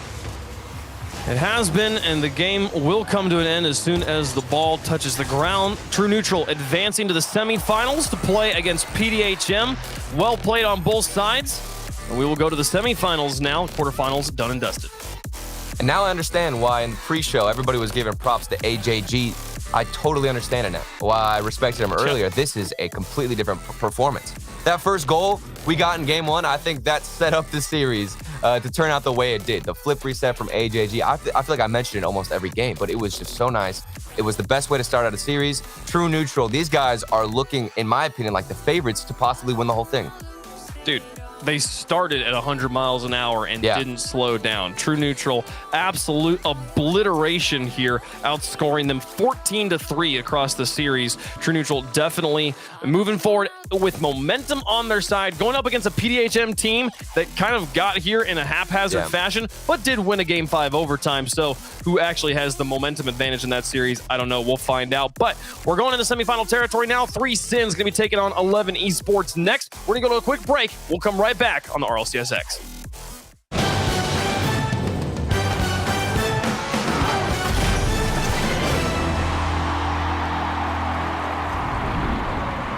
Verizon knows how to build unlimited right. Start with America's most awarded network. I'm on my phone 24/7. Then, for the first time ever, give families more entertainment with Disney+, Hulu, and ESPN Plus, now all included. We're a big soccer family. Handmaid's Tale. I love Frozen. Then give families plans to mix and match, so you only pay for what you need. You get so much more than this, a great network. With plans starting at just $35, the network more people rely on gives you more. This is unlimited built right, only on Verizon.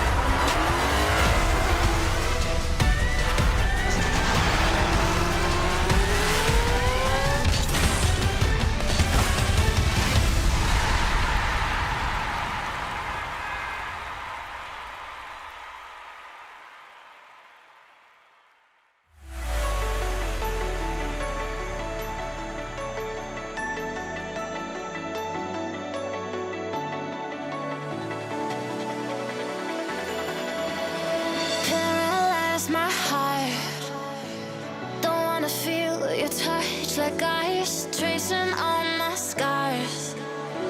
Why is it hurt on the inside? It's unforgivable, but I forgive you every time. Hard to let it go, 'cause we're intertwined. I break you, you break me, but something about it makes it so, baby. Every piece keeps us together in the car. Oh, oh, oh.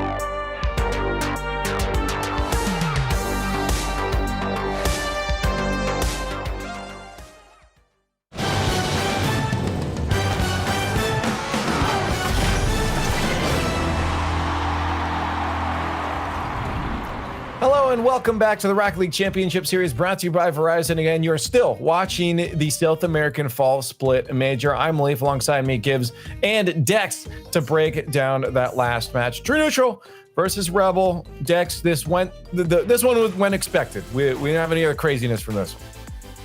Definitely, this was a really tough match for Rebels. True Neutral did their thing. They were dominating the entire series. They got a perfect sweep, so yeah, not much to say here.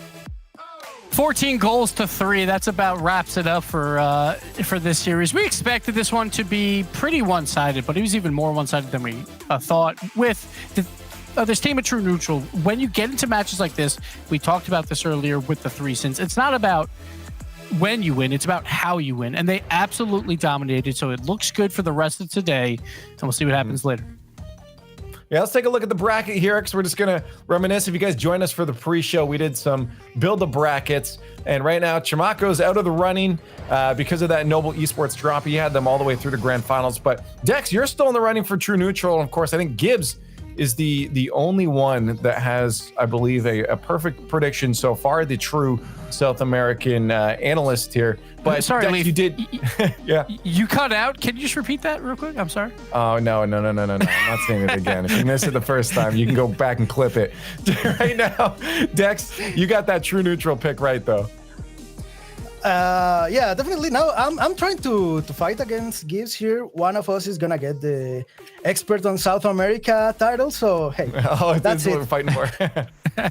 You guys will be duking it out in the next match. That's not the one coming up right now, though. We have another match to get through first to find out which of these next 2 teams is going into the grand finals for South America. It's either 3 sins or 11s. 3 sins coming off a perfect sweep, not letting in a single goal from Era, but we know that challenge is going to be a little bit different going up against 11s here. This is 11s is the favorite, Dex, to move all the way through here. 3 sins. You think it's going to be close, or is 11s going to make quick work? I'm pretty sure this is going to be a really close match. The 3 Sins is one of the teams that has been in the top. The 3 Sins has played several times against 11 Esports. They both have Worlds experience. They both have LAN experience. They both have that international experience that can make difficult. Well, could make it easier for them or take better decisions when they're playing. So this is definitely going to be one of the best matches we're going to watch today. But I think that 11 still has a bit of advantage. Chat, it's your turn to get your opinions in here with the Verizon fan vote. Get those hashtags you see down below our faces right now in the chat to vote for the team you think is going to pull through. Is 11's going to just carry through like they think they should, or is 3 Sins going to be able to get the upset here? Gibbs, let's get our predictions in here. I forget what you had coming out of this one. I'm pretty sure it was 11's on this. 11's, so far, win it all. Yeah, so far you're right. So I'm assuming you're sticking with it. Yes, I am going to stick with 11s. Has probably the 3 best players in the entire region. Their offense is insane. The 3 Sins, though, #1 defense so far throughout this major. That includes a perfect sweep today. So if there's any chance, they got to shut down 11s, which is incredibly hard to do. So I don't think they'll do it. And I have 11s in this best of 7. Dex, are you going to keep 11s going through to that grand finals? I'm going to keep it with 11s, but this is going to be a tough match. Yeah, no, it's going to be tough. 11's for you, 11's for Gibbs, and 11's for me. During you guys were ranking your favorite players, or your players you think are the best in that region.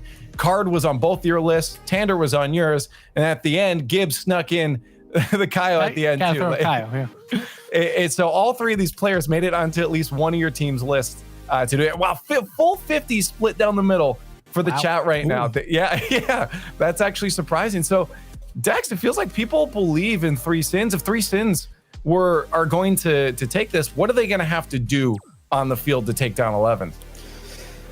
That's a really difficult question, to be honest. I don't know how to answer that, because 11 has been, I mentioned this before also, 11 is a team that can actually change their play style in the middle of the game. So it's really hard to play against them. They really like to play dominance. But when the other team is deciphering how they play, they can play smarter and change the play style, change their strategies. So I really don't know what the 3 Sins has to do. Probably just try to be smarter than 11's. That's it. So let's not forget the last time we saw Three Sins. When they played this team back in Spring Series, it was a match that was not supposed to go their way, but they found a way to win it in the lower bracket, all the way at the end for the third place game, to make it to the grand finals. So the Three Sins, they have looked incredibly strong. So I am excited to see if they can bring it to them. It's a best of 7 on a big stream. We'll see if they can do it again. What's happening on this voting right now, though? I know, it's wild. Well, how did Three Sins get so far ahead of 11? Chat, are you okay? All right. Well, that's apparently it's going the other way now. I get Dex. You convinced them. You said Three Sins just has to be smarter, and chat's like, you know what? That's right. And I think Three Sins is going to be smarter. So now what does 11s have to do on the field to make sure the Three Sins isn't going to play smarter, Dex? They probably have to be like trying to change their strategy in the middle of the game all the time, trying to see how 11s is playing and adapt to their kind of play style, do quick changes. They will need lots of communication, good communication. But yeah, it's interesting to see here how two teams that are top teams, there's still kind of an underdog and people is siding with them. And probably we're talking too much about 11s, and that makes people want the Three Sins to win. That's true. Well, we're going to find out now if Three Sins is going to be able to upset 11s or if 11s is going to fulfill the script and make their way into the grand finals. Only one team in this match can make it there. We're going to head over to the Skybox, the Verizon Skybox right now for Three Sins versus 11s. Thank you, Leaf. We're getting our first semifinal underway. Three Sins definitely have a hill to climb here, James. In their last 3 matches against 11s, they haven't won a single game. This is going... And this is coming off their perfect sweep. And particularly, I think Vault was such a good defender in so many situations where he was last back. He was not only able to get the touch, but also set up that counterattack. So Vault, that is who I'll be looking for to see if they can flip the script on this 11s team that has had their number up to this point. And a shot already coming in.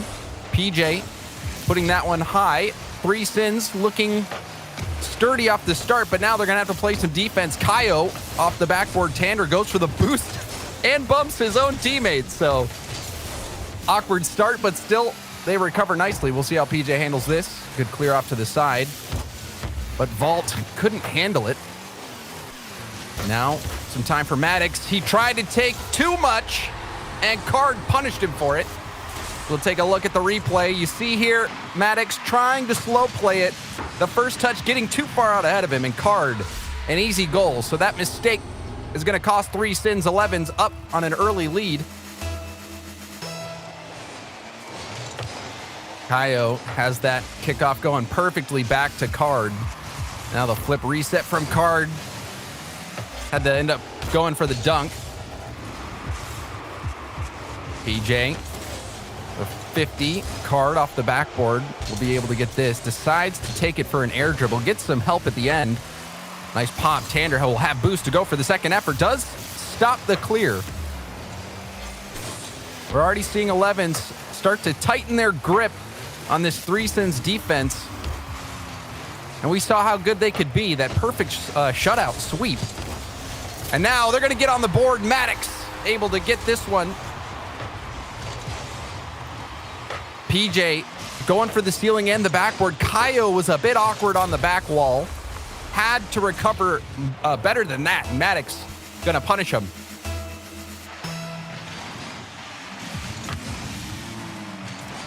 Three Sins.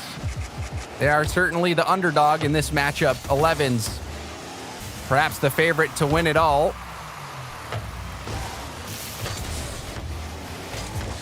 Tander with a pop-up. Vault quickly getting airborne. Did not want to give Card space. Kaio, it's an excellent first touch. Flip reset. The shot finds its target. Kaio with a flip reset for 11s. And this was a thing of beauty. Really was perfectly timed. The defender stuck in no man's land. You either have to decide early and get up there and challenge before that flip reset can take place, or you got to play that second shot. The indecision from the defender That is what really cost him 3 sins now, battling from behind. Backward pass, Card. Couldn't get there in time. Tander will center it, but Kaio's rotation was a bit slow. He was caught getting boost out at the midfield, but it still doesn't really matter. Vault put a weak shot in for Card to deal with, and now the counterattack is on. Kaio gave out the ball. Maddox centers to PJ. PJ's shot will be high, and the backboard is cleared away by Card. Kaio, he's on the wall again. We'll see if he has another flip reset. Didn't go anywhere, but you know that 3 sins is shaking in their boots a bit when they see Kaio on the sidewall.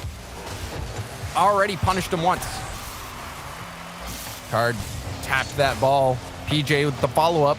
Kaio downfield. Maddox does stop it. Card will test net yet again. See how quickly 11s is able to break out.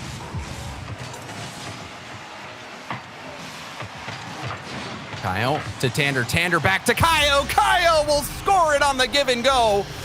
11s. They are looking in form so far. And poor Maddox, he was the monkey in the middle there. Nothing he could do.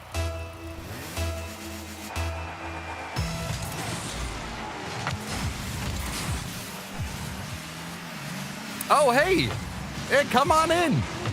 We're Wonderful just to watching see. 11s play some spectacular Rocket League. Kaio has been lights out. You know, they're pretty good at this video.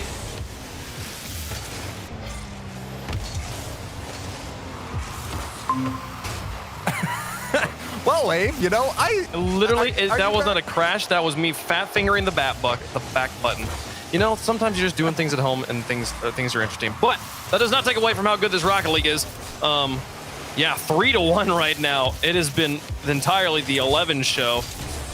As Maddox going to try and put this pressure on. We've seen Maddox and Vault and PJ like play at the World Championship level. I'm excited to see if they can represent the region in the finals here in this event.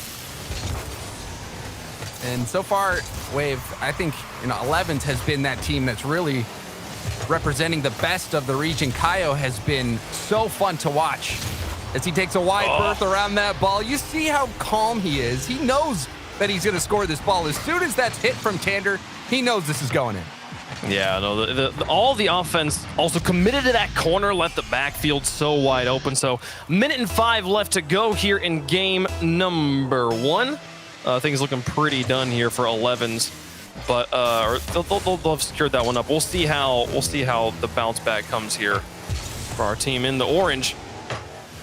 3 sins, definitely not a team to be trifled with.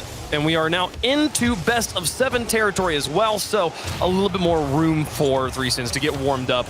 We'll see how things go. The clear comes through. Kaio will try and play at the midfield. Card down to Tander, demolished before he could take the shot, and now PJ. Long play down, Card to the corner. And Kaio now into the midfield. Vault looking for Maddox, broken up by Tander. The interception going to break up the infield pass. 30 seconds left, and the game definitely going to be going in 11's favor. Is there anything in particular that you noticed from 3 sins you want to see them maybe improving in game 2? They just can't give as much space to Kaio on those sidewalls. They'll have to challenge early. You've just got to go for it. You cannot give them an opportunity to make plays like that, especially Kaio. And the infield passes have to be a touch quicker. Right now, 11s is just the faster team. 3 sins, they've been going for those infield passes, but they've been cut out over and over again just because of how quickly 11s is getting the ball. And 3 sins will have to take a page out of their book if they hope to keep the next game close. We'll see how things improve. We've seen a few one-sided matches here, and I feel like the difference between them being close and being blowouts has been the demo game from every team I've casted so far today. If you're able to get on that back line and break up the rotations, legitimately remove players off the field, James, it gives you so much more space to work with and possibly move up yourself. And we did see that come into play. You saw the play from Tander where he passes the ball upfield. Kaio takes his time wrapping around the ball, and then Tander's able to get upfield and get the demo before the Kaio shot comes through. So demos have been a part of 11's game. Really just a well-rounded performance from 11's. This looks to be a situation where they are just outmatching everyone they're going up against. So 11s, we'll see if they can bring that same level of energy to game 2. Well, as we get into game 2, 3 Sins now trailing by 1. They'll look to bounce back here. See if they can do it in the garden. Card and Maddox on the kickoff. Card gets all of it, and it's over the back line for 3 Sins. So Kaio now moving up. We'll see Maddox shave off that ball and now move into offense. Card off the backboard over the top of both of his teammates. Kaio stretches for this in the midfield. And Card will take it off the vertical bounce. Kaio now back into Tander. Tander airborne, maybe out of boost though. Not going to have anything left to reach this, and Kaio will just try to hold on to control. Right now, seeing 11s play mostly for ball control. They're struggling to really make meaningful touches downfield, but just taking the ball away from the 3 Sins seems to be doing enough as this shot comes through. Kaio off the crossbar, off the ground, and back out. PJ's got the clear. 3 Sins are very fortunate to walk away without being scored on there. Vault was struggling to get boost for so long. He was missing a few small pads here and there. Finally goes for the ball, makes contact on a double commit when he's low on boost. It's pretty miraculous that this game is still even. That was a dire mistake from Vault, and you can tell how much pressure the 3 Sins are under. The boost is hard to come by, and not only that, with the speed of 11s, and now the demo from Card is only going to make things more difficult. 3:42 on the clock. Scoreless game here on what was a bit of a fireworks show from game number 1. Already an improvement from the 3 Sins, finding a way to hold on. Installed things in midfield. The bumps don't come through. 3 Sins able to dodge both bumps, or able to dodge the bumps from Vault. From Card, excuse me. Here's PJ. Now above the goal, bouncing back off the corner. Maddox not going to be able to make that touch. Not going to reach it in time. Card and Kaio advance into the midfield. Vault to the sky. Maddox going to try and reach it first, but Tander's there just slightly quicker on the draw. Maddox now back into PJ. He's got enough boost. Drops it down. Maddox going to try, but no, not going to be there. And that seems to be the situation over and over where, continually 11's beating that player to the ball by a step or two. We've seen it multiple times. I like that 3 Sins is continually going for those passes, but you see the double commit there. Almost works out. It still might. Vault's gonna try, couldn't get it around the post, and then the block from Tander on the follow from Maddox gives Kyle the opportunity at the counter attack. Got it through one on a demolition, and Vault will reach that ball just in time. Get it back around the corner, stalled up against Tander on the neutral 50-50. Back across the field, Kyle quickly does a 180 to turn on this and gets it past PJ. Here's Card up against Vault, above and in the sky. We'll see Maddox fly for it once more and gets just enough in the way of Tander to stop the counter attack.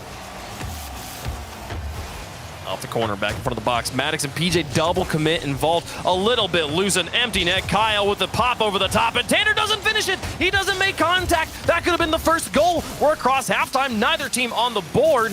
A little bit of haphazard defense, but the offense also trying to just tie its shoes right now. Tander across the field. Now Vault out of his corner. No play there, bumped in the corner from 3 Sins. Vault will get a clear. Card now trying to connect with Kyle. Wow, he got that on target, and Tander finally will put this one through. He's not going to miss an easy one like that. 1-0 for 11. An excellent effort from PJ, even to get that first save. It was not likely he'd even get that one, but the rebound proved to be fatal for 3 Sins. They had a good effort up to that point, but 11's, you felt like it was eventually going to happen. Only one shot for 3 Sins to the 7 of 11's. So this has been pretty one-sided despite the scoreline being held close. I shop at 7-11 every week. Maddox goes back down for PJ, into the corner.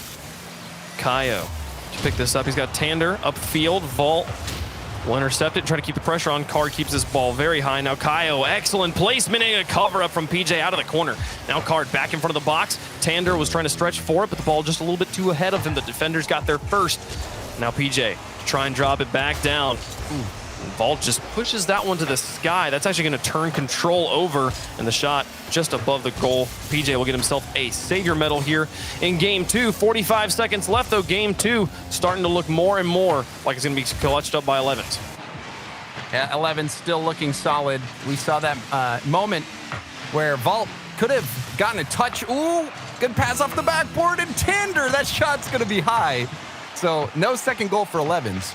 But on those moments, those key moments for 3Sins, when they're on the attack, they're coming up short when they need to make that touch. Vault, that touch backward really killed all the momentum that they had. They have another chance here, and that's shut down quickly by Tander. 8 seconds left.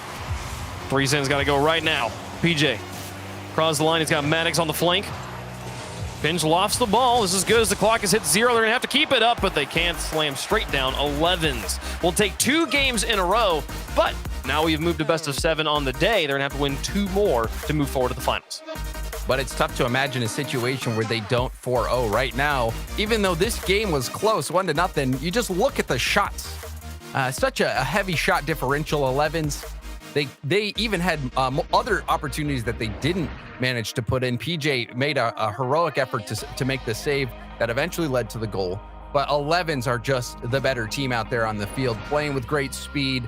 Their touch is a bit more intentional. Their counterattacks more deadly. 3Sins, they've got it. They've got the ability. You can see that they've got it. They just need to get that little extra bit of energy or confidence or whatever it may be, to where when they're in that situation where you have Vault or someone flying up in the air at the midfield, that they make the touch that they have to, whether it's a backward pass or a shot or a drop down pass, instead of mishitting that touch and really foiling the whole plan. So I mean the story close, but it's going to be tough.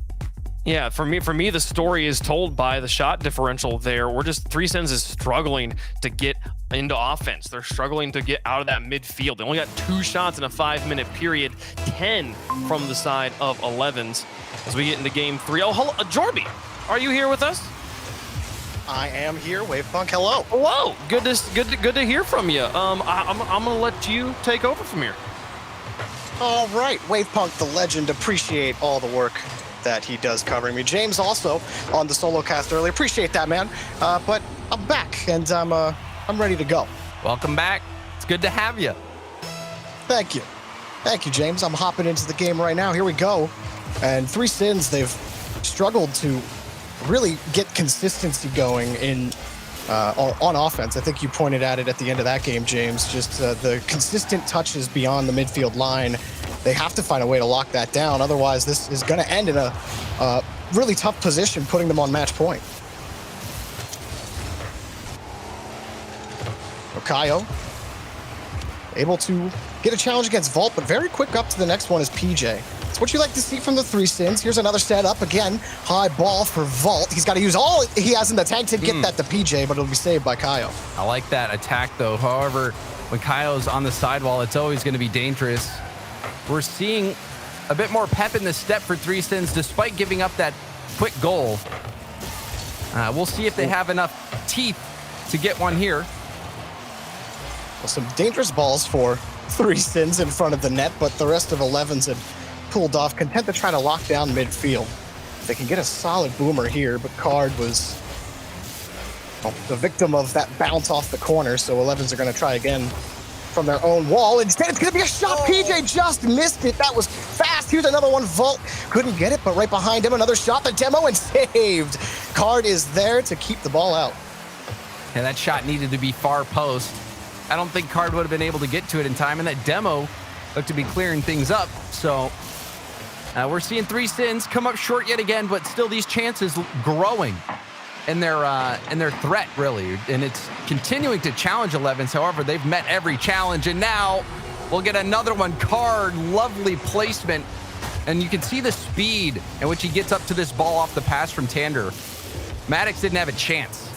And that's where the, disjointed defense comes into play for 3Sins. 2 players stuck on no boost.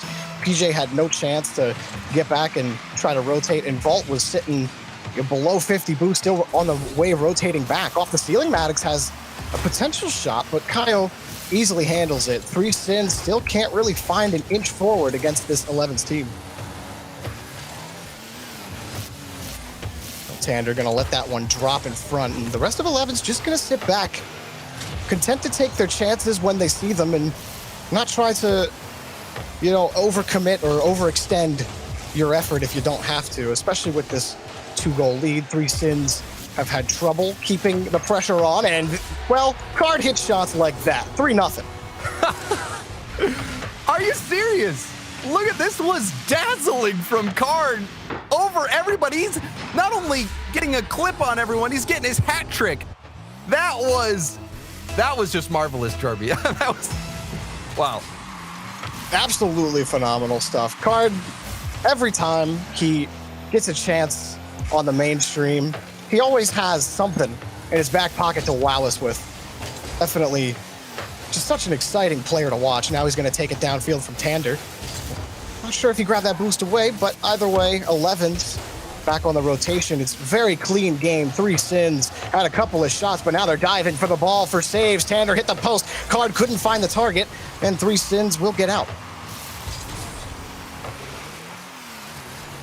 Well, Card just going to take that off the ceiling. Just so much space and time for 11's, but 3sins get by midfield. If they could get some consistent, powerful touches forward, then maybe they could put, turn the screws on 11's, but missing those balls in midfield, they're really going to make that task hard. Yeah, but I like what Maddox did there. He saw Kaio jumping up early, trying to get the height, and ended up going low. It's going to take that presence of mind, that awareness, to be able to beat 11's in the midfield and hopefully get this ball downfield. And we're seeing some more pressure. We saw after that first goal went in, 3sins started to pick it up a bit. But it's tough not to cool off when you have Card hitting clips like that. He'll take another one. Well, he'll get demoed this time. Maybe that's the only way you can get by him. Just take him completely off the pitch. Another save for PJ, but all the defense in the world isn't going to get you 3 goals. And it's going to be 3 games that 3sins are going to go down, unless they can pull off what would essentially be miracle territory at this point. 11's a great job overall of managing the pitch. Again, not overextending and winning solid midfield challenges, consistent, hard touches towards the net, and of course, King Card with the next save.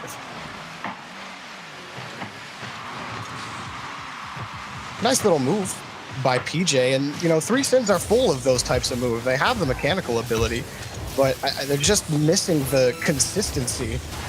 If they make touches like that in midfield, then 11's will find themselves having a much harder time actually breaking out. Here's a chance. Oh, what a play from Vault! This was a speedy shot. At Vault, I was waiting for him to get in gear, and this was such a good play, so much speed, the touch up the wall, the hard hit off the backboard, beating out the defenders, and that is a flash of brilliance. That is, the potential that 3sins has. I don't know what they need to do to break out of their shell when they go up against 11's, but they've got all the tools necessary to take down 11's. They just need to utilize them, and Vault was showing you what he's capable of there. So that was a very good play. Maybe could be a sign of things to come for the 3sins, and they better hope it's a sign because they only got one more game to get it figured out. Otherwise, 11's are headed to the grand finals. But I mean, it's hard not to be a little bit disheartened when Card was, going off against you. That was such a good shot. I hope that we get to see that in the replays from this game. That was such a great play. And 11's now 1 game away from the sweep over 3sins, and that's not an easy feat in a best of 7. Not at all. I mean, Vault's had that nice double touch as well. It actually funny, because if he doesn't get that amount of power on that touch at the very end, I think Card easily makes that save. He has to get the powerful touch, and then on top of that, he's got to put it on target and be able to correct his cards to put it into the net. So impressive stuff from Vault. I think if you want 3sins to be successful in this match, he's the guy I'm looking at, because he also let a couple of balls by him in midfield. If Vault can shore up those touches in midfield, then 3sins might have something here. I don't think 11's are completely out of the woods yet. Well, watch out, Card. He was eager to make an early strike, and this passing has been so effective from 11's. They've been able to execute quite a few good passing plays today, and even in this game, that give and go with Kaio. And the own goal. That's tough. You never want to see it happen like this. PJ, he has no boost, flips back, tries to find it, and then he had the save. Vault took it away from him. And Vault just got around that ball. Not enough. That looks to be a bit of a tilt, Jorby. It looks like Vault, you know, keep your eye on him to see how he's doing. He's struggled a bit, and he was so good in the previous series. He was so good, and he's been a bit of a liability up to this point. You know, going for a few balls that he has no business going for. We've seen him double commit there, that mistouch. And it's not a skill situation in my mind, Jorby. I feel like this is mental from 3 Sins. He certainly is feeling that way, and 11's having to play some defense. Tander had to squeak his way by one attacker, and now 3 Sins are kicking up the aggression. Here's a couple of wins on the challenge from Vault, but then getting bullied out of the way. 3 Sins have to be careful there. All 3 of them could have easily gotten caught out in the corner with a more powerful touch, but still, 3 Sins are pushing forward, and now it's all about midfield. This has been a pain point for them. They've been unable to hang on to that ball, and they're constantly put in spots just like this. 11's get out. Oh, a shot up, and it's going to be saved by Kaio in traffic. Almost got bumped on the play. Card will get the next clear out. And Maddox was going for that bump, and had he made contact, that would have been a goal. Kaio, a nice touch. We'll see Tander take some time. Ooh. Good approach on the challenge, and the demo on the backside will also keep 3 Sins delayed on their approach, but that's a good win. Card getting harassed, and nobody can take the shot. That was Vault's assignment, and he missed the ball completely. Too committed. It was PJ and and Maddox. Now PJ's got the ball again. 3 Sins on the attack. They got Vault. Looking back to PJ. Vault gets up as quickly as he can. Dunks Kaio down. Where's the shot? There it is from Maddox, but it's too late. It's too good. The tie game is there for 3 Sins. There was a few opportunities for better shots from 3 Sins, but sometimes I guess quantity is greater than quality, Jorby. It just took a few shots to get there, but they finally did. 3 Sins on the board after an onslaught on 11's goal line. If you don't clang the post or whiff on your first 3 attempts on the net, and then don't just completely limp it in, are you really playing professional Rocket League, James? That's a great question, Jorby. I can't answer that right now. Entertaining to say the least, but the 3 Sins a much needed jolt of energy where, you know, you look earlier at the Vault play and you start to wonder about the tilt. 11's a little back of the rotation. Kyle just comes right back around and punches it in. There's the lead for 11's. And look at how quick this rotation was. Tander lands and immediately goes for bump. He keeps PJ grounded. Kaio with a quick turn, then goes for shot. And they weren't expecting it. 3 Sins didn't realize that Tander and Kaio were just going to stay in the play. And it was the right call. 11's now getting the lead right back. And they're looking good, Jorby. This seems to be, you know, pretty dire right now for 3 Sins. They have been struggling to find their offense all game long, and now when they finally are able to tie things up, 11's take the lead right back. Well, Vault last man back. Tander going to keep the ball high up here for Card. These have been excellent 50-50s from 11's, but they will get out of this one. PJ going to dump it back to Vault. Vault's downfield to Maddox. It's going to be popped up high. One man in net. The shot is, whoa, too high, and no, never on target. Vault couldn't find the net, and 11's, well, you feel like they got away with it. Card downfield, light pass down in front to Kaio, blocked. 3 Sins. To say that they've had their chances, I think, would be an understatement. And here comes another one. Card, massive fake, but Vault's right on top of it. Still plenty of time here for 3 Sins. You don't have to try to overcommit too far. And we just saw Vault and PJ both pass the ball, looking for the bump upfield. They caught themselves in the same exact situation, and it seems like the positioning has been awkward for 3 Sins. The speed of 11's has put them out of their comfort zone, and Tander, I didn't think he was gonna get this, but he did. This is absolute thievery. Just robs him of the ball and says, yeah, that's another. We take those. 11th, an emphatic way to go up 3-1. And this is crunch time now for 3 Sins, James. A minute left, you're down by 2, where you're about to get swept out of the semi. They need a jolt, they need a lightning bolt to strike them for an energy boost because right now, 11s have sapped all of it. Here's Vault, pitching it a high card. I'll throw it out to the side for now, but this is a good set for 3 Sins if they can play it correctly. Oh, the defense is too strong, and PJ's gonna have to start from his own box again. Oh, that's a great play from PJ, though. The shot lacking from Maddox. PJ did so well. The self-pass around the defender to a beautiful center ball, and that demands a better shot. That is unfortunate for 3 Sins, but really, Jorby, that's what we've seen in this game and in this series, is when 3 Sins has had those shooting opportunities, they've struggled to make quality contact. And 11's not a team to give you an easy one at any step. They have absolutely crushed 3 Sins. 4-0. PJ gets a pick-me-up goal. I don't know how much that will do, but 11s are elated to find themselves in the grand final of the South American Major. And I think that's what most of the watchers, most of the viewers and analysts expected. 11s making it through to the grand finals, but it was dominating, Jorby. I don't know if I expected this. I knew it had the potential, but now we see it play out right in front of us. 11s really is that good, and Kaio with some great plays, Card with some great plays that I'm sure they'll go back and save for their montage. Yeah, to me, the difference between 11s and a lot of other teams in South America is that each player finds more value in the rotation.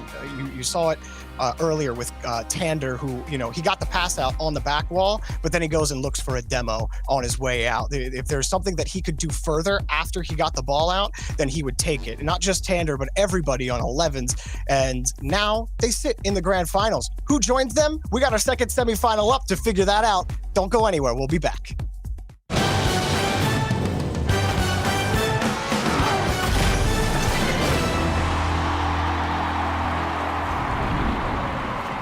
Knows how to build unlimited right. Start with America's most awarded network. I'm on my phone 24/7. Then, for the first time ever, give families more entertainment with Disney Plus, Hulu, and ESPN Plus, now all included. We're a big soccer family. Handmaid's Tale. I love Frozen. Then give families plans to mix and match, so you only pay for what you need. You get so much more than this, a great network. With plans starting at just $35, the network more people rely on gives you more. This is unlimited built right, only on Verizon.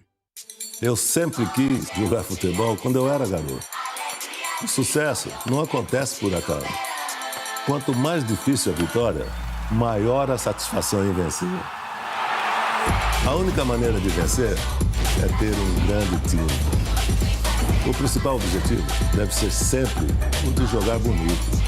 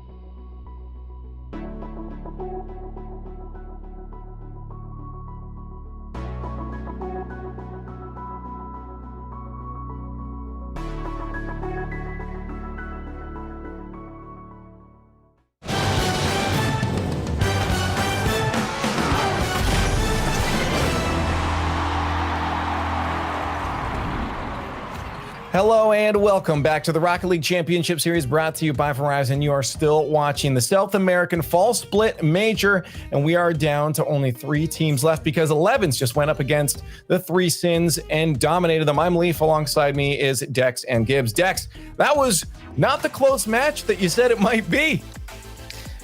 That was definitely not what I was expecting to happen, but yeah, as Chamaco mentioned before, the 3 Sins is a team that maybe doesn't know how to play against 11s, and that was clear in this match. That was a clear strip. Tons of games. So yeah, 11 games by 11s. That's pretty nice. They have lost 15 games in a row versus 11s. That's 5 sweeps in a row.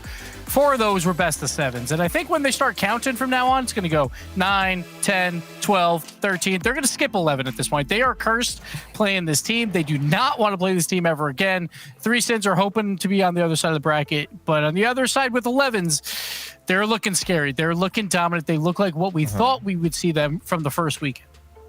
Well, the inevitability in South America is still 11. So if they eventually want to get that dub in a large situation, 3 Sins are going to have to probably look forward to facing them at one point or another. And if you guys think that you could have done better than 3 Sins in taking down 11s, you can get the game for free if you haven't already downloaded it. Rocket League has gone free a few weeks ago, rlesports.gg/free. If you haven't downloaded the game yet, I don't know what you're doing. It is the most exciting esport.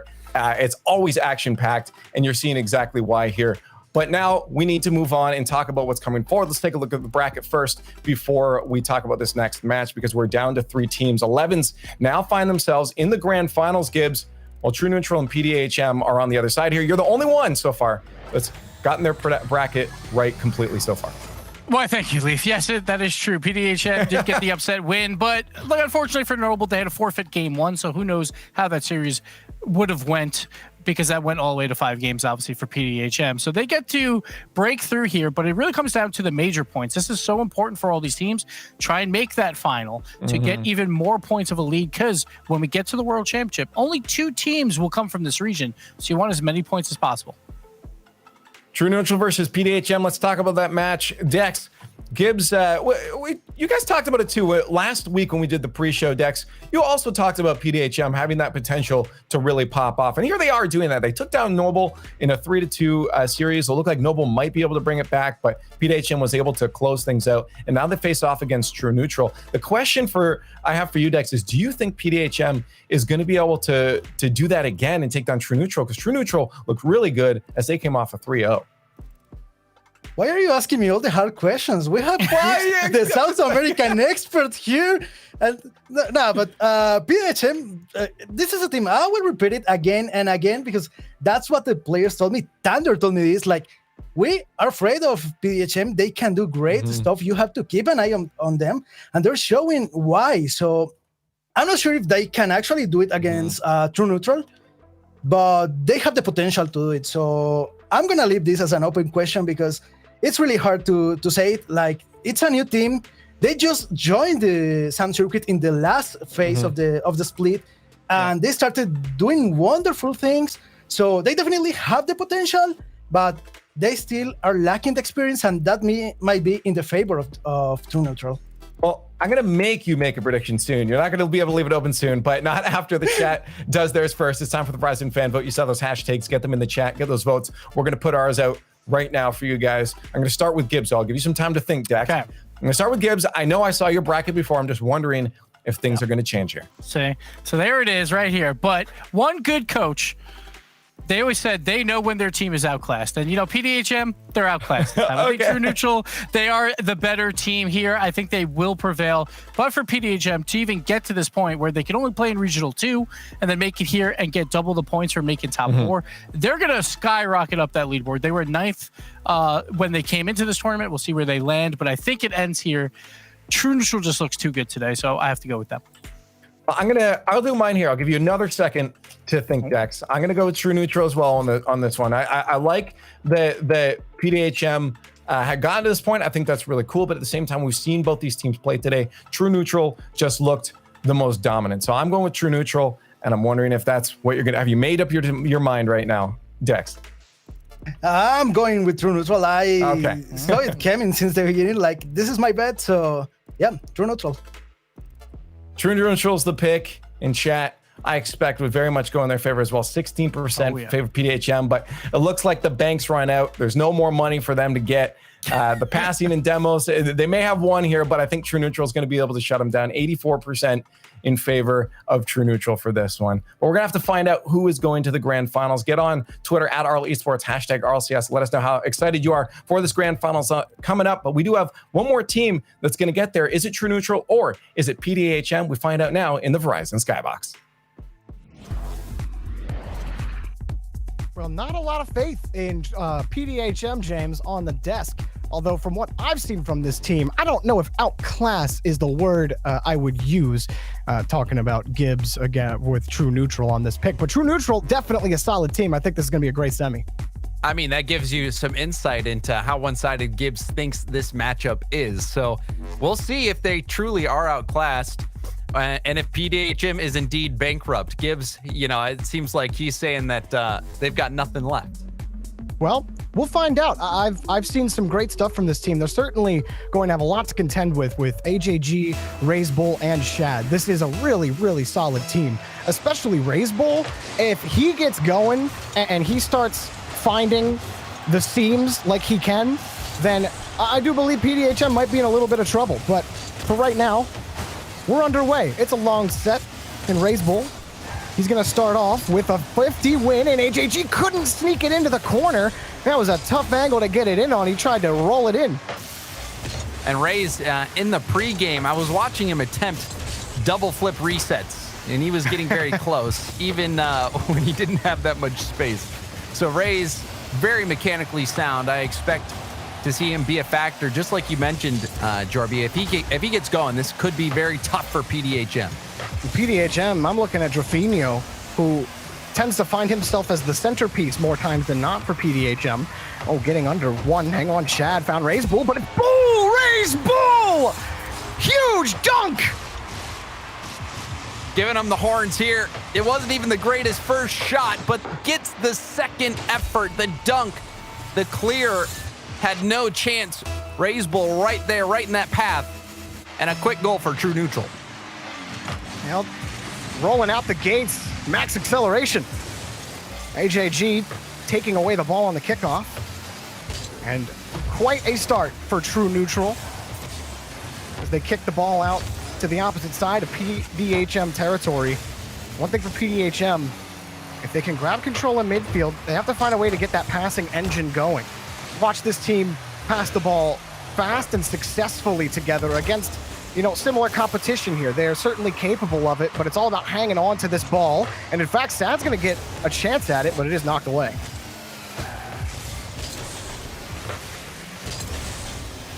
Good early pass off the crossbar. It'll be grabbed. That's the second time PDHM have gotten caught a little too far forward, having to dive back to make a save, and here it is again. But diving back again was Leo to pick up the next save. And that was a situation where that second touch mistake almost cost PDHM. And this whole attack stemmed quite a bit from a demo attempt. I believe it was from Sad. He came all the way out of rotation, went for the bump, the demo and net, and missed. And that put his teammates on the back foot defensively. And now we're seeing them still have to deal with that. True Neutral, once they get position, they don't like to give it up. Ooh. Well, Sad starting to sneak out that downfield pass. Here's another shot for AJG off the crossbar. He can't seem to stop hitting the crossbar in game one. But, the passing for True Neutral is looking pretty good. But this guy right here, Sad, is starting to get a real good sense of where they're trying to pass the ball, and he's winning more and more of those 50s. Well, he's certainly not afraid to go upfield and try to get those blocks, try to get those bumps and demos. And I like that. I think that's what you need to do. If you're PDHM, if you're a bit outclassed, as Gibbs would say, then going for those demos and playing loose, playing fast is your best bet to get that upset. There's that PDHM passing, and then Fortune is Leo's best friend. They pick up their first goal. And that drop pass, it wasn't the greatest shot, but the kick was right back to Drafinho, and it actually popped off him perfectly to set up that shot. So Leo ultimately will get the goal, and I think that's justice because he had such a good drop pass to start that scoring opportunity. And PDHM right back into this one. And that whole thing, James, had started off of Sad picking off a pass in his own third. And then everything else was textbook. They had the space and they went for the passing, and it worked out beautifully for them. But I don't know how many more times they're going to have to do it. Raise Bull, a little delay on the carry. You see that time and time again, but how does that not in? How is that not in? Oh, Shad had to hit that. It was exactly what was needed from Raise Bull.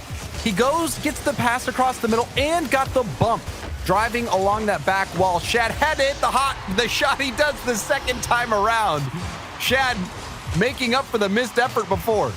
And smart play here by Raise Bull. Pitches it high. He knows that last defender is sitting in net, and so doesn't want to put it close towards him so he has an easy angle to grab the rebound. Instead, puts it farther away so it pops straight back out with power. And then Shad, the placement also has to be good, and he nailed it, slipping under the defense. So true neutral, finding the seams. About a minute left, but it's been tight, James. PDHM have been close a couple of times. It's all about that midfield game right now. It looks like Sad and AJG have been the war. And Shad actually picks off in the corner. And there it is, another intercept turns into a goal. A challenge. You see Leo trying to half flip back. Didn't get the right angle on the ball. Was caught out of position.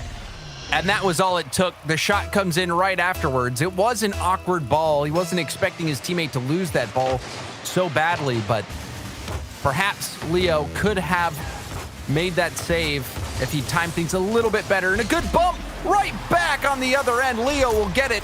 And this bump, Jorby, was really what set up the play. I love the gumption on the kickoff as well. You said it, just kicked Raise Bull out of the way. See you later. And then a perfect shot from Leo as well. He had two defenders in net. That was probably the only spot that he could comfortably put it and be successful. So, well, they got the clock back with about maybe one push here can do it for PDHM. But I really like what I'm seeing overall. The fight back, it can be so easy to start playing a little more passively, or even the opposite, a little too aggressive, and then end up conceding more goals than you were hoping for PDHM. But they don't. They stoic in their approach, their mentality in game one, and they might even tie this game up. A couple of launches from midfield. Yeah, quite industrious. Never giving up, staying with it. I would say as well, they don't look outclassed to me. This looks like a series that is very much in play. Last chance for PDHM. Can they get the tie game? Leo has no boost, so he has to let his teammate take it. That's Sad. Good challenge. Leo has the shot. It's high. Ooh. Denied by AJG. Wrapping back, Drufinho lines it up. He sends it high, and that's going to be a difficult task. In fact, True Neutral just might kill it right here. There it is, game one. All True Neutral. True Neutral getting the win, but this was close. Closer than I would say the desk perhaps expected. A one-goal game, not much on the shot differential either. PDHM, there was just a few defensive mistakes that they had made, but they still kept this with True Neutral. This was just a one-goal game, and I thought PDHM, even at the end, almost had a chance to tie it up. So this one I don't think is going to be a sweep like we saw in the previous semi. I think that's why Dex didn't want to make a prediction. He's like, man, I don't know.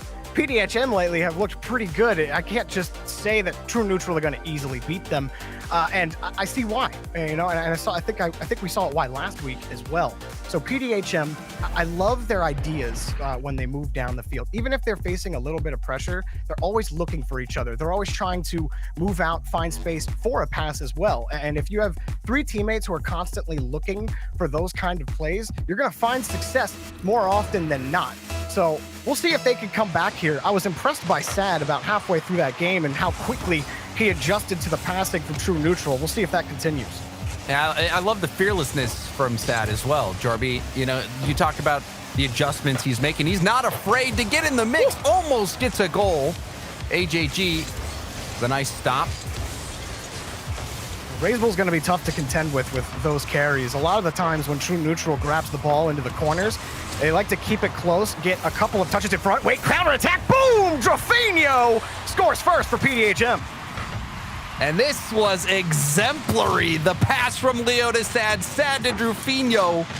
The team passing play all the way upfield, and even the delay, baiting that defender to come in and dive on that ball. The movement was amazing for PDHM. That was a fun play to witness.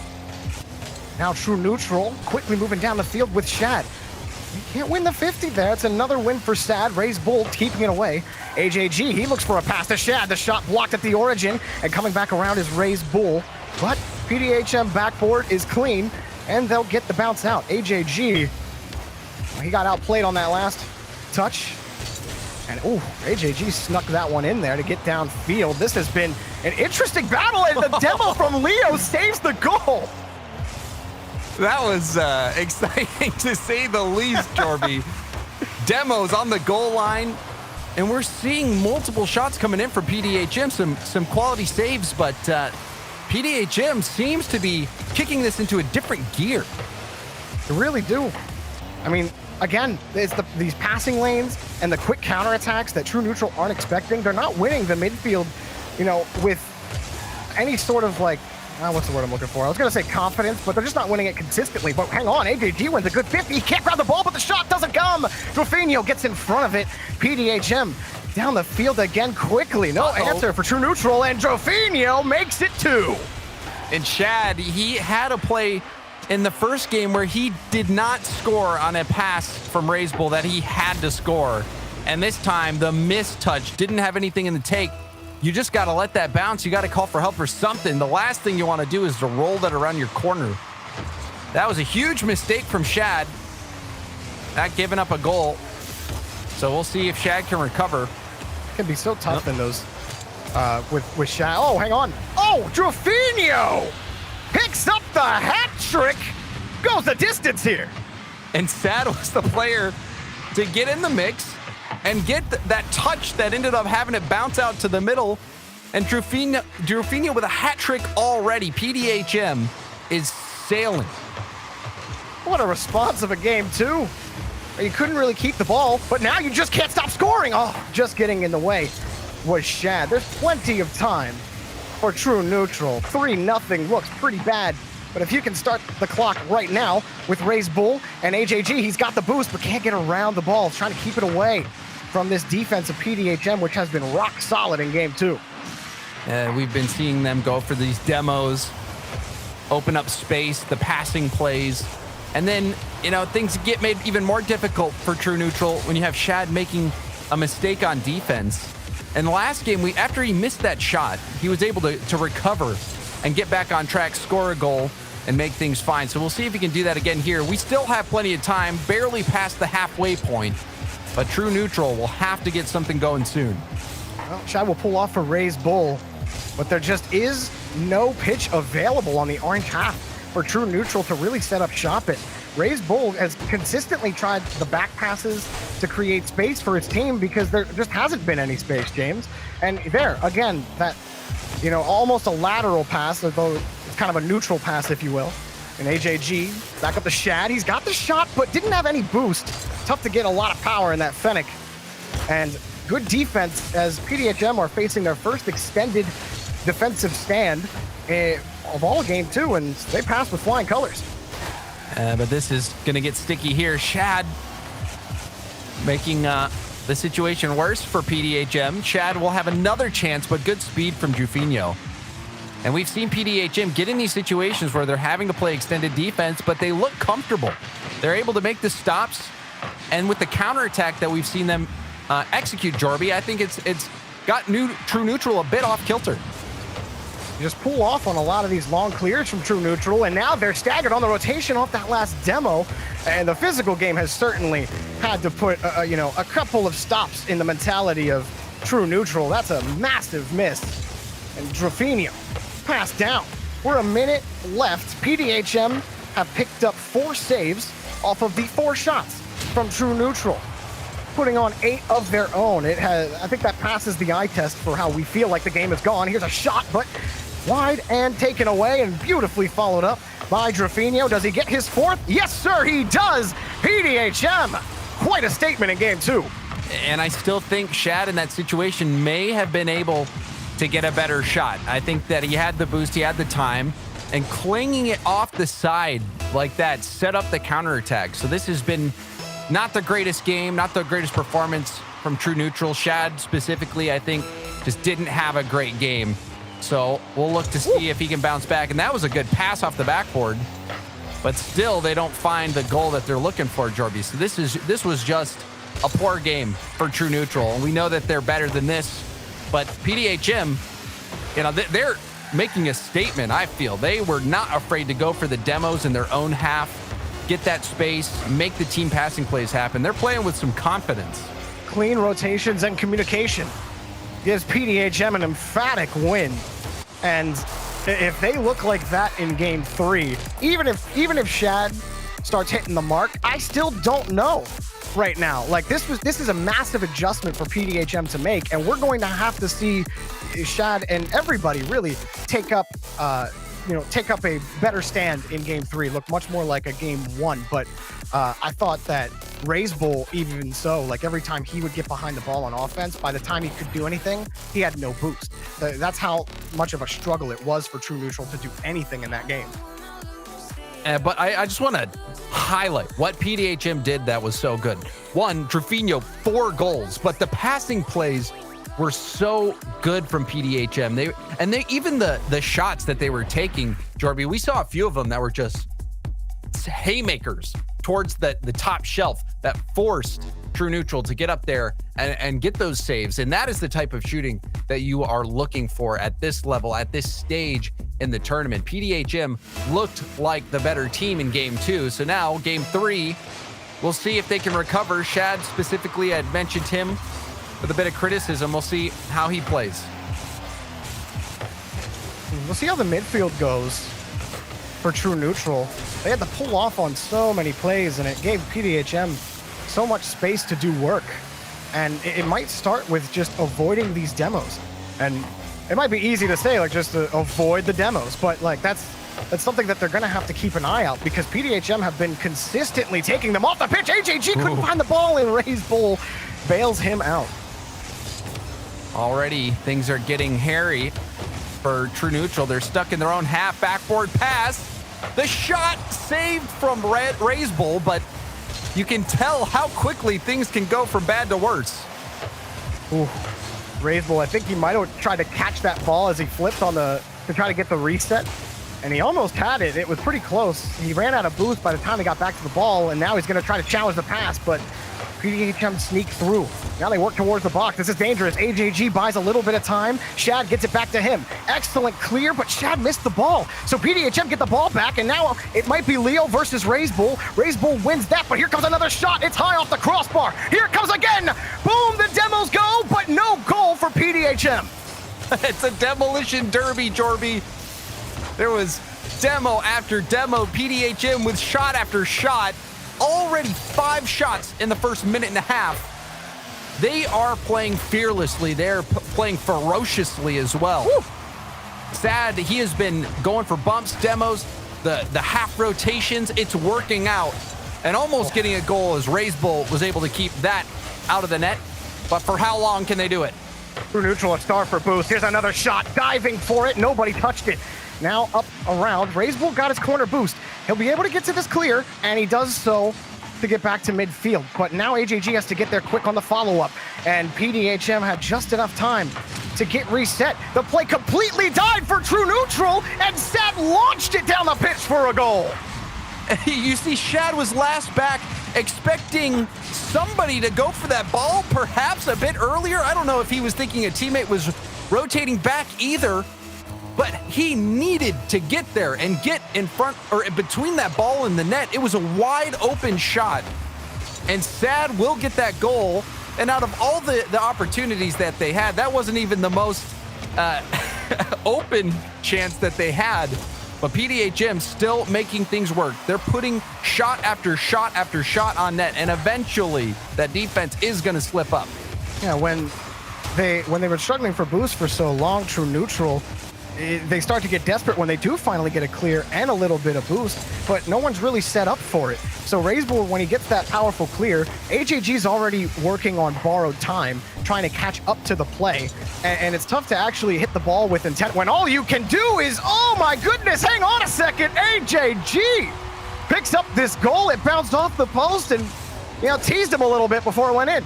So this was a bit fortunate. It was a 50.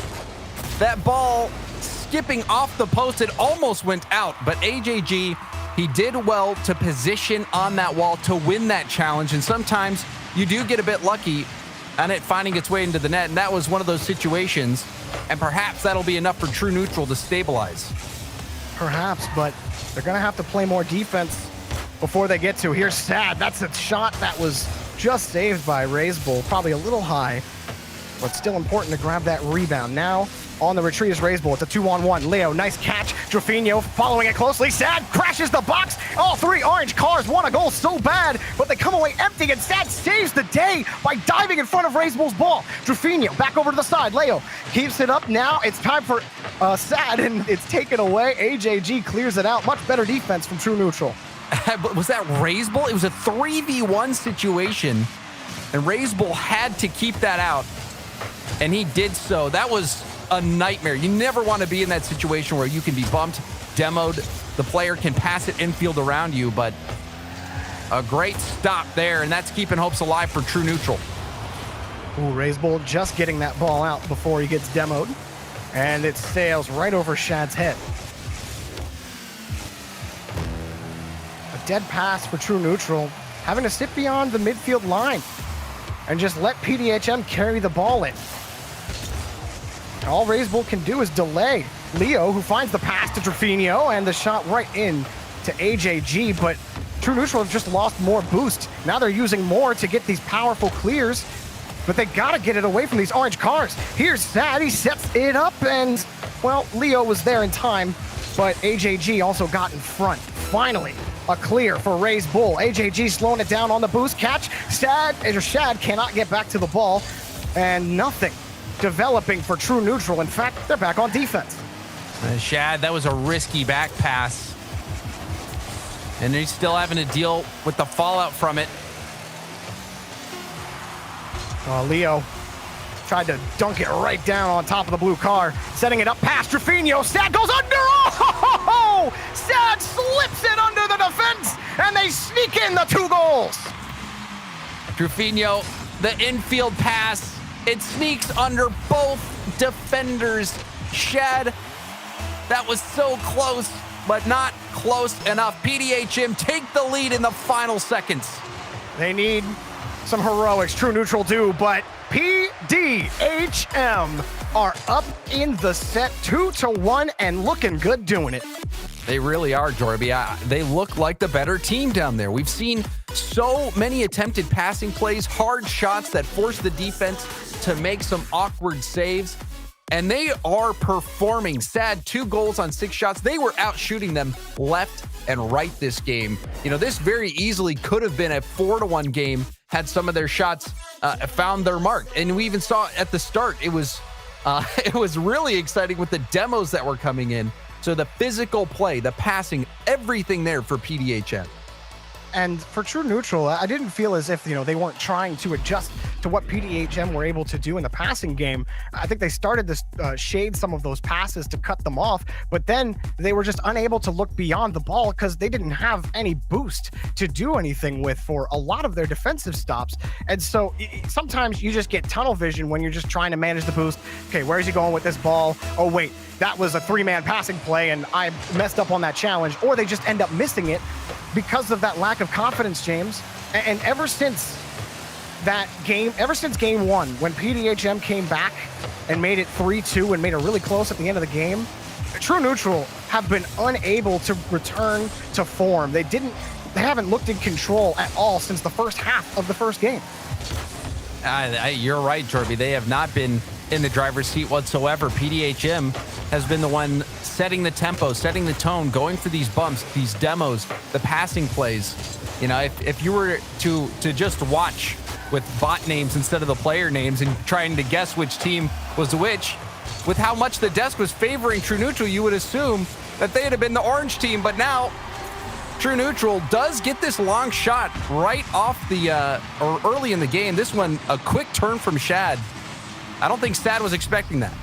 No, Sad wasn't expecting that boomer, but as soon as he sees Drafinho coming back, it was going to be a tough 50 to grab for Leo. I'm not sure if I'm pretty sure he had the information to stay back on that one. Maybe thought Drafinho was a little bit closer. Either way, that's a good way to start for True Neutral, especially since, you know, some of those goals have ended up in your net like that. That's to feel good to get one like that back.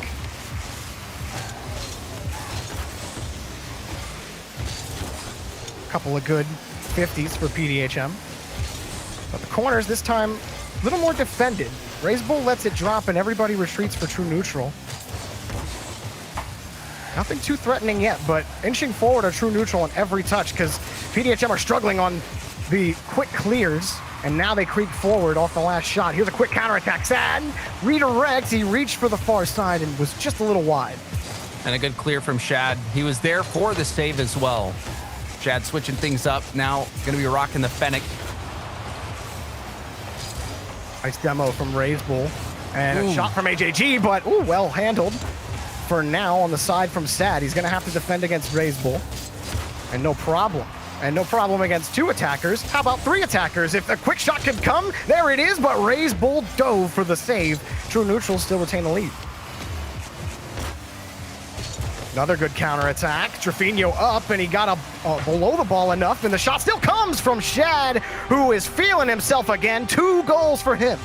Shad having a great performance so far. This is exactly what was needed. Shad, I think he's been struggling a bit, also struggling to find the confidence you can tell coming out from the car switches, but this game has been a good start for him, and now might be what True Neutral needs to get back on track.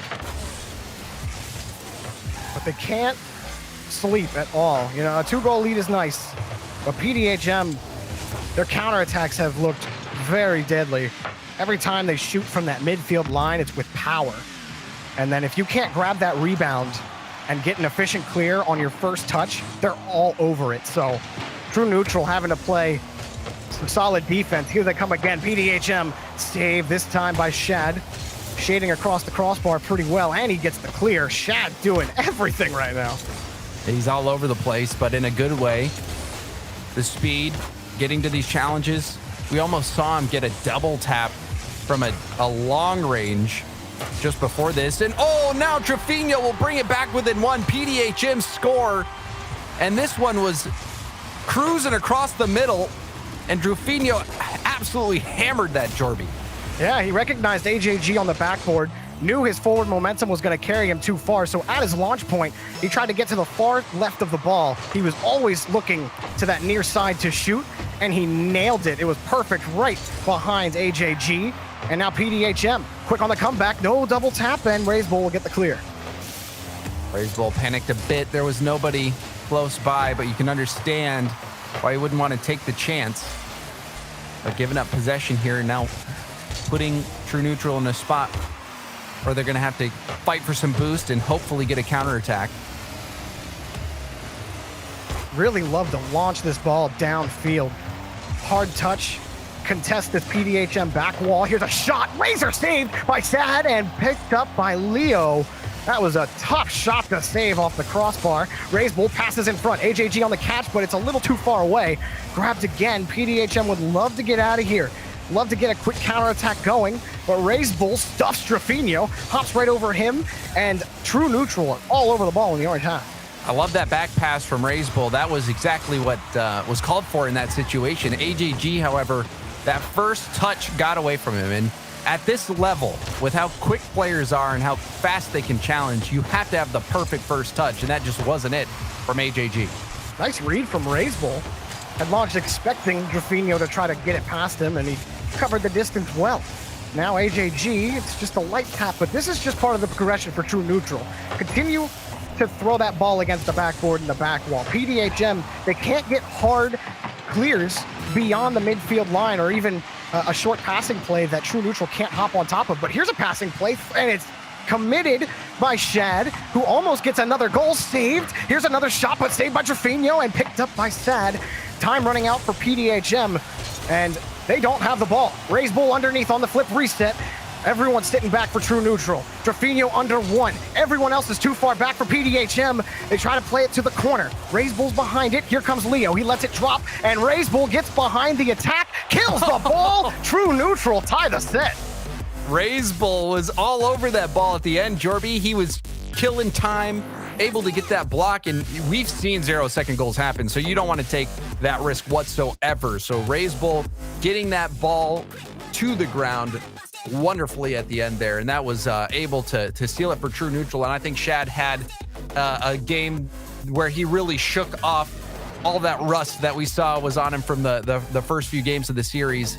2 goals, both of them coming at his hands, and they were good goals. And it just came from really one major mistake from PDHM, James, where Sad, he came up to try to assist on the first man, but he was the whole way back. And as soon as Shad saw him creeping forward, boosting full speed, he just launched the ball onto the net. But if PDHM get the correct read, this could have went to overtime. I mean, PDHM, other than that goal, were solid on defense. I don't think this is getting any easier as we head to Wasteland Night to decide who goes to series advantage in final match point. These are 2 very well-matched teams. I don't think PDHM is outclassed whatsoever. This is neck and neck. Honestly, I would give PDHM the edge in terms of who I think's playing better right now. So we'll see in Wasteland who will be able to take over that lead, like you're saying, Jorby.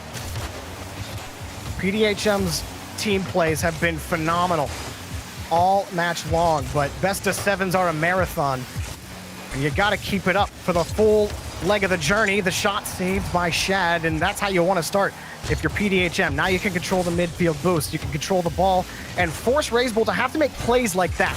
If you can force True Neutral to have to outplay you at every step, they're going to find a lot of difficulty moving down the pitch with consistency.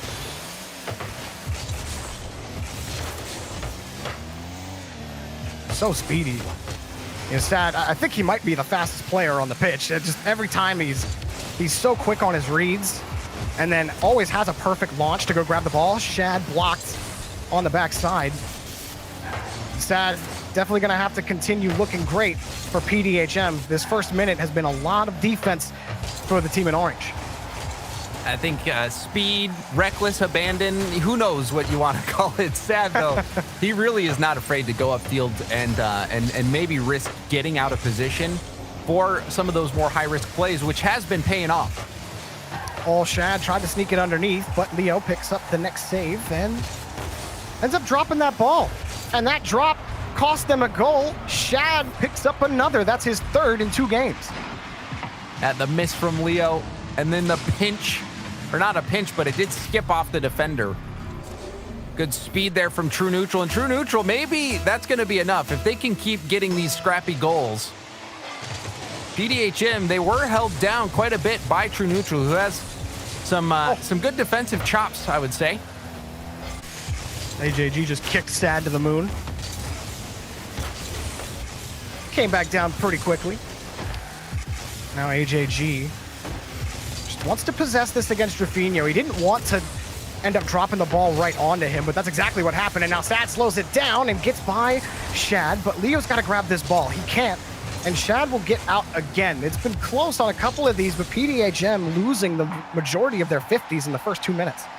That was a good clear. Sad working together with his teammate Trofino to get that clear. And that's really a mark of a great team when you're playing the top teams in the region and you're able to still keep a calm head, keep your thoughts collected, and go for those intentional touches instead of just trying to blast it. You see even there, finding Trofino downfield. I mean, you heard from the top teams. Hang on a second, they got to grab this, and Trofino does. But, when 11s is asked, who don't you want to play? Like, PDHM are really good. Maybe not them. The teams and players seem to have their finger on the pulse of this PDHM team.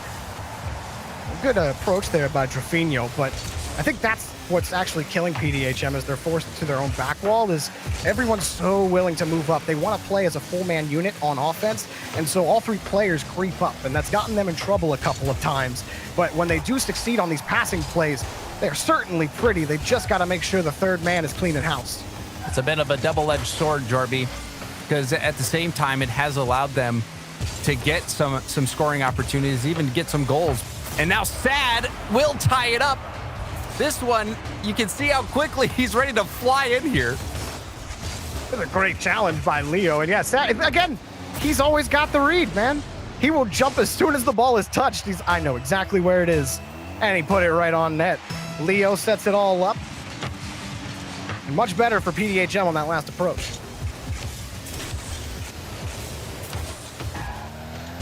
You know, Razebull, as good as he's been, the team plays have been lacking from True Neutral overall, and that is part of what's been a struggle to score consistently in PDHM's net when they haven't completely given you the space to do so.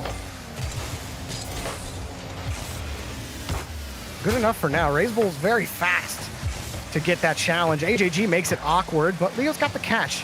PDHM not sweating too much on defense despite, you know, a Razebull who's looking more like a wasp when he's on the orange half. And we've seen True Neutral in this situation before where PDHM is foaming at the mouth, trying to get these goals, but still True Neutral has been able to have success denying them, but how long can it last? Right now, PDHM, we see them building that momentum, but True Neutral, can they take advantage of that aggression from PDHM and perhaps catch him out like we've seen them do before? True Neutral needed this clear. You see everyone's trying to pick up pads. They were sitting on either 0 or about 10.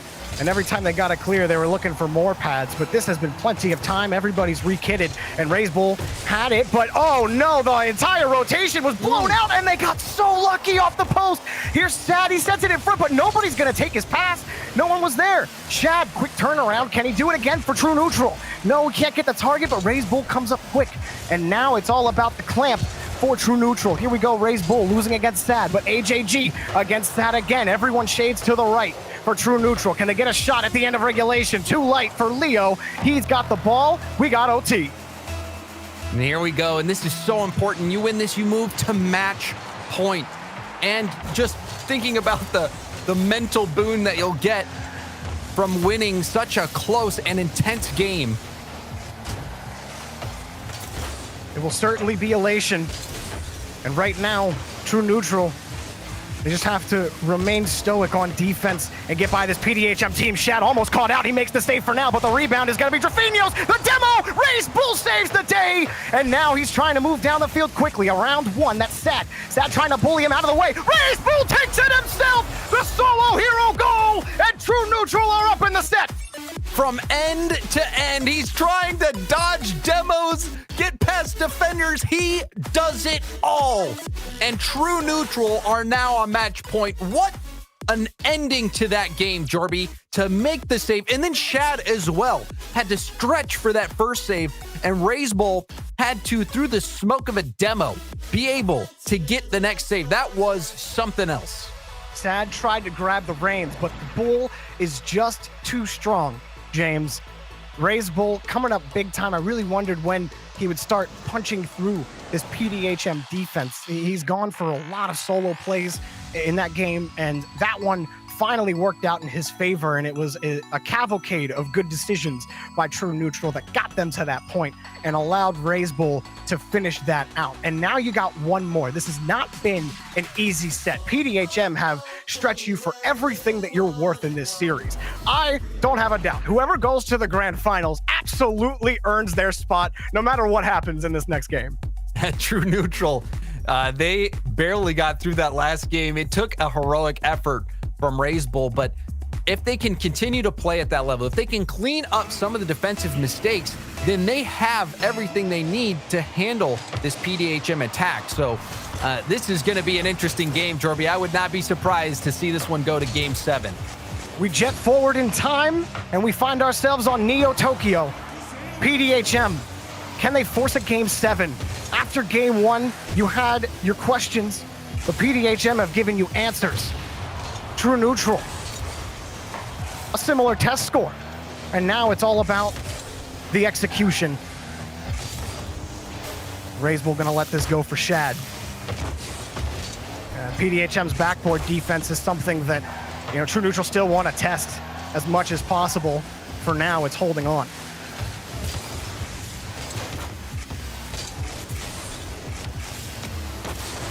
And again, sitting back in midfield, Razebull downfield, couldn't find it, and Shad dove for the ball, but he missed. Razebull jumped in front again, and a play developed out of nowhere when True Neutral just sat in midfield waiting for a snipe. Now, Razebull was making things interesting. Probably could have scored it with a perfect touch, but it was a very tough situation for him. Decided to stay in the play. It was the right call and almost netted him a goal. Oh, Razebull dove back with no boost and comes up with the save again. It's like the third time you see him dive back for a save, and now Shad fakes one, flips over another, and he can't score! Leo, the last man back, had the save, and AJG sneaks it in! Goal for True Neutral. But just, if you're talking about health bars, Shad did all the damage. They had a millimeter left of health, then AJG comes in and knocks them out with that final shot, but Shad really deserves a lot of credit for putting the defense on notice. You get a big one on the assist, not just a regular font-sized one.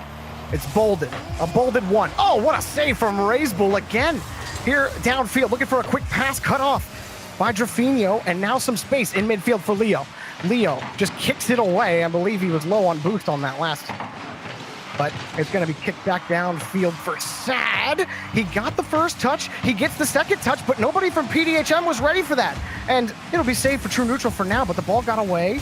Shad kicks too far away from him. Sad sets up the pass, and up high again. Leo sets it against the backboard. Shot is going to be blocked for now, and AJG gets out of such a tough spot for True Neutral.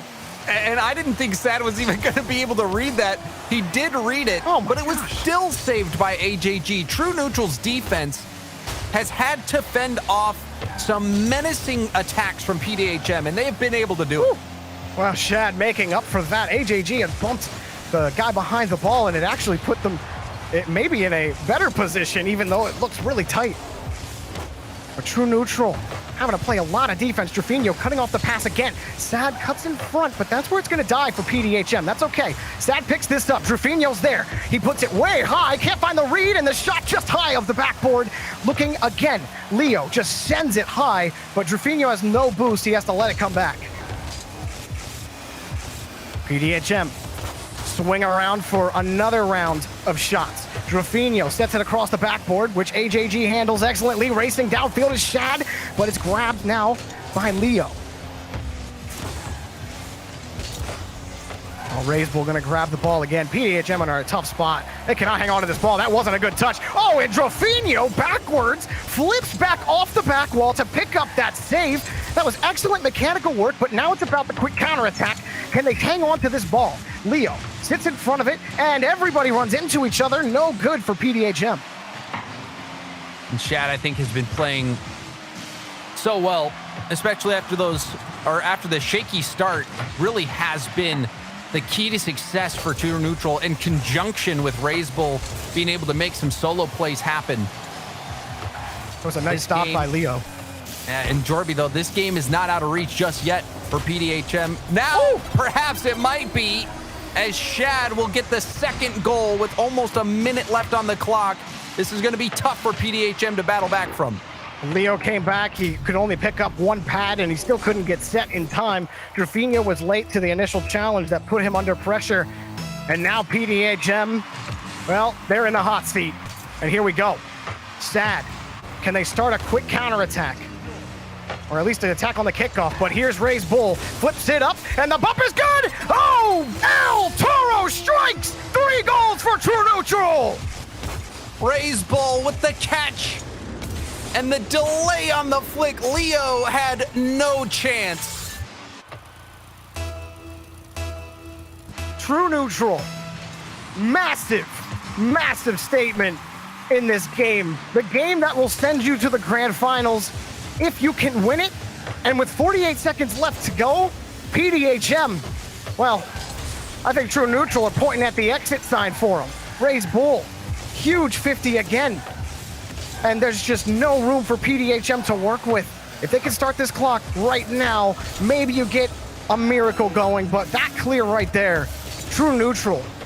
Great adjustments against PDHM. They handled the bumps, the demos, the passes, the counterattacks, everything that PDHM could throw at them. True neutral, they stood in the ring, took their shots, took a beating, but in the end, successful and the champions of this semifinal, and they're gonna move to the grand final to play 11s to find out who takes the major title for South America. True neutral, moving on.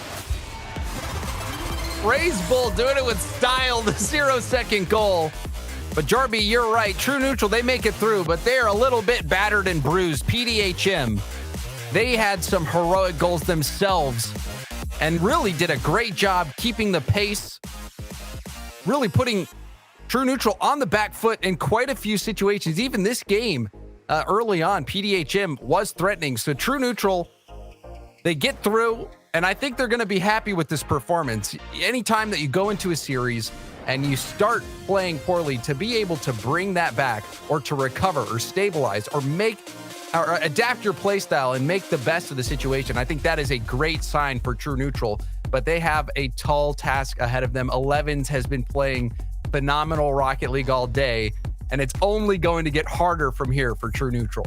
But it's such an exciting semifinal. And honestly, I don't think it's even close to the last that we've seen of PDHM. They weren't even considered a top 5 team heading into this major, but I think that they're certainly in the conversation now. And I wouldn't be surprised to see them in a couple of more of these major appearances. 11s is going to be tough for True neutral, but that's what we got coming up for you after the break. Get up, get a snack, go to the bathroom, and get ready. The best of 7 grand finals coming your way after the break.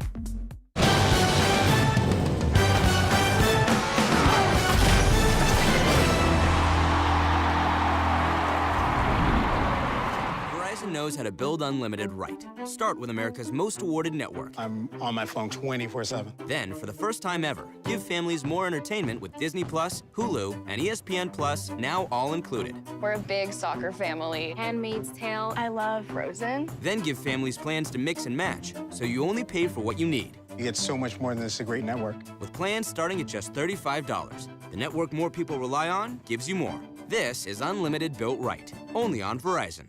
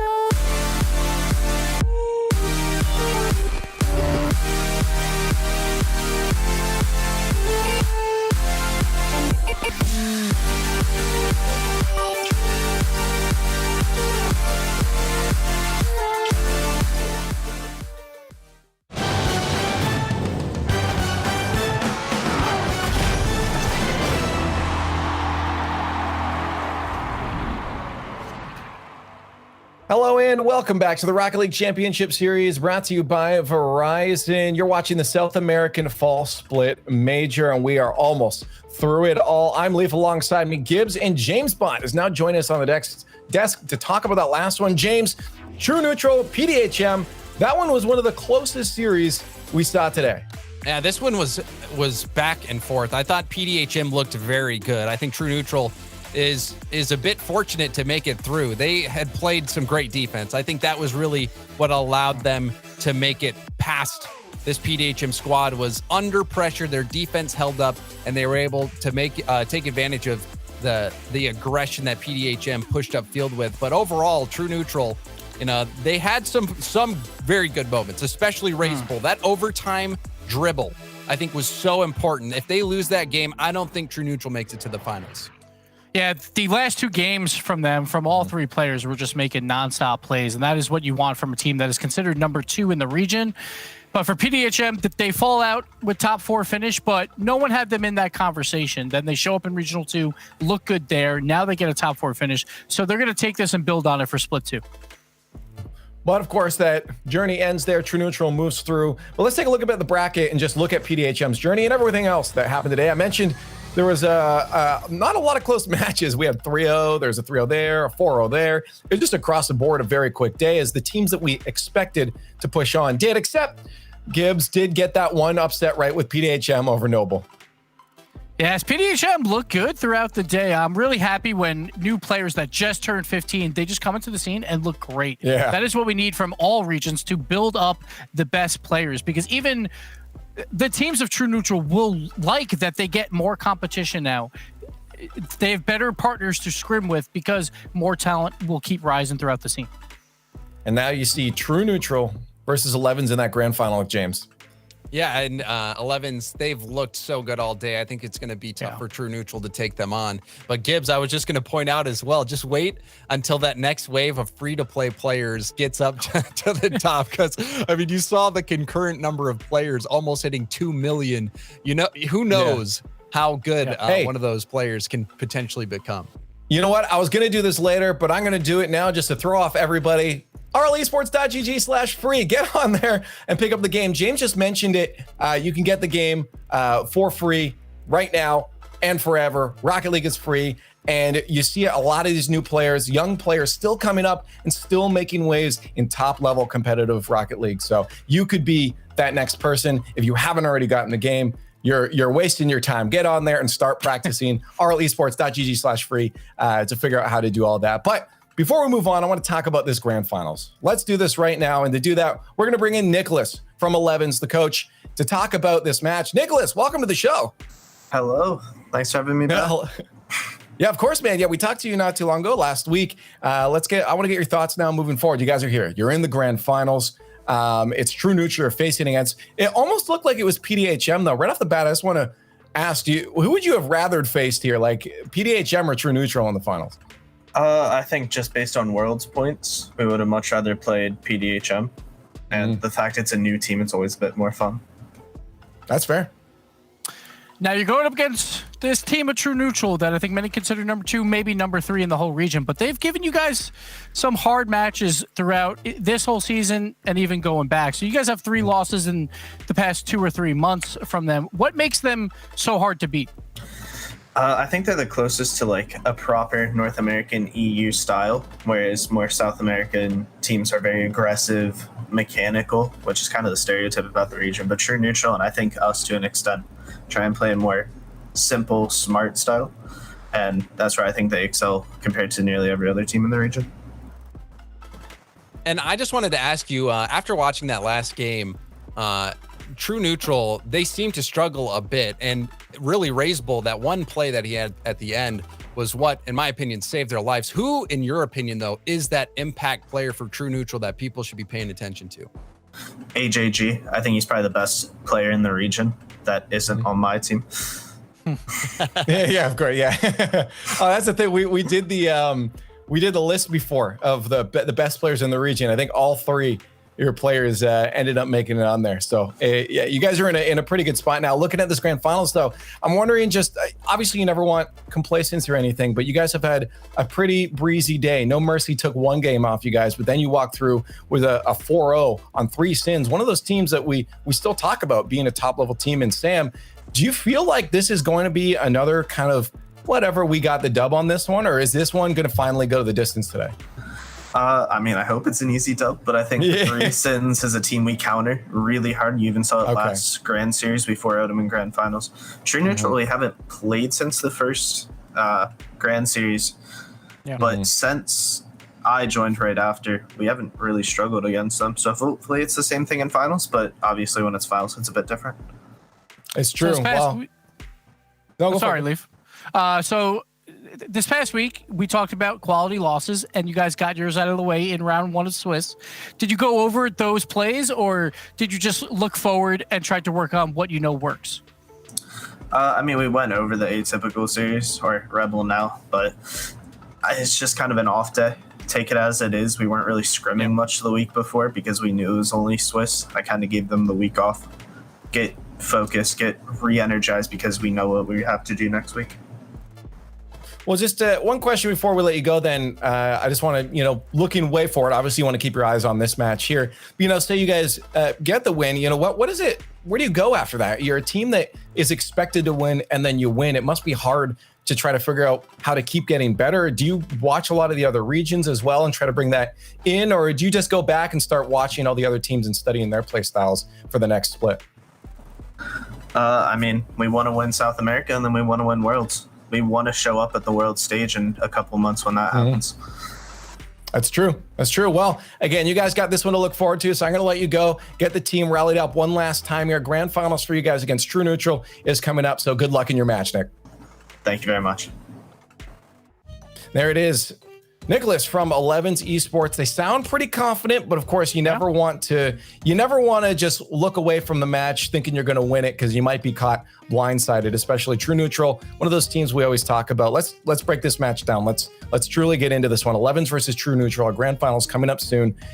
How's this one going to look to you, James? I mean, 11's feels confident in this based off what we saw from True Neutral. Do you see a play style that can shut down this dominant team of 11's? I don't think anyone's going to stop 11s. I was watching Kaio and Card, and Tander was playing well also, but Kaio and Card, when they were making these highlight plays, I'm thinking in my mind that these are the champs. These guys have this one in the bag, and I'm going to stick with that here. I think 11's got it. Well, you guys got one last chance to vote with the Verizon fan vote. Get those hashtags TN or ELV in the chat right now. I'll give you a few minutes to really think about your decisions. Nobody's thinking. They're just starting to spam now. But get them out there. We want to see what you guys think about this one. Is 11's going to be able to dominate the South American region, or is True Neutral going to come in with what would be considered an upset? Gibbs, let's put our predictions up on there. I think James Bot's going with 11's right away. So when they get that ready, they can put it up there. I'm going to go to you, Gibbs, right now. Who do you got on this one? This is the perfect major final. It has the 2 winners from the 2 regionals they had, and it's a rematch of Regional 1. Don't forget that True Neutral beat this team, and it went 4-3 for True Neutral. But the only way they did it, a lot of defense. There wasn't a lot of goals scored throughout the entirety of that series. So if this turns into a high pressure where like everyone's on offense scored a lot of goals, you're not going to beat this team of 11's. I'm going to go 11's. I think that this will be more of a high scoring series. I don't think they can play that defensive ball. So I'm going to go 11's, and I'm going to say pretty cleanly 4-1. Cleanly 4-1. Okay, well, we know you're picking 11's, James Spot. Do you want to get a scoreline in there too? Because I feel like we're all going 11's on this one. Yeah, I think 4-1 sounds pretty good to me. I think 11's, they're playing really well right now, and I don't think anyone can stop them. Okay, so 4-1.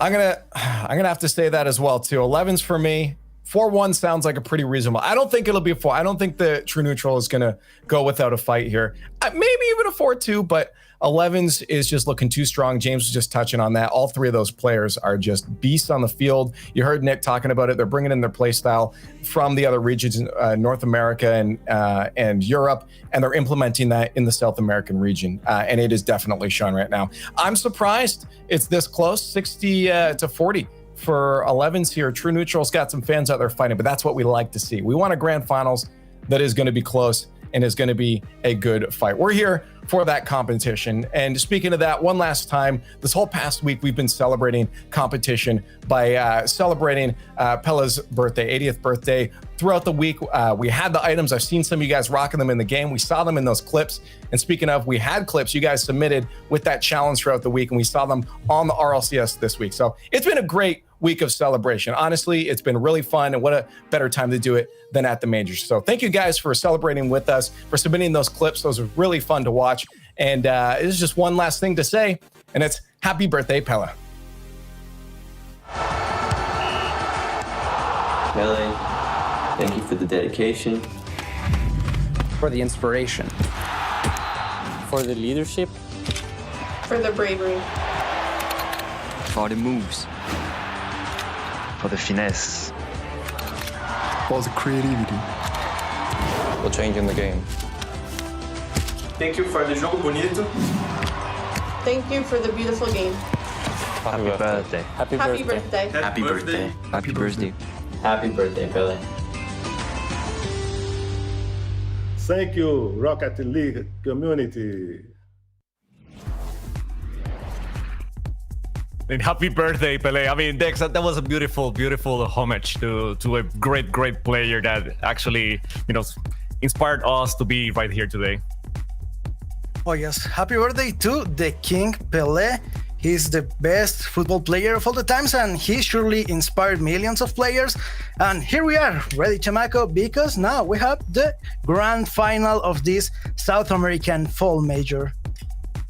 That's it. I mean, this is the time we were waiting for. True Neutral against the guys from 11s. And Gibbs said it, these are the two teams that have won Grand Series throughout this split. And now they are basically fighting against each other to see who's the very best in the region. So far, we have to say 11s has looked impressive. They have managed to get here without even breaking a sweat basically today, and they had the most points in the bracket so far. So I mean, is it enough for True Neutral? Are they going to be enough to beat 11? So that's the question we're going to find out right now. So that's what we're going to find out right now. In a few seconds we're going to start then this grand final. 11 Esports against True Neutral. Both came here basically without losing anything. Just 11 has one defeat in the entire Swiss station. Here we are, ready to play this grand final. Here we go. So we have the guys of True Neutral in orange and 11s in blue, and it's down there going right into the net, trying to get the pass.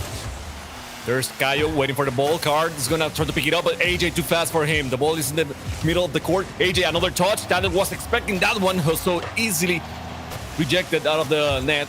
Kayo, the little touch. AJ is gonna smack it again. He's going for the pass. Is someone there? No one's there to pick it up. Scar gets the easy clear. Tander now pushes to Kayo. Kayo trying to get the redirect. There's AJ on the board, and he's able to defend that one.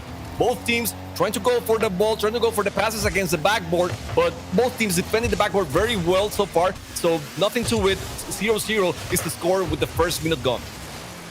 The first minute almost there, and we'll have just one shot by both teams. So this is pretty calm at the beginning. This is kind of surprising from these teams, but we're just starting here. I mean, this is the first match of a best of 7, so this could be a really long game. Let's see what happens, because Kayo is coming here with the center, and Shad was ready there to stop that ball. Now they're trying to get into the half of 11 Esports. Thunder getting the ball. AJG blocking in the midfield, advancing in the air, looking for the center, but nobody was there to follow up, and there comes the clear by 11 Esports. That was a great demo. I like to see that physical play, and starting from the very beginning. You just push the pace and let the other team know that you're gonna play hard against them. There's a redirect. It is a close one. Kayo's not going for it, but Card going for the pass. Oh my God, that was a nice shot from Tander. But AJG was really prepared for that one. He's able to maintain the score 0-0. AJG is always prepared, Chamaco, and here he comes, trying to clear the wall, but Thunder is gaining the possession, trying to put the center, but Racebull was defending pretty well. The demo! There comes Card!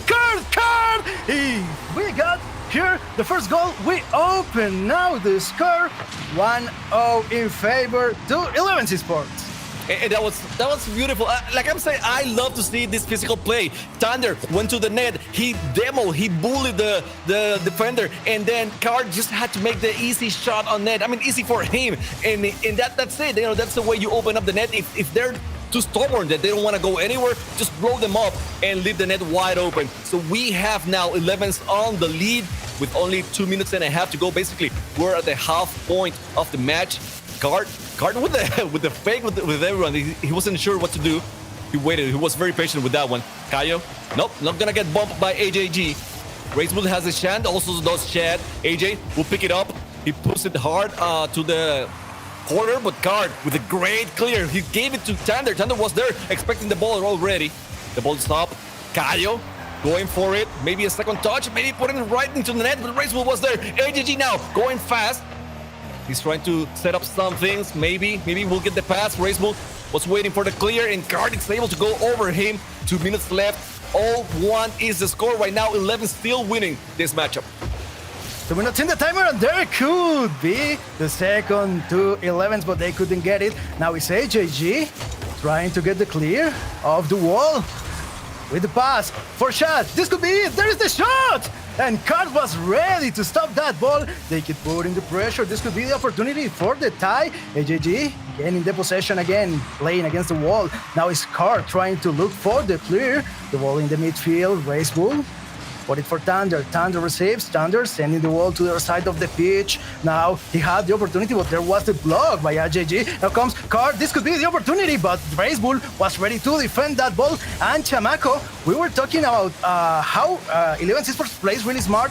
The coach of 11 Esports was telling us that the guys of True Neutral also try to play really smart, and we're seeing it here. We don't see a really frenetic game, but they're trying to do the best plays they can. They're trying to think their strategies, and we're seeing it in the match. Yeah. They don't want to risk anything here. So, that's semi-open, but Chad was there to save it. Watch it for Chad. Great defense by Kayo, and Kayo wanted to do it all. Racewood was over there. He was able to save it. Card taking his time, going to the wall. He got a little bump right there, but he will play it safe with Thunder going to the net. Thunder wanted to dribble over Racewood, couldn't do it. Racewood now against Card, not able to pass through Card on that one. Thunder, easy save for him. AJG, last 30 seconds. He's on the wall. He's trying to find another player. Couldn't do it. Ooh. The ball going to Shad right now. He knows this is the last time. This is the last few moments. They need a goal right now. Racewood is going to push it forward. Pass to AJG, but Kyle was there to defend it. Rejected the pass. Card now against the backboard. Shad had to save it. Shad, little touch. Another second one. There's Kayo and there's Thunder to defend that one. AJG needs to keep it up, maybe. Trying to put the ball net to net. He's trying so hard. He's picking up. Racewood, the pass for Chad. Chad tried to get there, but no, sir. No, sir. He couldn't do it. 11 wins the first match.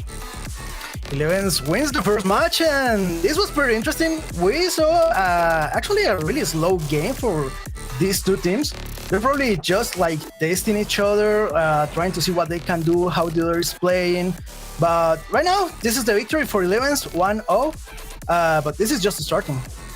Yeah, it was about controlling the pace. I think 11's did a better job at that. Every time that True Neutral was trying to make a pass, trying to get something on, you had Kayo right there in the center of the field, just avoiding everything. And then some people would like to push the ball very hard and go for boomers. They did not. They actually tried to go for a lot of dribbles and just keep the ball tight to them. So that's why 11 was able to control the ball so much and avoid getting shots from True Neutral. We're starting now the second match. Thunder is coming to the net. Shot defending. This could be the opportunity for AJG. Looking for the second touch, but Card was ready to detour that ball. Now it's Thunder who's looking for it with the pass for Kayo.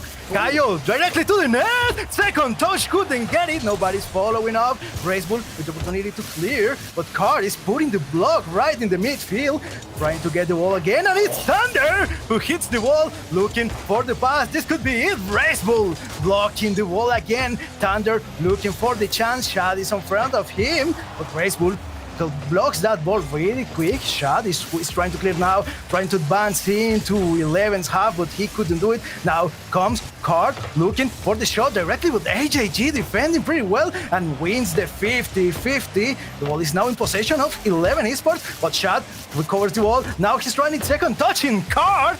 Good pass it to Kayo. Kayo to the midfield. Race Bull looking for the pass. AJG clearing the wall.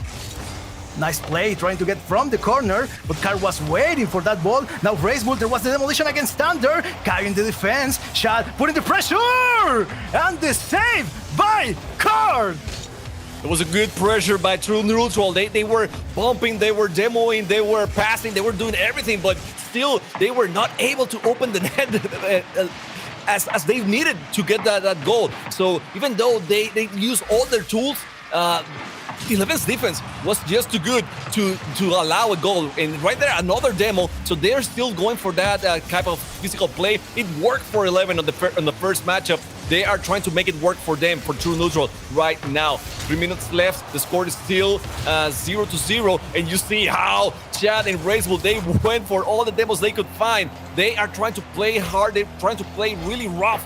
And I don't know, so far 11's still very composed and not letting it affect their playstyle. Here comes Thunder, but Chad was waiting for that ball. Again, Kayo. Nice block by Chad. Controlling the midfield. Racebull rushing against his own teammate.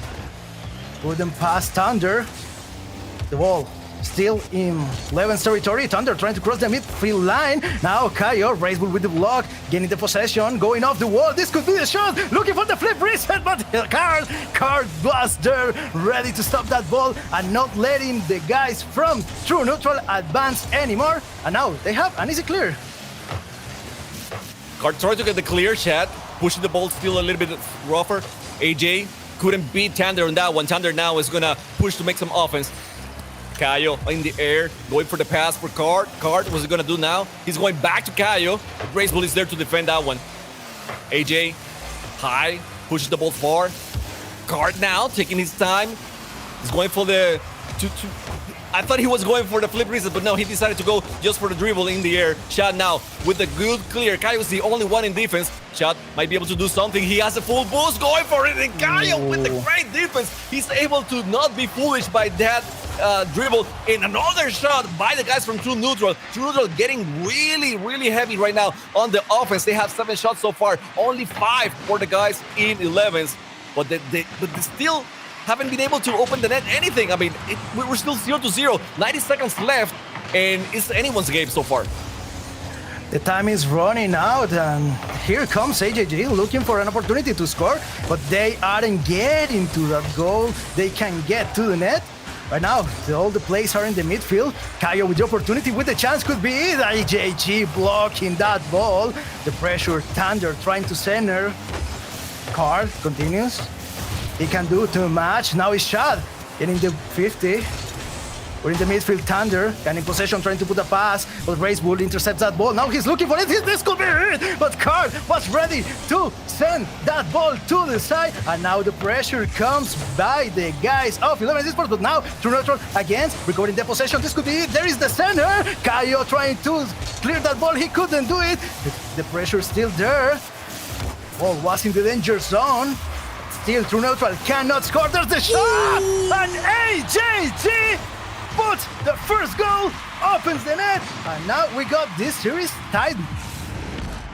It was a beautiful placement. It was just pure placement. We were talking about how good is AJG. He doesn't need to do anything flashy. He just needs to do what's needed at the moment. And that was just positioning. He locked it down. He put it on target. And now they have the lead. True Neutral is winning this matchup. But wait for this. Thunder was trying to get some offense going on. Kayo as well. Card will have to pick it up. Chad is on defense. Chad is on the wall.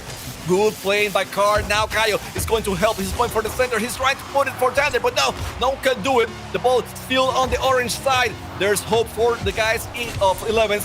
AJG trying to get the clear. Kayo will keep it high. The ball's near. Racebull trying to get the clear in. The ball hits the floor. True Neutral wins the second match, and now we have a tied series. This is an interesting beginning for these teams. They're both the top of the region. We're seeing just a 1-goal difference, 1-0 both teams. So, Card, 11s, they couldn't do too much actually. The entire match was tied. And at the end, True Neutral could get that first goal. They could maintain the score. Now they're tying the series.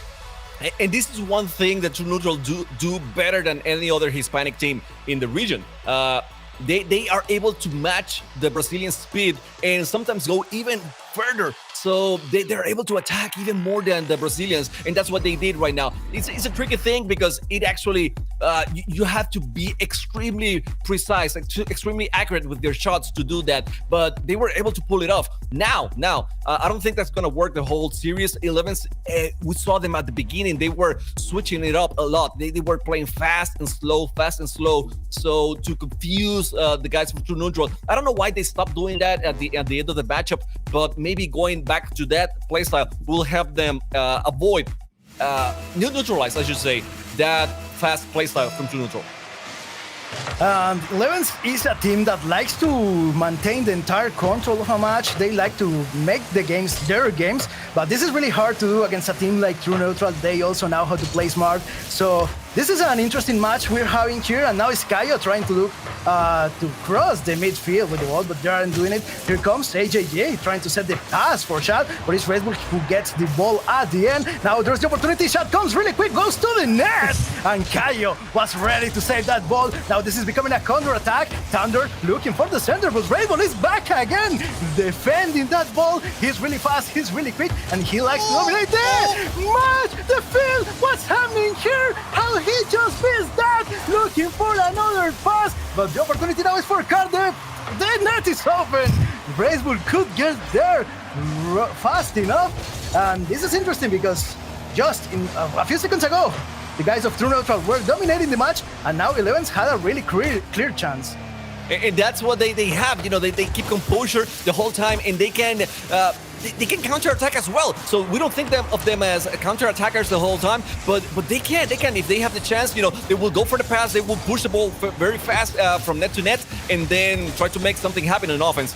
So don't feel too confident that just because you're attacking the whole time doesn't mean that you are having the upper hand against the guys from 11s. And there goes Card with the shot with the flick. AJ has to defend that one. Oh, back flick from Thunder. Chad is going to be able to defend it. He's going for the clear. Kaio push it back again. AJG with no boost, he's still able to get it out of the way. Racebook, he's now going forward.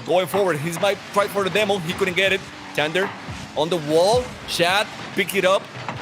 Kaio misses that one, but Card is there to go for the dribble. He has the flip reset, maybe not. He couldn't use it. Kaio now to the corner. There's Chad prepared. Thunder receives the ball. Thunder keep dribbling. He's get the pass for Kaio, but Kaio couldn't touch the ball. He couldn't finish the play. So we are still 0-0, and this is the matchup we're waiting. I mean, we're expecting two solid teams that could defend, teams that can attack, but still the defense is leaving the score very, very close and very small in this matchup. So we still haven't seen a goal in this game, but you know, it could come up at any moment, given the circumstances.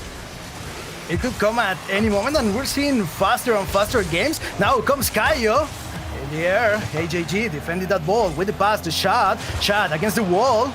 Card putting the ball on the side of the wall now, trying to aim to the net. Let's see what he can do, but Shad was ready to stop his progress there. He's advanced. Now Thunder, Kaio who has the ball. Thunder looking to recover the possession. Ball is crossing the midfield line. Now there comes Shad looking for the second touch, and he couldn't get it. He just missed that. And now comes the opportunity for 11s Esports.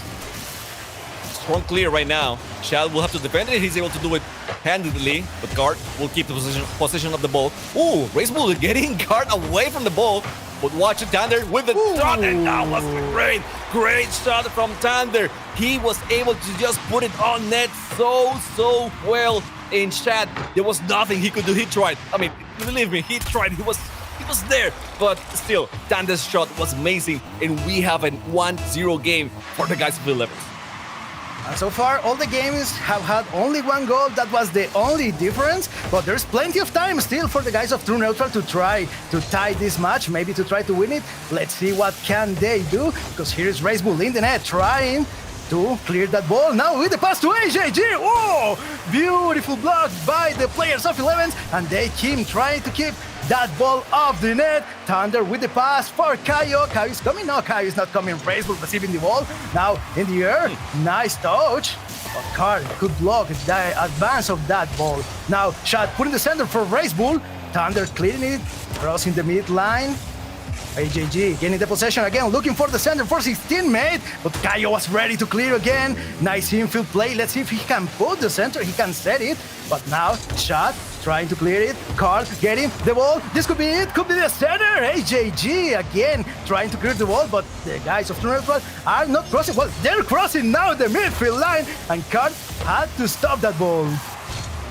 And it's all 11s right now. I mean, they are positioning themselves so well. The rotations are so short that it's very hard for True Neutral to actually get the clear. They had a chance right now, and let's see if they can take advantage of this, because we are 30 seconds into the match. I mean, that's all we have into the match, 30 seconds. And the guys from True Neutral need a goal, and it's now to tie this matchup. Racebull trying to go for the net. Thunder is over there. He's able to defend so well, so easily. Card trying to go for the pass. No, can do. They're not. He couldn't find his teammates. Now, last few seconds, AJ misses that one. He was going for the pass, couldn't do it. No one from True Neutral is able to hit the ball. Kaio will put it against the wall. The clock is down, so the ball can't hit the floor, and this is it. 11s wins the third match. They are 2-1 in the series. 2-1 in the series, and this is an interesting match. The third game that ends by 1 goal differential. Just 1 goal in the entire game. So we're seeing again a faster game than in the previous ones, but still the difference is the same. True Neutral was not able to try to tie the match, and same before with the 11s, they couldn't do it. So this is pretty interesting.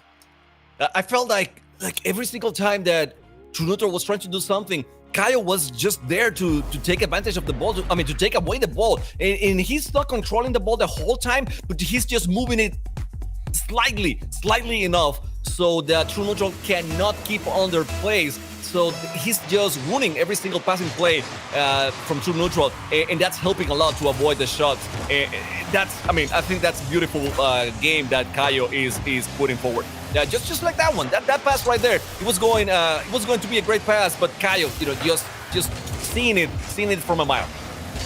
And here comes the shot. Card saving that ball. Racebull again, putting the pressure. Could be the second touch. They couldn't get it. The ball.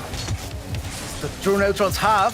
Card with the center. The demolition! Kaio couldn't get that ball into the net. AJG saving the play. Now is Kaio trying to recover the possession, but demolitions everywhere. AJG with the ball. Could be the center. Could be it. Let's see if Racebull can get it. The perfect play. The turn. The shot. The shot. What did Racebull do here? This was beautiful, Chamaco. Just he makes the pass for himself. He's on the wall. He bounces off the wall and just places the ball on net again. I mean, we knew that Racebull was a mechanically gifted player, but that play right there, the timing, just the fast pace that he needed to do that, it was amazing play. And at the stakes that we're having right now, I mean, a lot of players can do that, maybe in training, but right now on these finals of the Major, that was a big play for Racebull. And I think this is the first time we have seen True Neutral winning so early in the match. So this is great for True Neutral so far. Let's see if they can keep it up in the rest of the matchup. Now the ball in the midfield. Racebull with it again. He's aiming to the net. This could be it. He could fake one of the players, not the second, but AJG putting the ball against the crossbar. What's happened here? Now Racebull trying to get possession again. He's trying to set the center. The ball, trying to put the pass, but nobody could get to it. Nobody was following up. Thunder trying to clear. He can't do it. Kaio defending, putting the ball on the side, but here comes again True Neutral. They put in the pressure. They're trying to get up by more goals. They're trying to increase the difference. And the save by Thunder was amazing! It's standard. It's the wall. That guy won't let anything go through him. And we have seen it time after time after time. There's a nice shot by AJG, but no, the crossbar wouldn't let it go. Card now trying to get the clear, trying to get the demo, at least get something, but no, everyone is expecting those plays so far. So that's why we have seen such a good matchup between these two teams. They know each other very well. They know what to expect, and they know how to counterattack every single situation. Now, AJ trying to put it on the back wall. Great clear by Caio. Baseball is gonna hit it towards Shed. Watch out for guard. Thunder is on the back. He's in bad position. And the shot is low. Thunder is able to get it away. Now another shot, another block. There is who was with the fake, but Shad will have to get it on the back. He was the last man standing, and good thing because that ball would have ended up on the net if he had overcommitted. And there's the center. Card has to clear that ball. Keeps advancing. This could be a chance to tie the game. AJG on the defense, putting the ball in the midfield, but Thunder is getting ready to get it. Now the ball crosses to 11's half, but Card is ready to recover that ball, trying to maintain the possession of the midfield, trying to keep the game there. They don't want True Neutral to keep advancing anymore. Bracewell trying to look for the clear. He's continuing. He's following up the play. Shad trying to set the pass. Thunder receiving it. It's calmly. They can the opportunity now to do a easy clear. All the guys of True Neutral are repositioning, but Bracewell wins the possession again. What's happening here? Because there comes Shad trying to put the center for AJG. And God saving again, but Shad is putting the ball again in the center, and Thunder has to clear it, has to send it far away from the net. In Dex, I mentioned before, I like that the 11s is playing slower and fast and slow and fast, and they're trying that right now. They're trying to play slow and fast and maybe confuse a little bit True Neutral, but True Neutral is having nothing of that. They're keeping the fast pace. They're trying to go at the net every single time they had, and what happens is that whenever the guys from 11s try to play a little bit slower, there's someone from True Neutral over them and trying to put the ball on the net once again. So it is not working for 11s right now. They will have to go for stronger, maybe stronger clears and get the passing plays and do something faster, and try to match up with the pace of True Neutral. Only 30 seconds left, Dex, and this is looking like a game for True Neutral. But let's see. I mean, the guys from 11 still have a chance. Anything can happen here, and it's interesting to see how True Neutral is applying against 11 Esports their own kind of play style. They're not letting it pass the midfield, which is pretty good. Now Card is trying to cross, but they can do it. True Neutral keeps putting the pressure even in the last seconds. Now Shad defending Thunder with the opportunity, could be for Caio, but they send the ball far away. They touches the floor, and now True Neutral gets another game, and this is going 1-0, 1-0, 1-0 every time. Yes, sir. Yes, sir.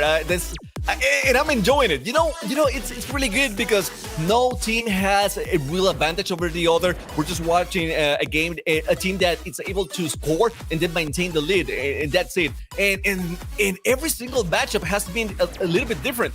When True Neutral has the advantage, it's like True Neutral is not letting 11s get off their side of the map. And then when 11s wins, it's basically the opposite. So whoever has the control of the other side of the map is being able to score, and that's what we have seen so far. I'm not saying that's going to happen for the next few matchups, but so far that's the trend we're seeing. So let's see who is able to put in their pace to force the other team to play their style and obviously get more shots on net and hopefully get the win that way. I think that's what both of teams are looking for.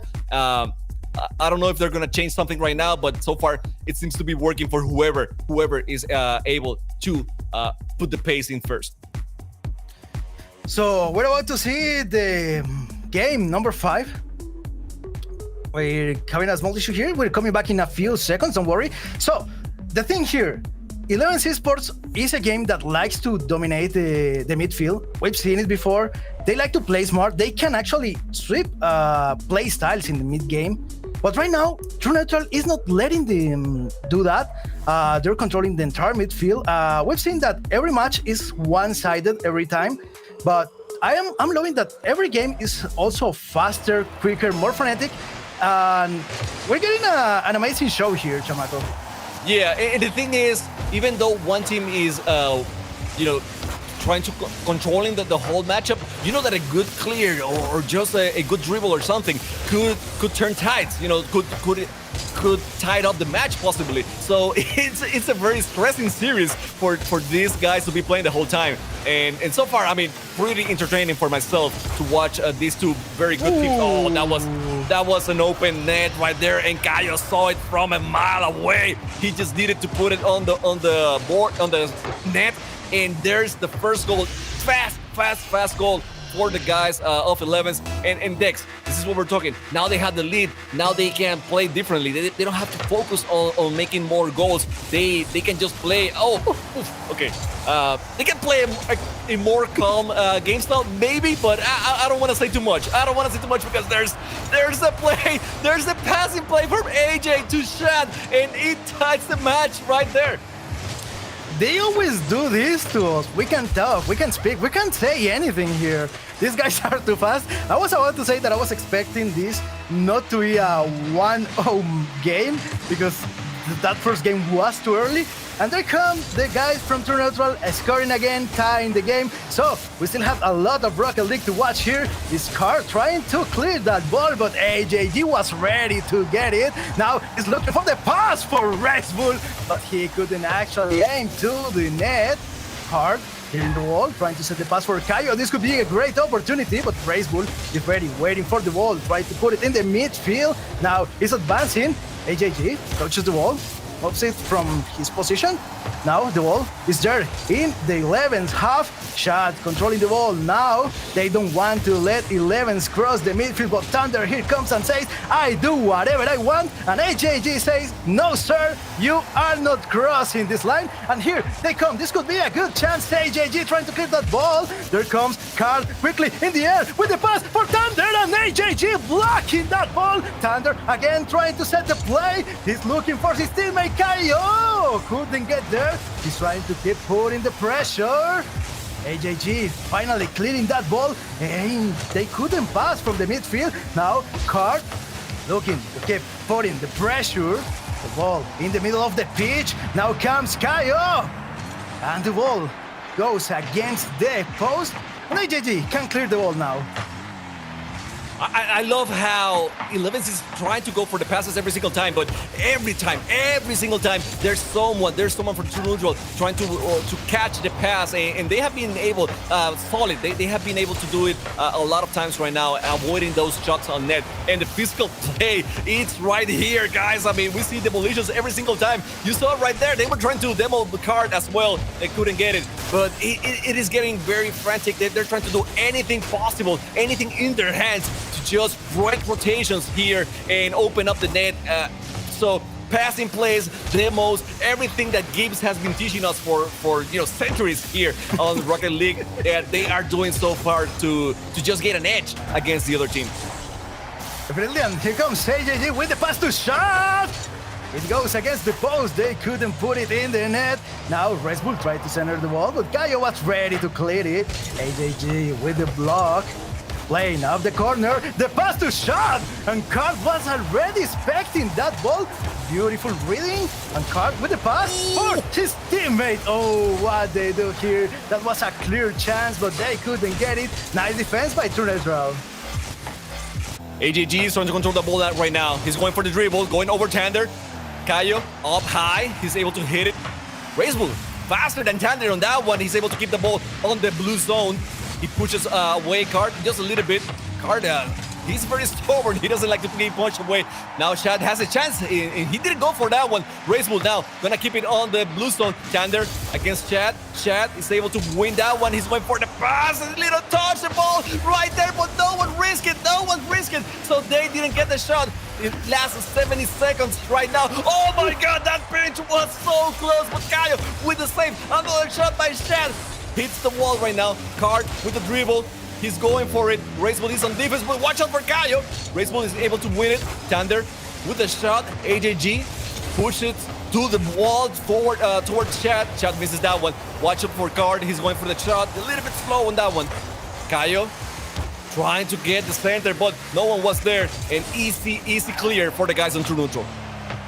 The wall is on 11's half. There comes AJJ with the shot. Nobody on defense. I don't know what happened here, Chamaco. He just read perfectly that ball, and Carl was in the net.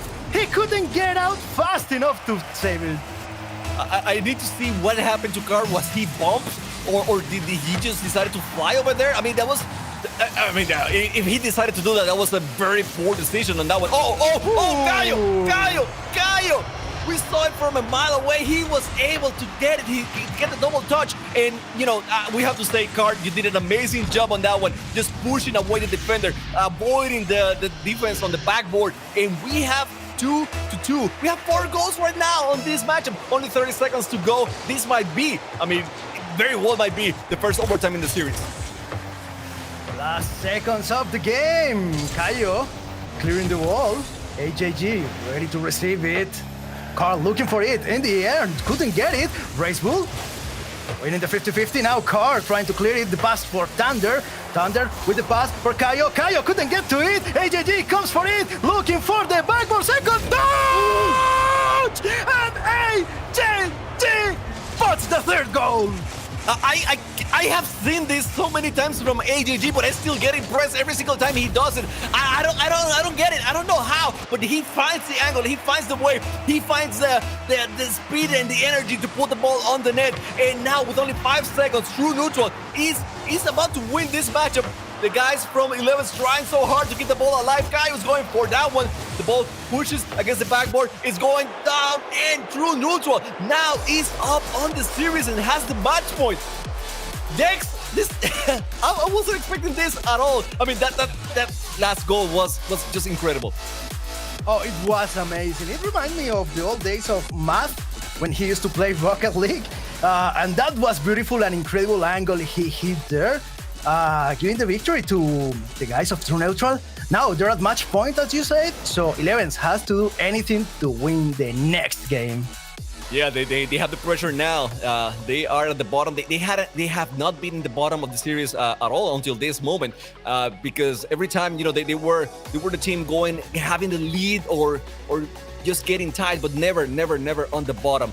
So very good match for True Neutral. 11's played very well. They did almost everything fine. The only thing I can think of that wasn't there for me was that rotation defense from Card on the net, but everything else was so good. Oh my God, Race, the fake, the flip risen, the everything. This guy is nuts. He was able to pull Thunder with that one, and look at that. That was a beautiful goal. Early goal and a perfect start for True Neutral. Now they just have to keep this score, but I know these guys, they will try to score more, they will try to increase the gap, so let's see what they can do, because this is just starting. Racebull with the wall, on the wall, Card getting the possession, could be the center, could be the pass, could be the goal, and Caio couldn't get it. What a save they got there. AJG clearing the wall, Caio looking to set the pass, Shad is looking to intercept that ball. This could be the second chance for True Neutral, but there comes Thunder! And what was that? They couldn't get it! The ball still in the danger zone! AJG has to clear it, but he's not doing it. What's happening here? 11 is trying to put the pressure. Now they have to tie this game as soon as possible. There comes the pass to Card. Card giving the wall off the wall to the center, but it goes far away. And now they have to try to set again the entire play, but True Neutral is trying to defend. Shad putting the ball on the side. Card controlling the ball. They want to score. They don't want to stay down. AJG finally trying to clear, but Thunder was expecting that in the midfield. Now he could have the touch. He could have the shot. But Shad finally sends that ball to the other side of the pitch. It was a full minute, Dex, a full minute of pressure from the guys of 11's. Finally, True Neutral get the clear and now are able to make some offense, maybe some offense. But wow, that was excruciating to watch. Just watching True Neutral being on defense the whole time and not being able to do anything about it. And now we're back to the same position. The guys from 11's trying to lock them down on the orange side of the net. There's a pass for Kayo. Kayo trying to bring it back to Tander. Chad, just a hit. It will be straightforward to Card. Card trying to go under. Raceable. He knows that one. He knows that one himself. He did it just a few minutes ago. The ball is in Chad's hand. No, Raceable hands. No, but Kayo a little bit faster. Watches for Tander trying to get Chad off the net. Couldn't do it. We are still 1 up, but watch out because the pressure that 11s is putting right now is very intimidating to say the least. And here comes Carl with the pass to Thunder, but Thunder was off, couldn't get there in time. Now Kayo with the chance, the ball against the wall. Thunder set in the center. AJG saving the ball, trying to clear it with a pinch, but there were the guys of 11s waiting for that ball. Now here comes the shot. Nice save by Kayo. Shot putting the pressure. Now Carl clearing the wall, putting it in the midfield. AJG couldn't stop it. Race Bull sending the ball to the other side. Shot who got the possession now. He's looking to try the center. Thunder clearing the wall. Now it's AJG putting the ball close to the crossbar. Now Shot trying to set another center. They can't get it. They're putting the pressure, but they're not finding the net. And this could be a risky play. 11 could counter-attack at any moment, and here they come. They're looking for the play. Kayo looking on the wall for the ball. The demolition, what's happening here? Thunder keeps advancing. Could be the pass to Card. Card, soft touch. He couldn't put it close the net. And now it's the opportunity for true neutral. 90 seconds left. The demos are going off everywhere. Kayo TG1 with the clear. AGG is expecting that one. Still Kayo was able to position himself so to get a pass to Tander. Tander with the dribble. Tander just waiting a little bit too much. Card going for the net, but nah, the opposition from True Neutral did not let him do anything with that ball. Tander will get it against Chad. Now Chad is able to get it. The ball is on the danger zone. Oh my god, that was so close. So close. The upper 90 did not allow for that shot. Now it was AGG with the dribble to put it on net. Last few seconds, Card trying for the musty. Tander wanted to get the pass. I'm pretty sure he wanted the pass from Kayo TG1, but couldn't get it. The ball is on the midfield right now. Kayo TG1 going strong for that one. AGG not gonna let it happen anything. Tander, going for the net, and Kayo was going for the bump. It didn't work for them. Now, True Neutral trying to get the chance to get the pass, but nothing to it. And that's a beautiful, beautiful. No, Kayo! How did he miss that one? He was wide open net. He had the chance to tie the game, and he missed it. Oh my God, this is match point, guys. He cannot be making those mistakes right now. They can't do that here now. This is their last chance. Last 10 seconds of game. Race Bull putting the pressure of the demolition. Say JG. Kayo clearing the wall. Setting it for Card, but there was interception. Now Thunder tried to send it to the middle. They have to keep it in there. They couldn't do it. And True Neutral gets the match. We were so wrong. We were saying 11s is doing great. 11s is gonna win everything. They're gonna have it easy. It's gonna be a 4-1, 4-2 series. They are just playing magnificently. And we forgot about True Neutral, about how good they are, about how resilient they are, about how much they can adapt, and how well they can defend. And that was the key in this matchup. And ladies and gentlemen, True Neutral are now the South American regional major champions.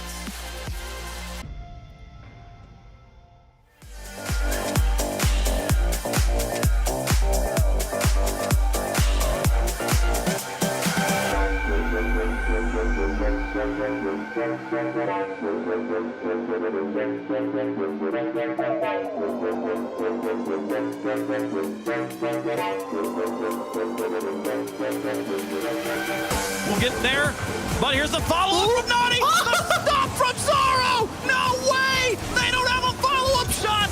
15 seconds left. Still a one-goal game. David can make it happen. The stops have been incredible. Yeah. Finally, it goes in. And up on the wall, knows the challenge is coming in, but he's got it set up again for Bruno. Now he becomes a passing option, but Bruno couldn't get there on time. Maddox turns, gets the shot, dropped it off for PJ. What a assist!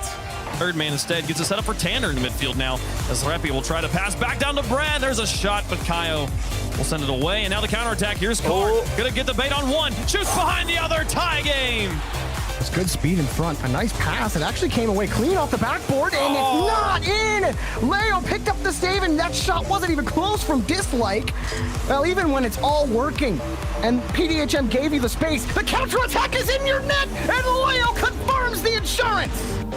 It's Ray's ball off the ceiling. The back pass. AJG. Far corner. What a play. I was thinking maybe they were going to be a bit quicker on second man's there. Now AJG has a one-on-one. Slaps it right over. Puts it top corner. The ball pushed into the orange half. Whip over shot and good for Ray's bull. 4:34 on the clock. I want to see AJG already with the flip reset goal. Oh my goodness, starting us off in style. Almost caught out. He makes the save for now, but the rebound is going to be Trefino's. The demo. Ray's bull saves the day. And now he's trying to move down the field quickly. Around one. That's Stat. Stat trying to bully him out of the way. Ray's bull takes it himself. The solo hero goal. El Toro strikes.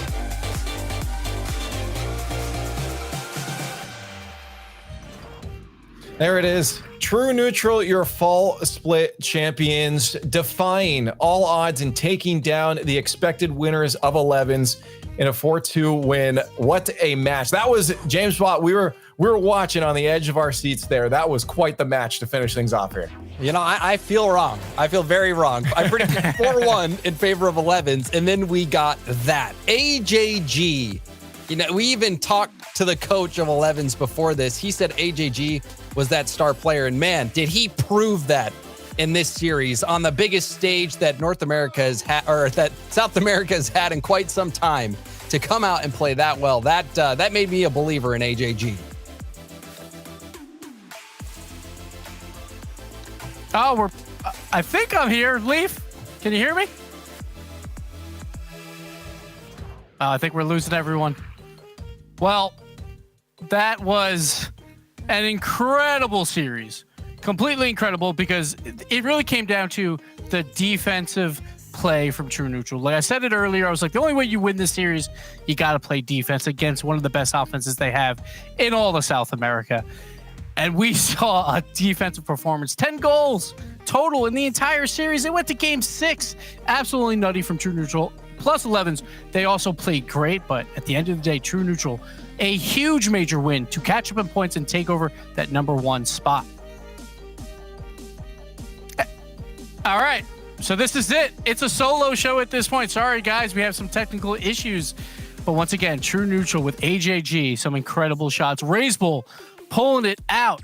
The first time they played in the regional finals, he scored 1 goal. Or he was a part of 1 goal. This time he really showed up as well. And again, the big upset. We're going to look at the group points, and we'll show you what the impact had for this finals. It was a 202-point swing for this finals. So when we look at this board, you can see what could have happened.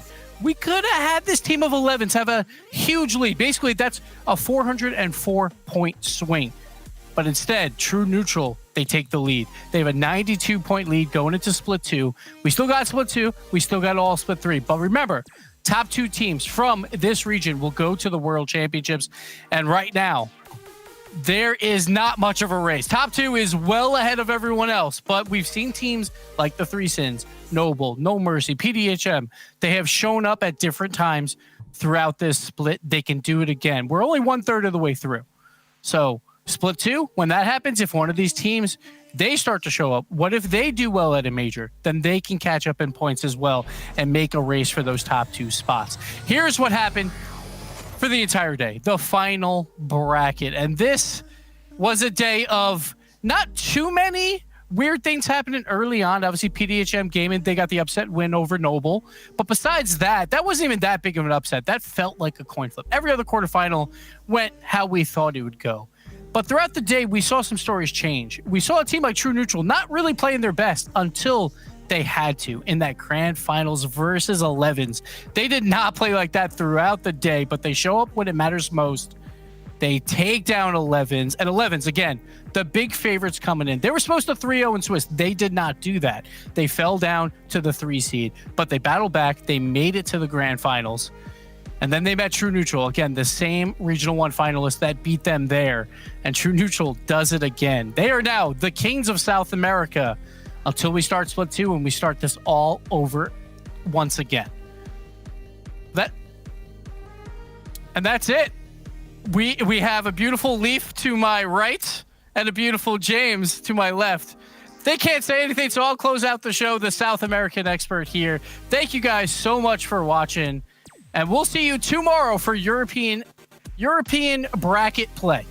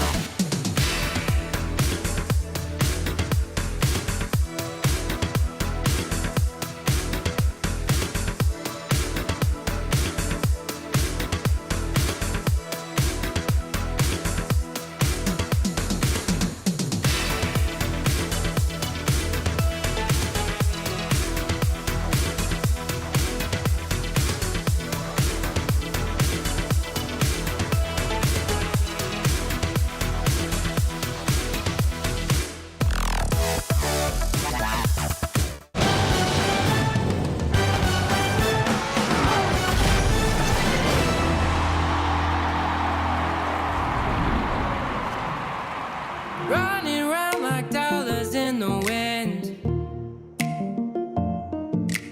bending over backwards just to let you in. Yeah. I told you that one day ain't never enough. You tell me I hate you, I still call you up. If we don't got trust, we can never have love. I was putting in the hours, I was. But you were calling me a liar, liar, liar, liar, liar. Yeah, I've been putting in the hours, I was.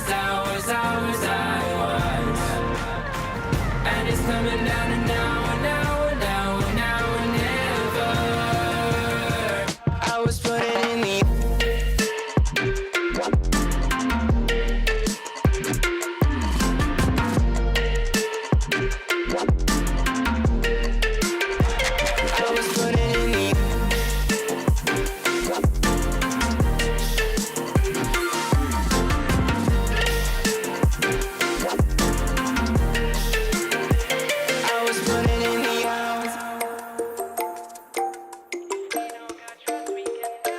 I'm sick of fighting the things that you said. I don't wanna burn all our bridges ahead.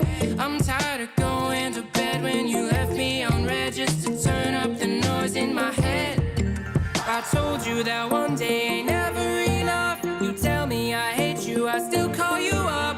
If we don't got trust, we can never have love.